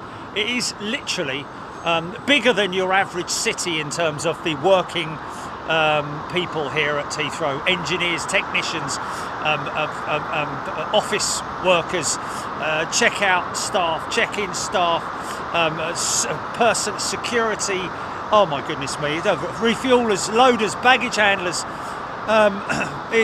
the list is endless. An incredible achievement. You cannot, I mean, and that goes for every other airport around the world as well. So you need to give them a bit of leeway and a bit of a break when there are obviously expected delays, and like they had at Munich the other day, they did their very best. Is that the ETA 321? It isn't all, isn't it? Is that the ETA 321?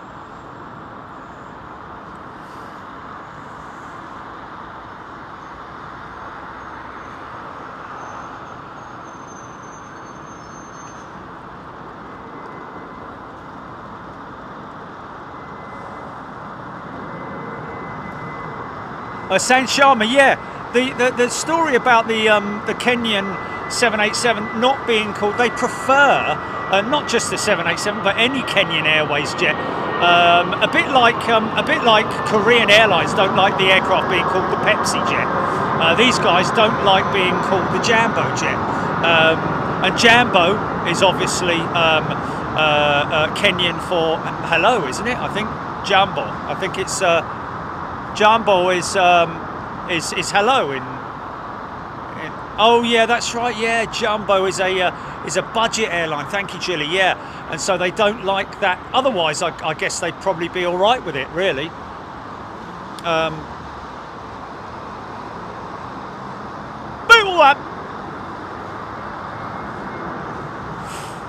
So yeah, that's the story behind. As far as I'm aware, the reason why Kenya Airways don't like to be referred to as the Jambo jet, which is a shame because it's quite cool, isn't it? Because of Jumbo jet and all that.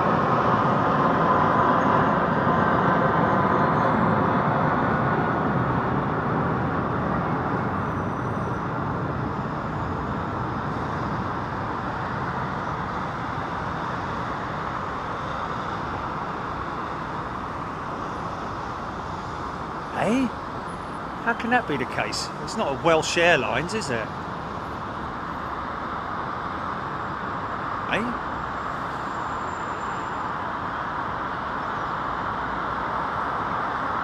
Margaret Burnett, there we go. Think Jambo Airlines may be an internal airline, so Kenya doesn't want to clash with them. Fair enough. That kind of makes sense, doesn't it? Early Birdie asking about the next Euro show. Well, interestingly enough, we were discussing that earlier on, and we're thinking Helsinki, ladies and gentlemen. We will be doing some more research on that. I look at these two flying off for the night together. Which way do you want to go, John? Over here to the left. No, I'm going over here to the right. Oh, okay, I'll follow you then.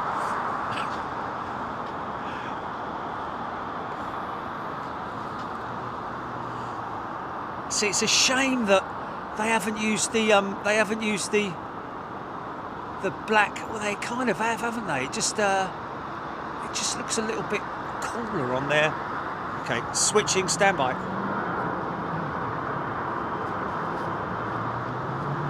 Go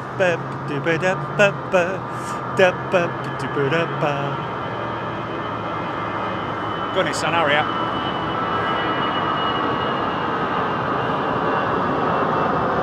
Armoured otters.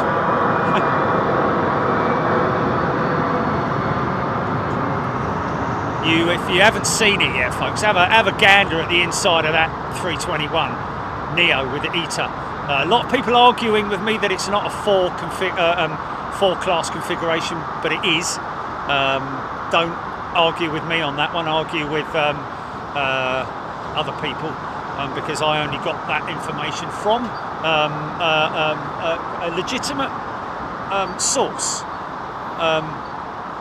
and it was John Ostrower.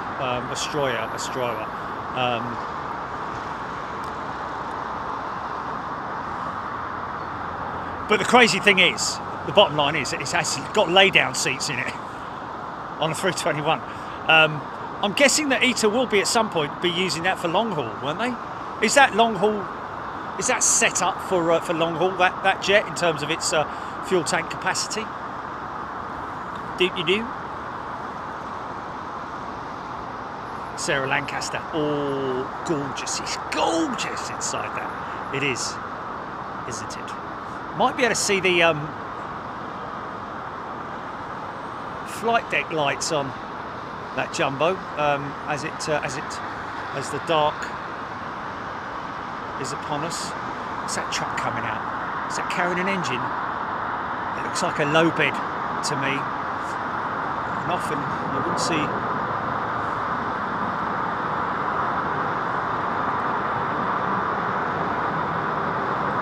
It's an NX, so it will be set up for international. Suffer 6-3.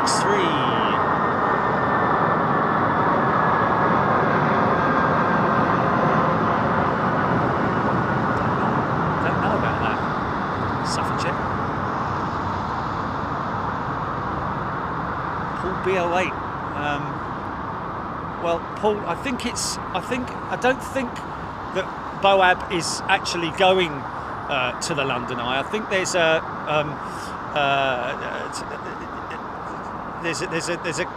a group of people who have tried to put together a proposal. Okay, we've got a rogue here. A proposal to have it moved, but. Unfortunately, I can't see that happening in the near future.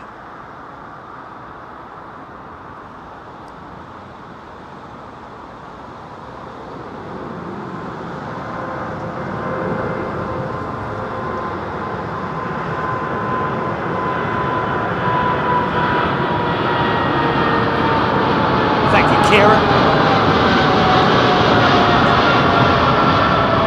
Bitman, Bangladesh 787 landing rogue on 09 right. Just from the point of view that it possibly might speed things up for air traffic control, and also because it's obviously going to Terminal 4, so there will be no crisscross of intersections on any runways or anything like that. Wow, look at that, almost blending in with the sky there, that Air Canada jet. Isn't she beautiful, man? That big long wing on it. Hard to think that the 777-9 has got an even longer, bigger wing on it than the 300. Again, something that we are expecting to have the 777-9 a special guest appearance by the 777-9 and the blimey, it's 220, is it?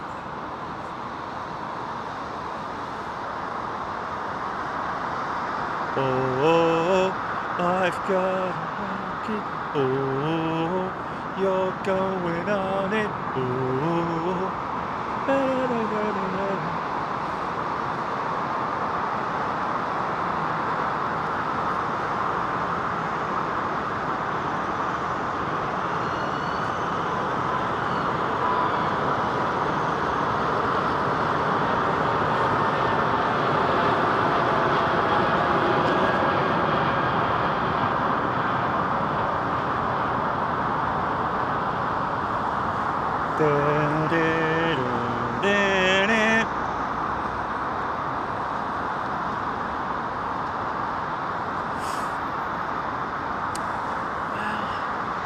You know, Sarah, to be on, in fairness to British Airways and and Heathrow Airport, they do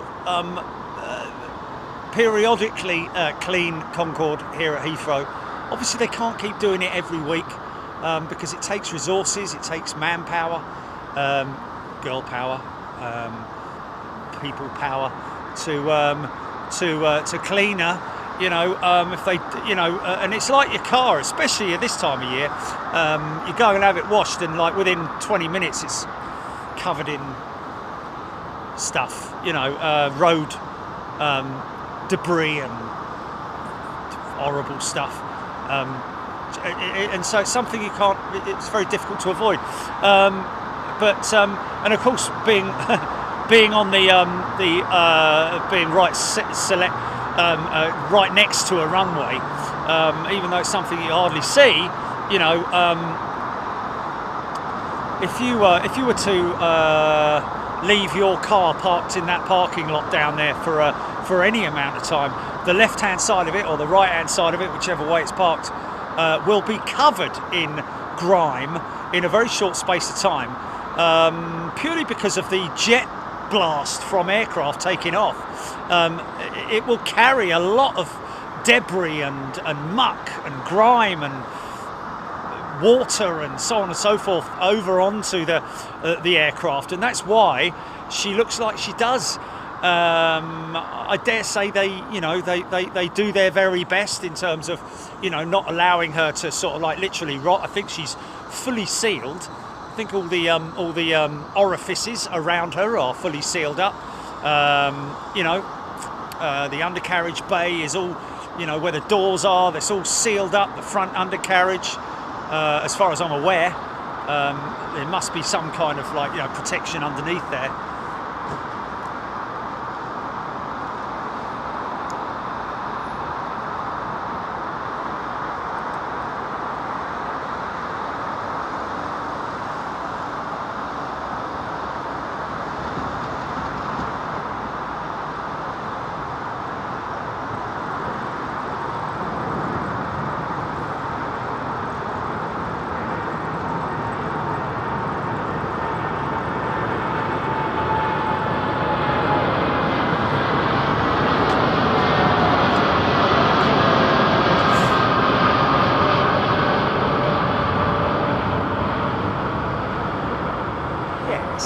Grimy than New York, is it?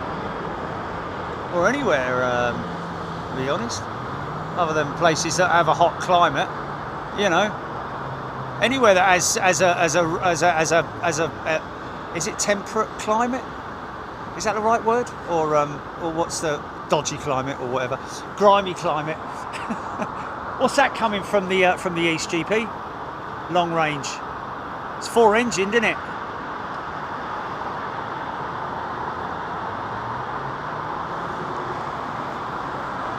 Yeah, but that's all right. We can live with that, can't we? Yeah. Paul Skilling, WestJet 787 to Calgary. Whoa, easy, son. Blimey.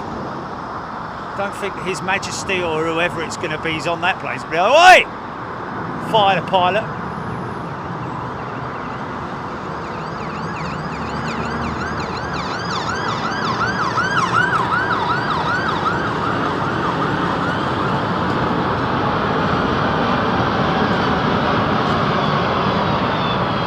Mate, the Brooklands jet, which is, has got volunteers around it every day of the year, literally, is as grimy as Boab over there. I've got to be honest with you. The Brooklands Concorde. Last time I went on it, wing looked like it was ready to collapse with all the moss and stuff that was growing on it.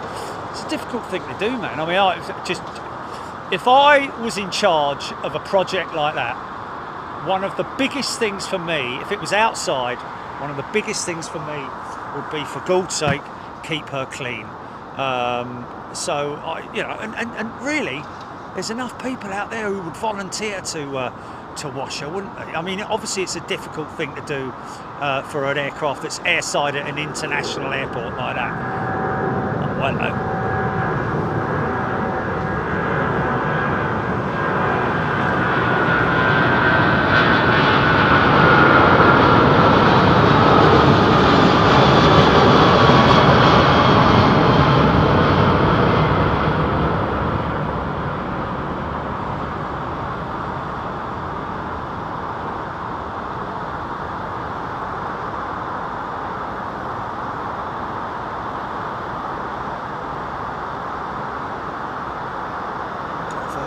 Atlantic, somebody on a Virgin jet, GP.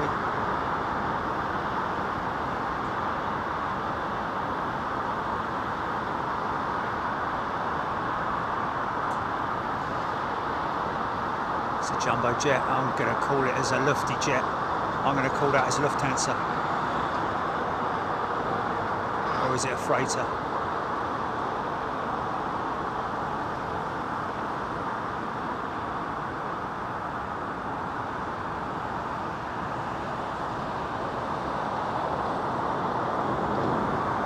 Wait till you're over this way, Your Majesty. I'll get you in a bit of better lighting, hopefully. Looks like it's coming over the hills, that cloud, doesn't it? It's challenge, is it? It is a freighter. Mitesh Plamar, let the rush hour begin. Paul Skilling, that 777-200 off to San Francisco. Oh. Deborah Davies, subwoofer vibration on that one. Nice. Get that surround sound going.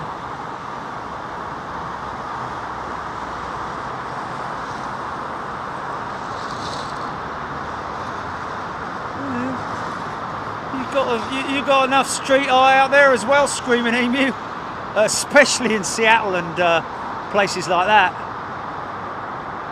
Some places it's very nice, but in other places it's pretty abysmal. Like, you know, just tag art is, you know, graffiti art is beautiful, but tag art, to me, is just that to me is pure. A violation of whatever it's applied to.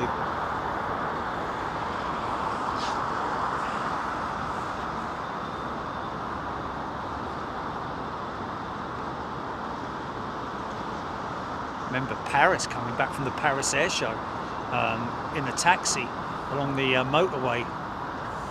Some beautiful graffiti art.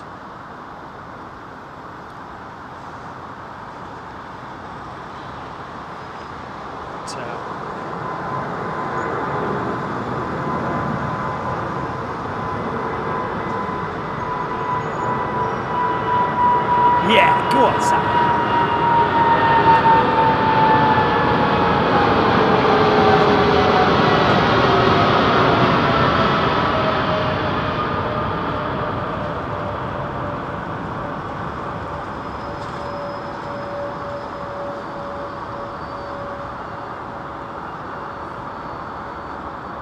Beverly George, you're absolutely right. Yeah, you need to, before anyone makes any sort of like criticism of the United Kingdom, it's all well and good coming to like the capital city, and but you don't have to go very far outside of the capital to see how beautiful our green and pleasant land is here in the UK. Much like, oh, 767, go on.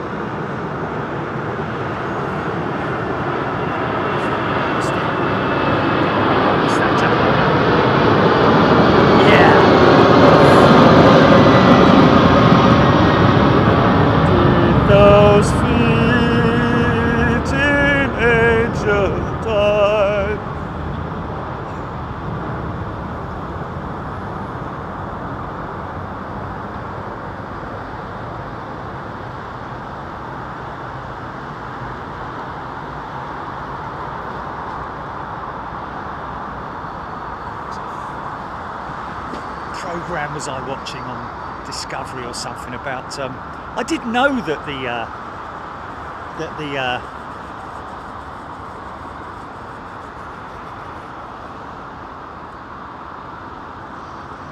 oh, cool. Eunice, did you say? Jonas. Thank you, Jonas. Make sure you tell the management here when you stay.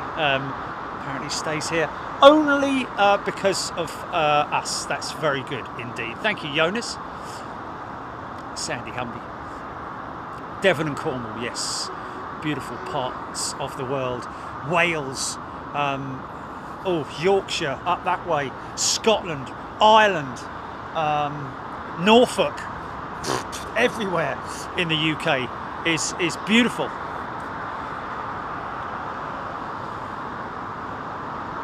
Quiet, serene, little villages, little, you know,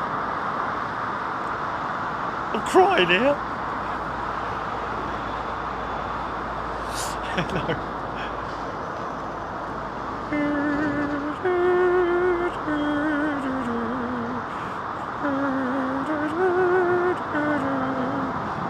Come on, lad.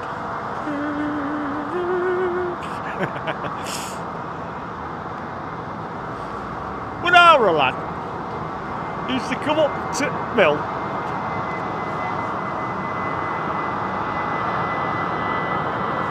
What was that?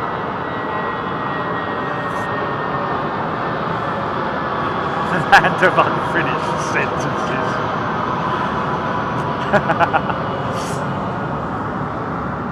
That's funny. Yeah, man, yeah. I mean, you know, go to Hampton Court. Go to Hampton Court, man.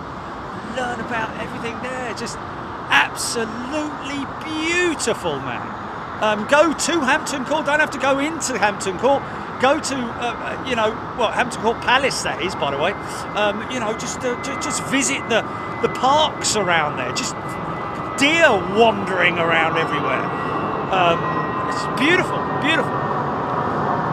River and Kiki. I live in Norwich, and it's a very fine city.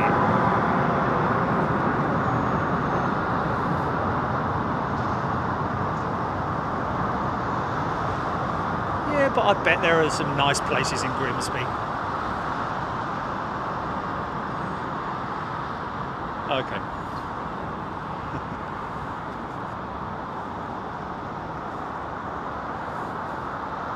By heck! Bruce, and Heathrow is beautiful too in its own way, of course. Yeah, it's beautiful for aeroplanes, isn't it? Look at that expansive airport. I can show you the, I'll just show you once again very quickly, folks, Staines International,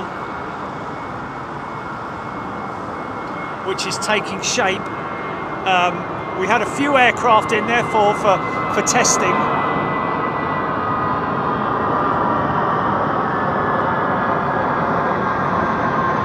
Look at that.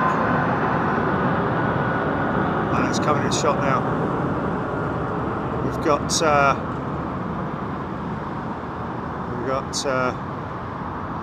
yeah, we've had everything testing there.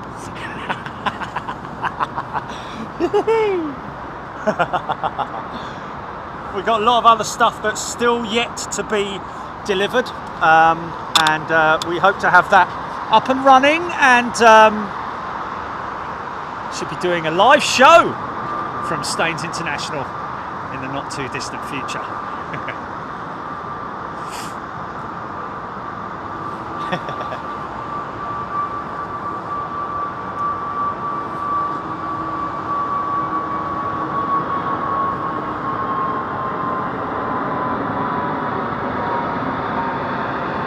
Well lit, of course.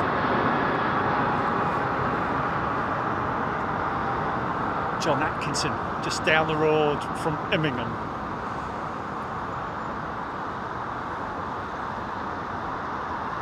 Steve Batty, you need a Britannia and a DC-8. Don't you worry about it. I thought all about that.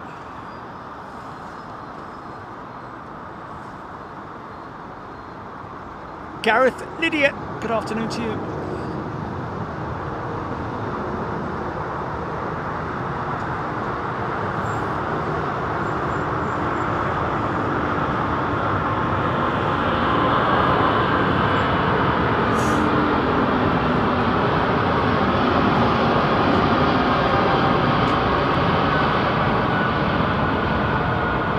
Yeah, I guess you could say Staines International is an airport of historic importance in terms of the fact that it frequently sees old aeroplanes, new aeroplanes. Wow, it's gone up like a flipping rocket, that one.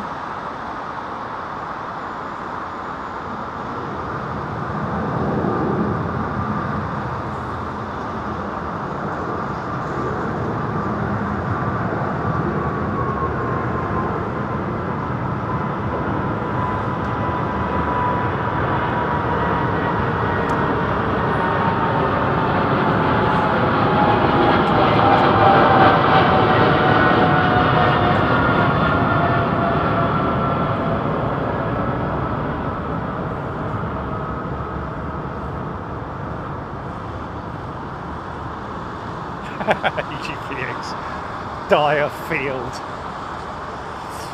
Sherry Dyer International.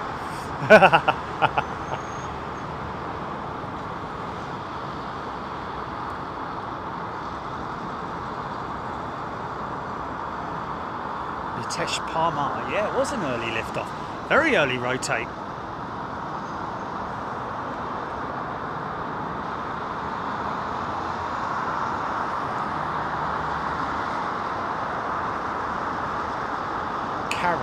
Novnagal.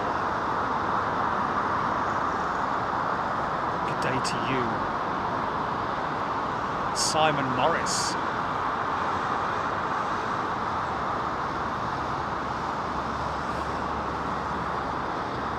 Good God, yeah. Especially if it's not oh, right.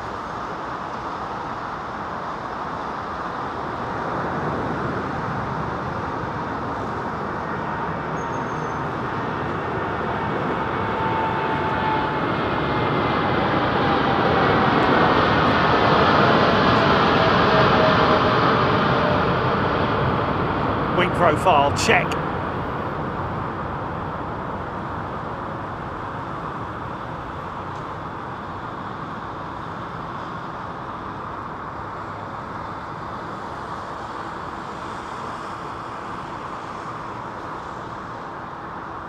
Avril. Hello, Avril. Hello, I'm new to this. Finally, a mini paid up member. After years of enjoying your broadcasts, very annoyed at all the new copycat channels trying to take your airspace. Oh, Avril, they can try. Yeah, it's big enough for everyone, but they, you know, it's a bit like Google and Ask Jeeves, isn't it? Yeah. It's like, you know, what's the answer to that? I don't know. Ask Jeeves it. Do what? I mean, sorry, Google it. Yeah, there you go. Ask Jeeves, who the hell's that? That's kind of what we're talking about here. God bless you. But thank you, Avril.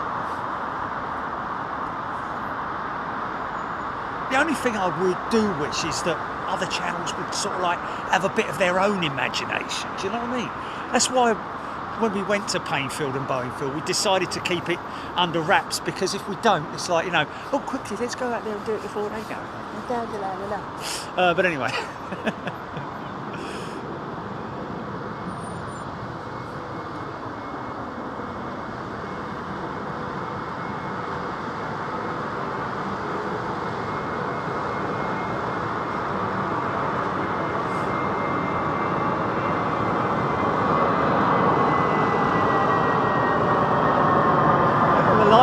The lights in the cabin.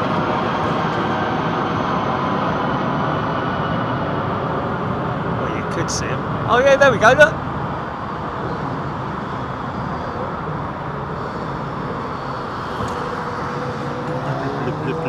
That is late. Oh yeah, look at the lights. Look at the lights. Wow, how strong those taxi lights are. It's insane, man.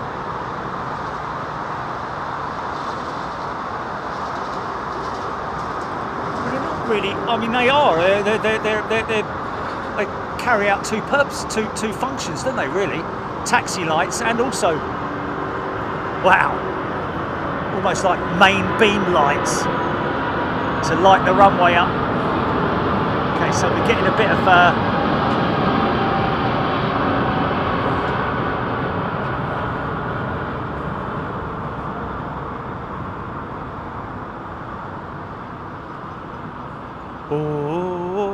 You're going on it. Ooh.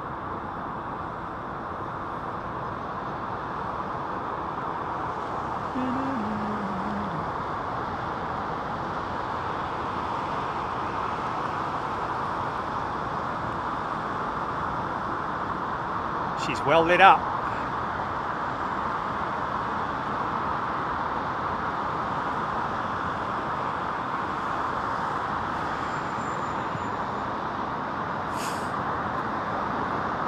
Yeah, so we are. I'm quite looking forward to my to the opening of.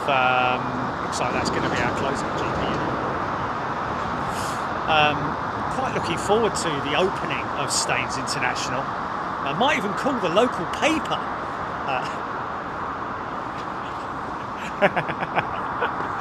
Might even be on BBC News. Who knows? Who needs a third runway at Heathrow when we've got Staines International? Do an ad campaign. Memories began here.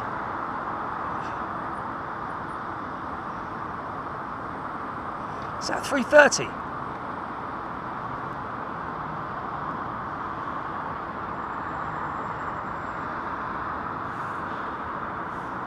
Oh. Yeah, yeah.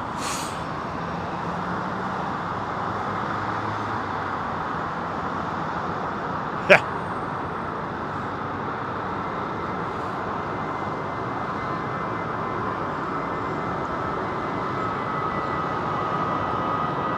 Screaming Amy must be looking away at that point.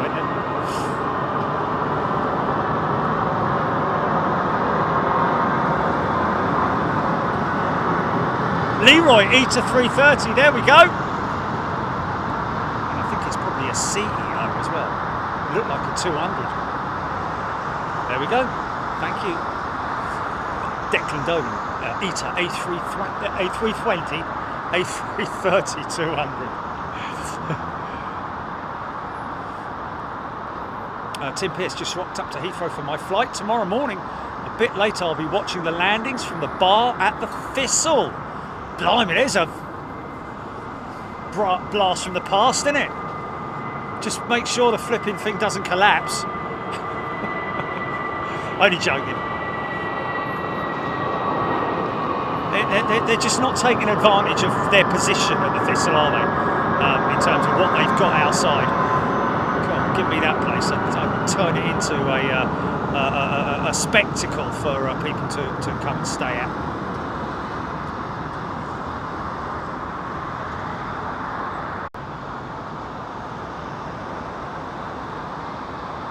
Did we find out about that Gulf Air jet on Friday, GP? Oh, was it? Oh, flipping heck. Oh, yeah. No!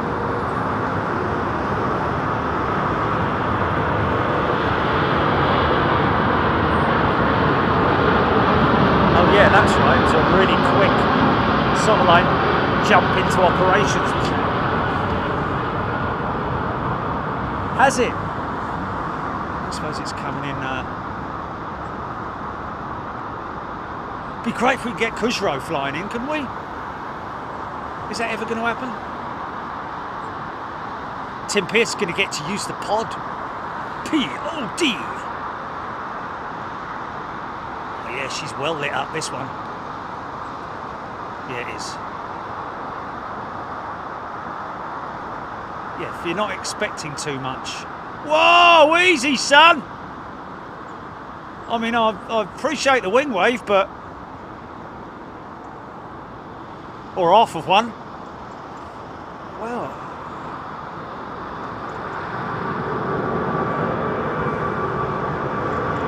That'll be posted back to the controllers.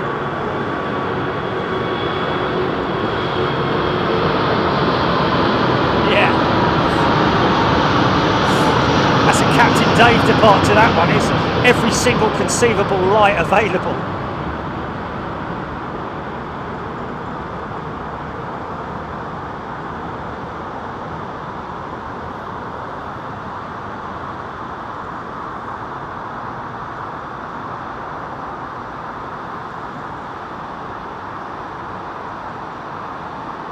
Yeah. The pod is not actually linked to the Thistle though. The pod is from a parking lot right next to the Thistle. Obviously it's obviously easier to get to from the Thistle than it is anywhere else, but it's actually part of a parking lot which accesses Terminal 5, the pod. It's like a little monorail individual pod system, not driven by anybody, not even autopilot, although that would be pretty cool. Pitt's 1990's got his gold star.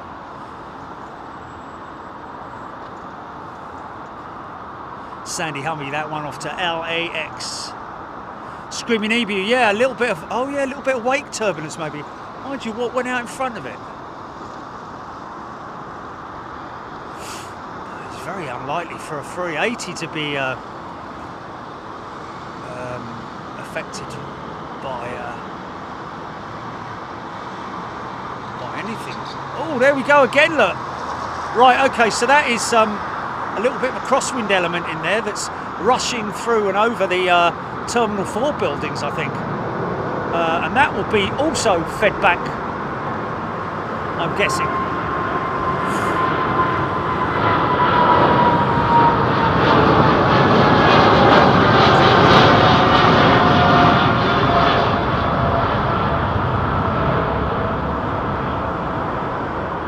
So obviously they would have been aware of that. Oh, I can feel the wind now, man. Wow. Where's that coming from? All of a sudden. A little sort of like, you know, pocket of wind. Oh. Yeah, crazy, man. Yeah, all the, got a little bit of taxiway lighting that's supposedly arriving for Staines International as well. Whether that's going to be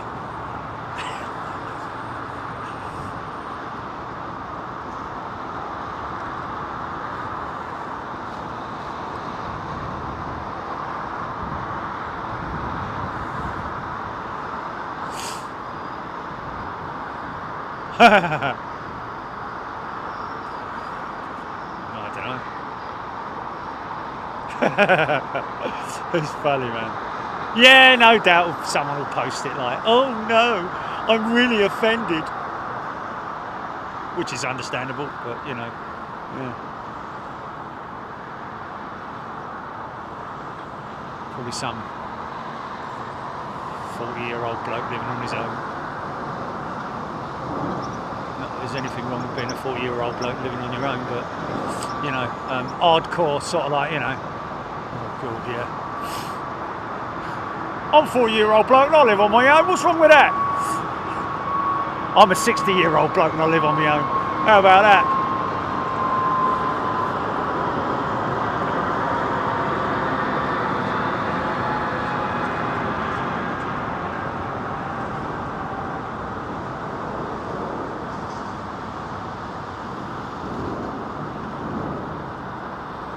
Matt Cat Lady was the Seattle last trip of the year. For the US, yes, but we're hoping for a Euro trip before the end of the month.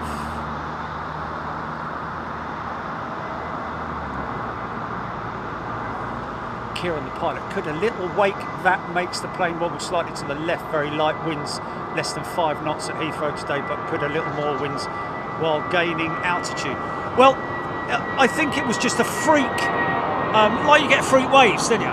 You get freak waves, which just come in and that's it, off they go, and then everything after that is very calm. Just, I think, possibly, that might be related to that.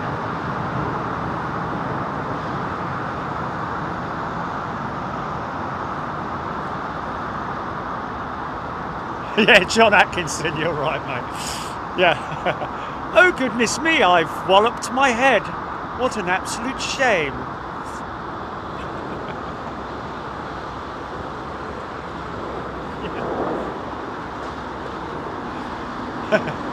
It would have carried on for quite a while longer, Gilly had it, had I not realised it.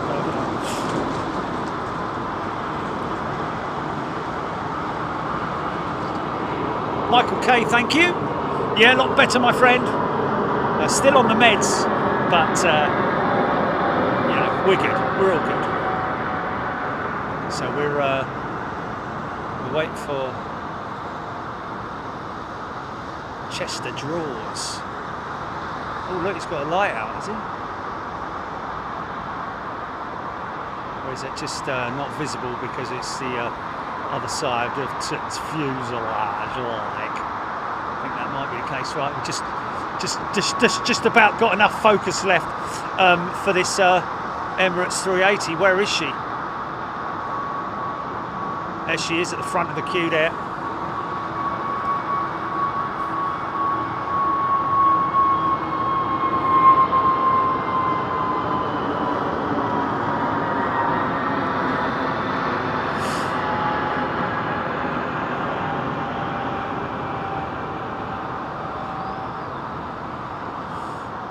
Yeah, this morning up till about 11, well, up to about 10 o'clock even, half 10, 11 o'clock, it was very, very misty, wasn't it?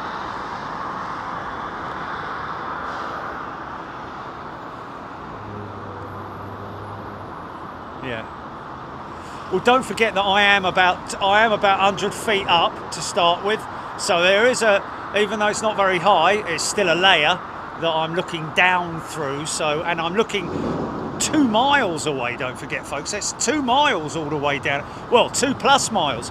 I must be half a mile from the end of the runway here, so 2.5 miles I'm looking down the end of that runway, so you're always going to get a little bit of haze, and unless it's a very dull day with no mist, if you see what I mean.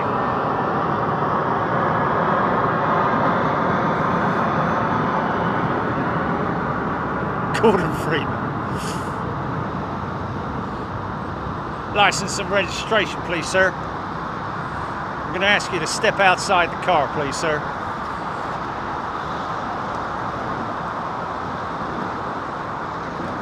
Yeah. Pitch dark in about 10 minutes. Just waiting for the Emirates jet and then we're done, folks.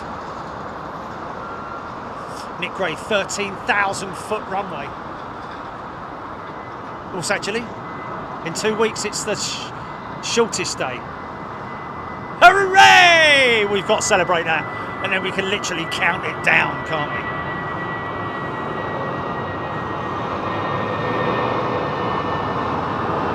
And then we'll live stream the first bulb that comes up in the spring.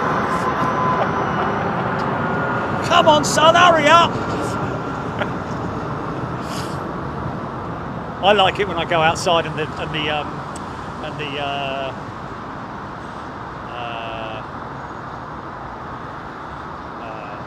daffodils. That's it. You see the first daffodils. Did you? Is that it? I think it's something like that. Anyway. Lancaster. Steve Batty.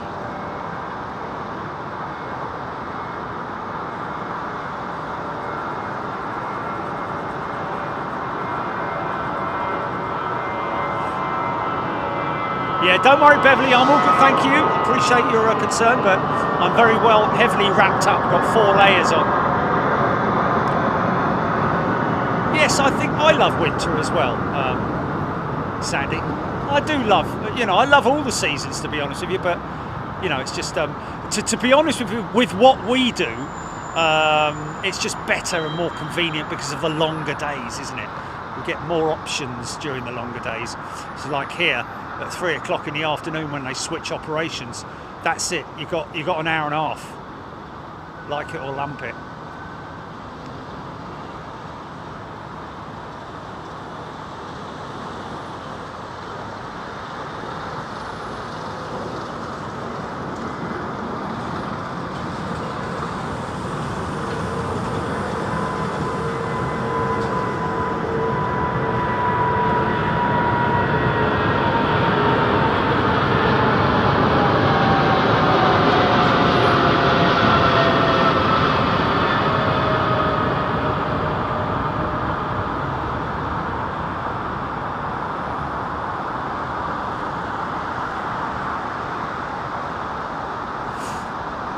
Yeah.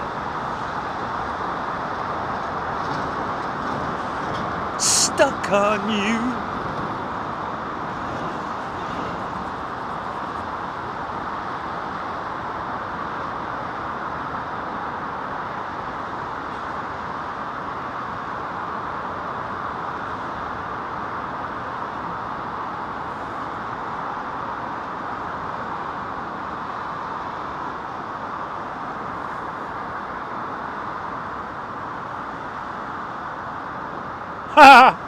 Is that camera on the top of the roof? What a load of old...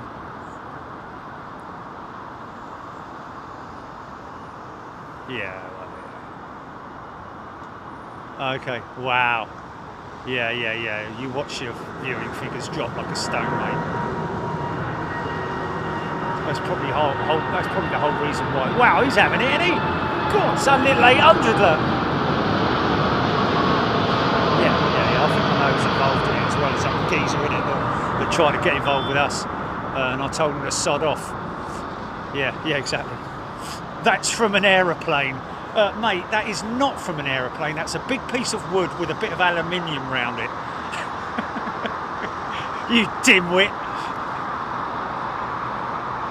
Don't try and flipping pull the wool over someone like my eyes, mate.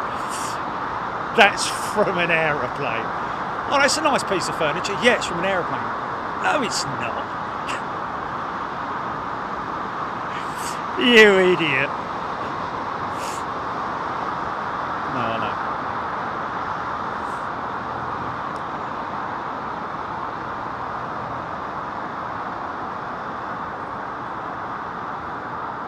Oh, B. Calpound's been a member for 5 years today. Wow, what a great celebration. Memories start here.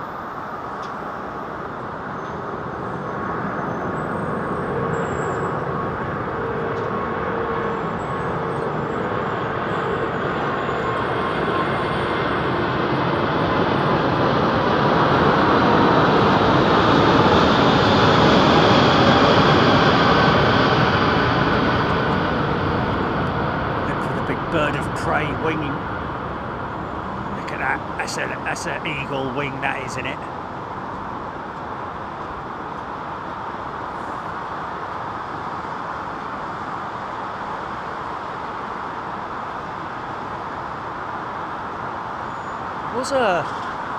There was a young man from there was a manufacturer, third-party manufacturer that created what can only be described as a set of primary feathers on an A330. I remember quite a few years back they were going to premiere it on an A330, and it never happened, did it? It was like a wingtip with three segments to it, like primary feathers and they were going to bolt it onto the end of a wing, and it never came through. I don't think it got clearance from the CAA or the FAA or whatever. CAA UK, ever get it right? But there you go, folks. Thank you so much. It's been great. Thank you for your company once again. You're a great bunch of people, I have to say. And thank you, Jilly, of course.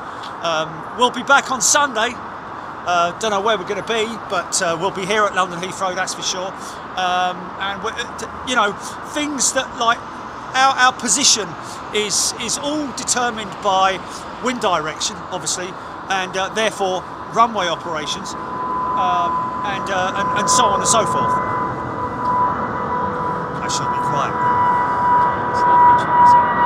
God, Sam. Oh yeah.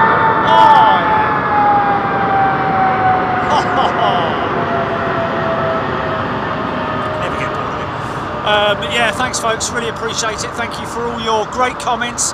Thank you to all our pilot members as well, and technicians, engineers, etc. who get involved.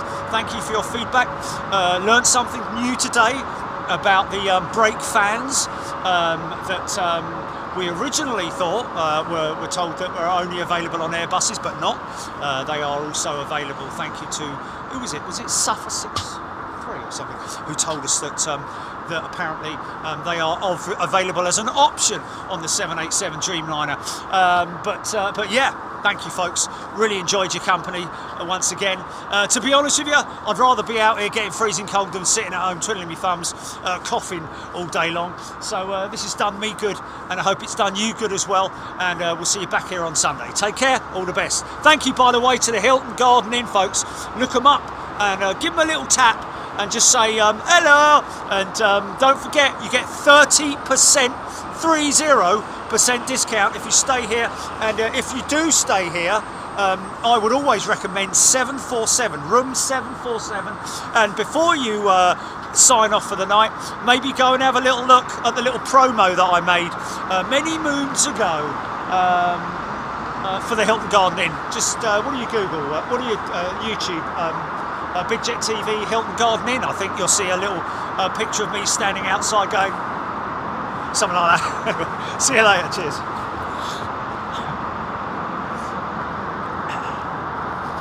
Oh, what's that going on down there? Are they de-icing it?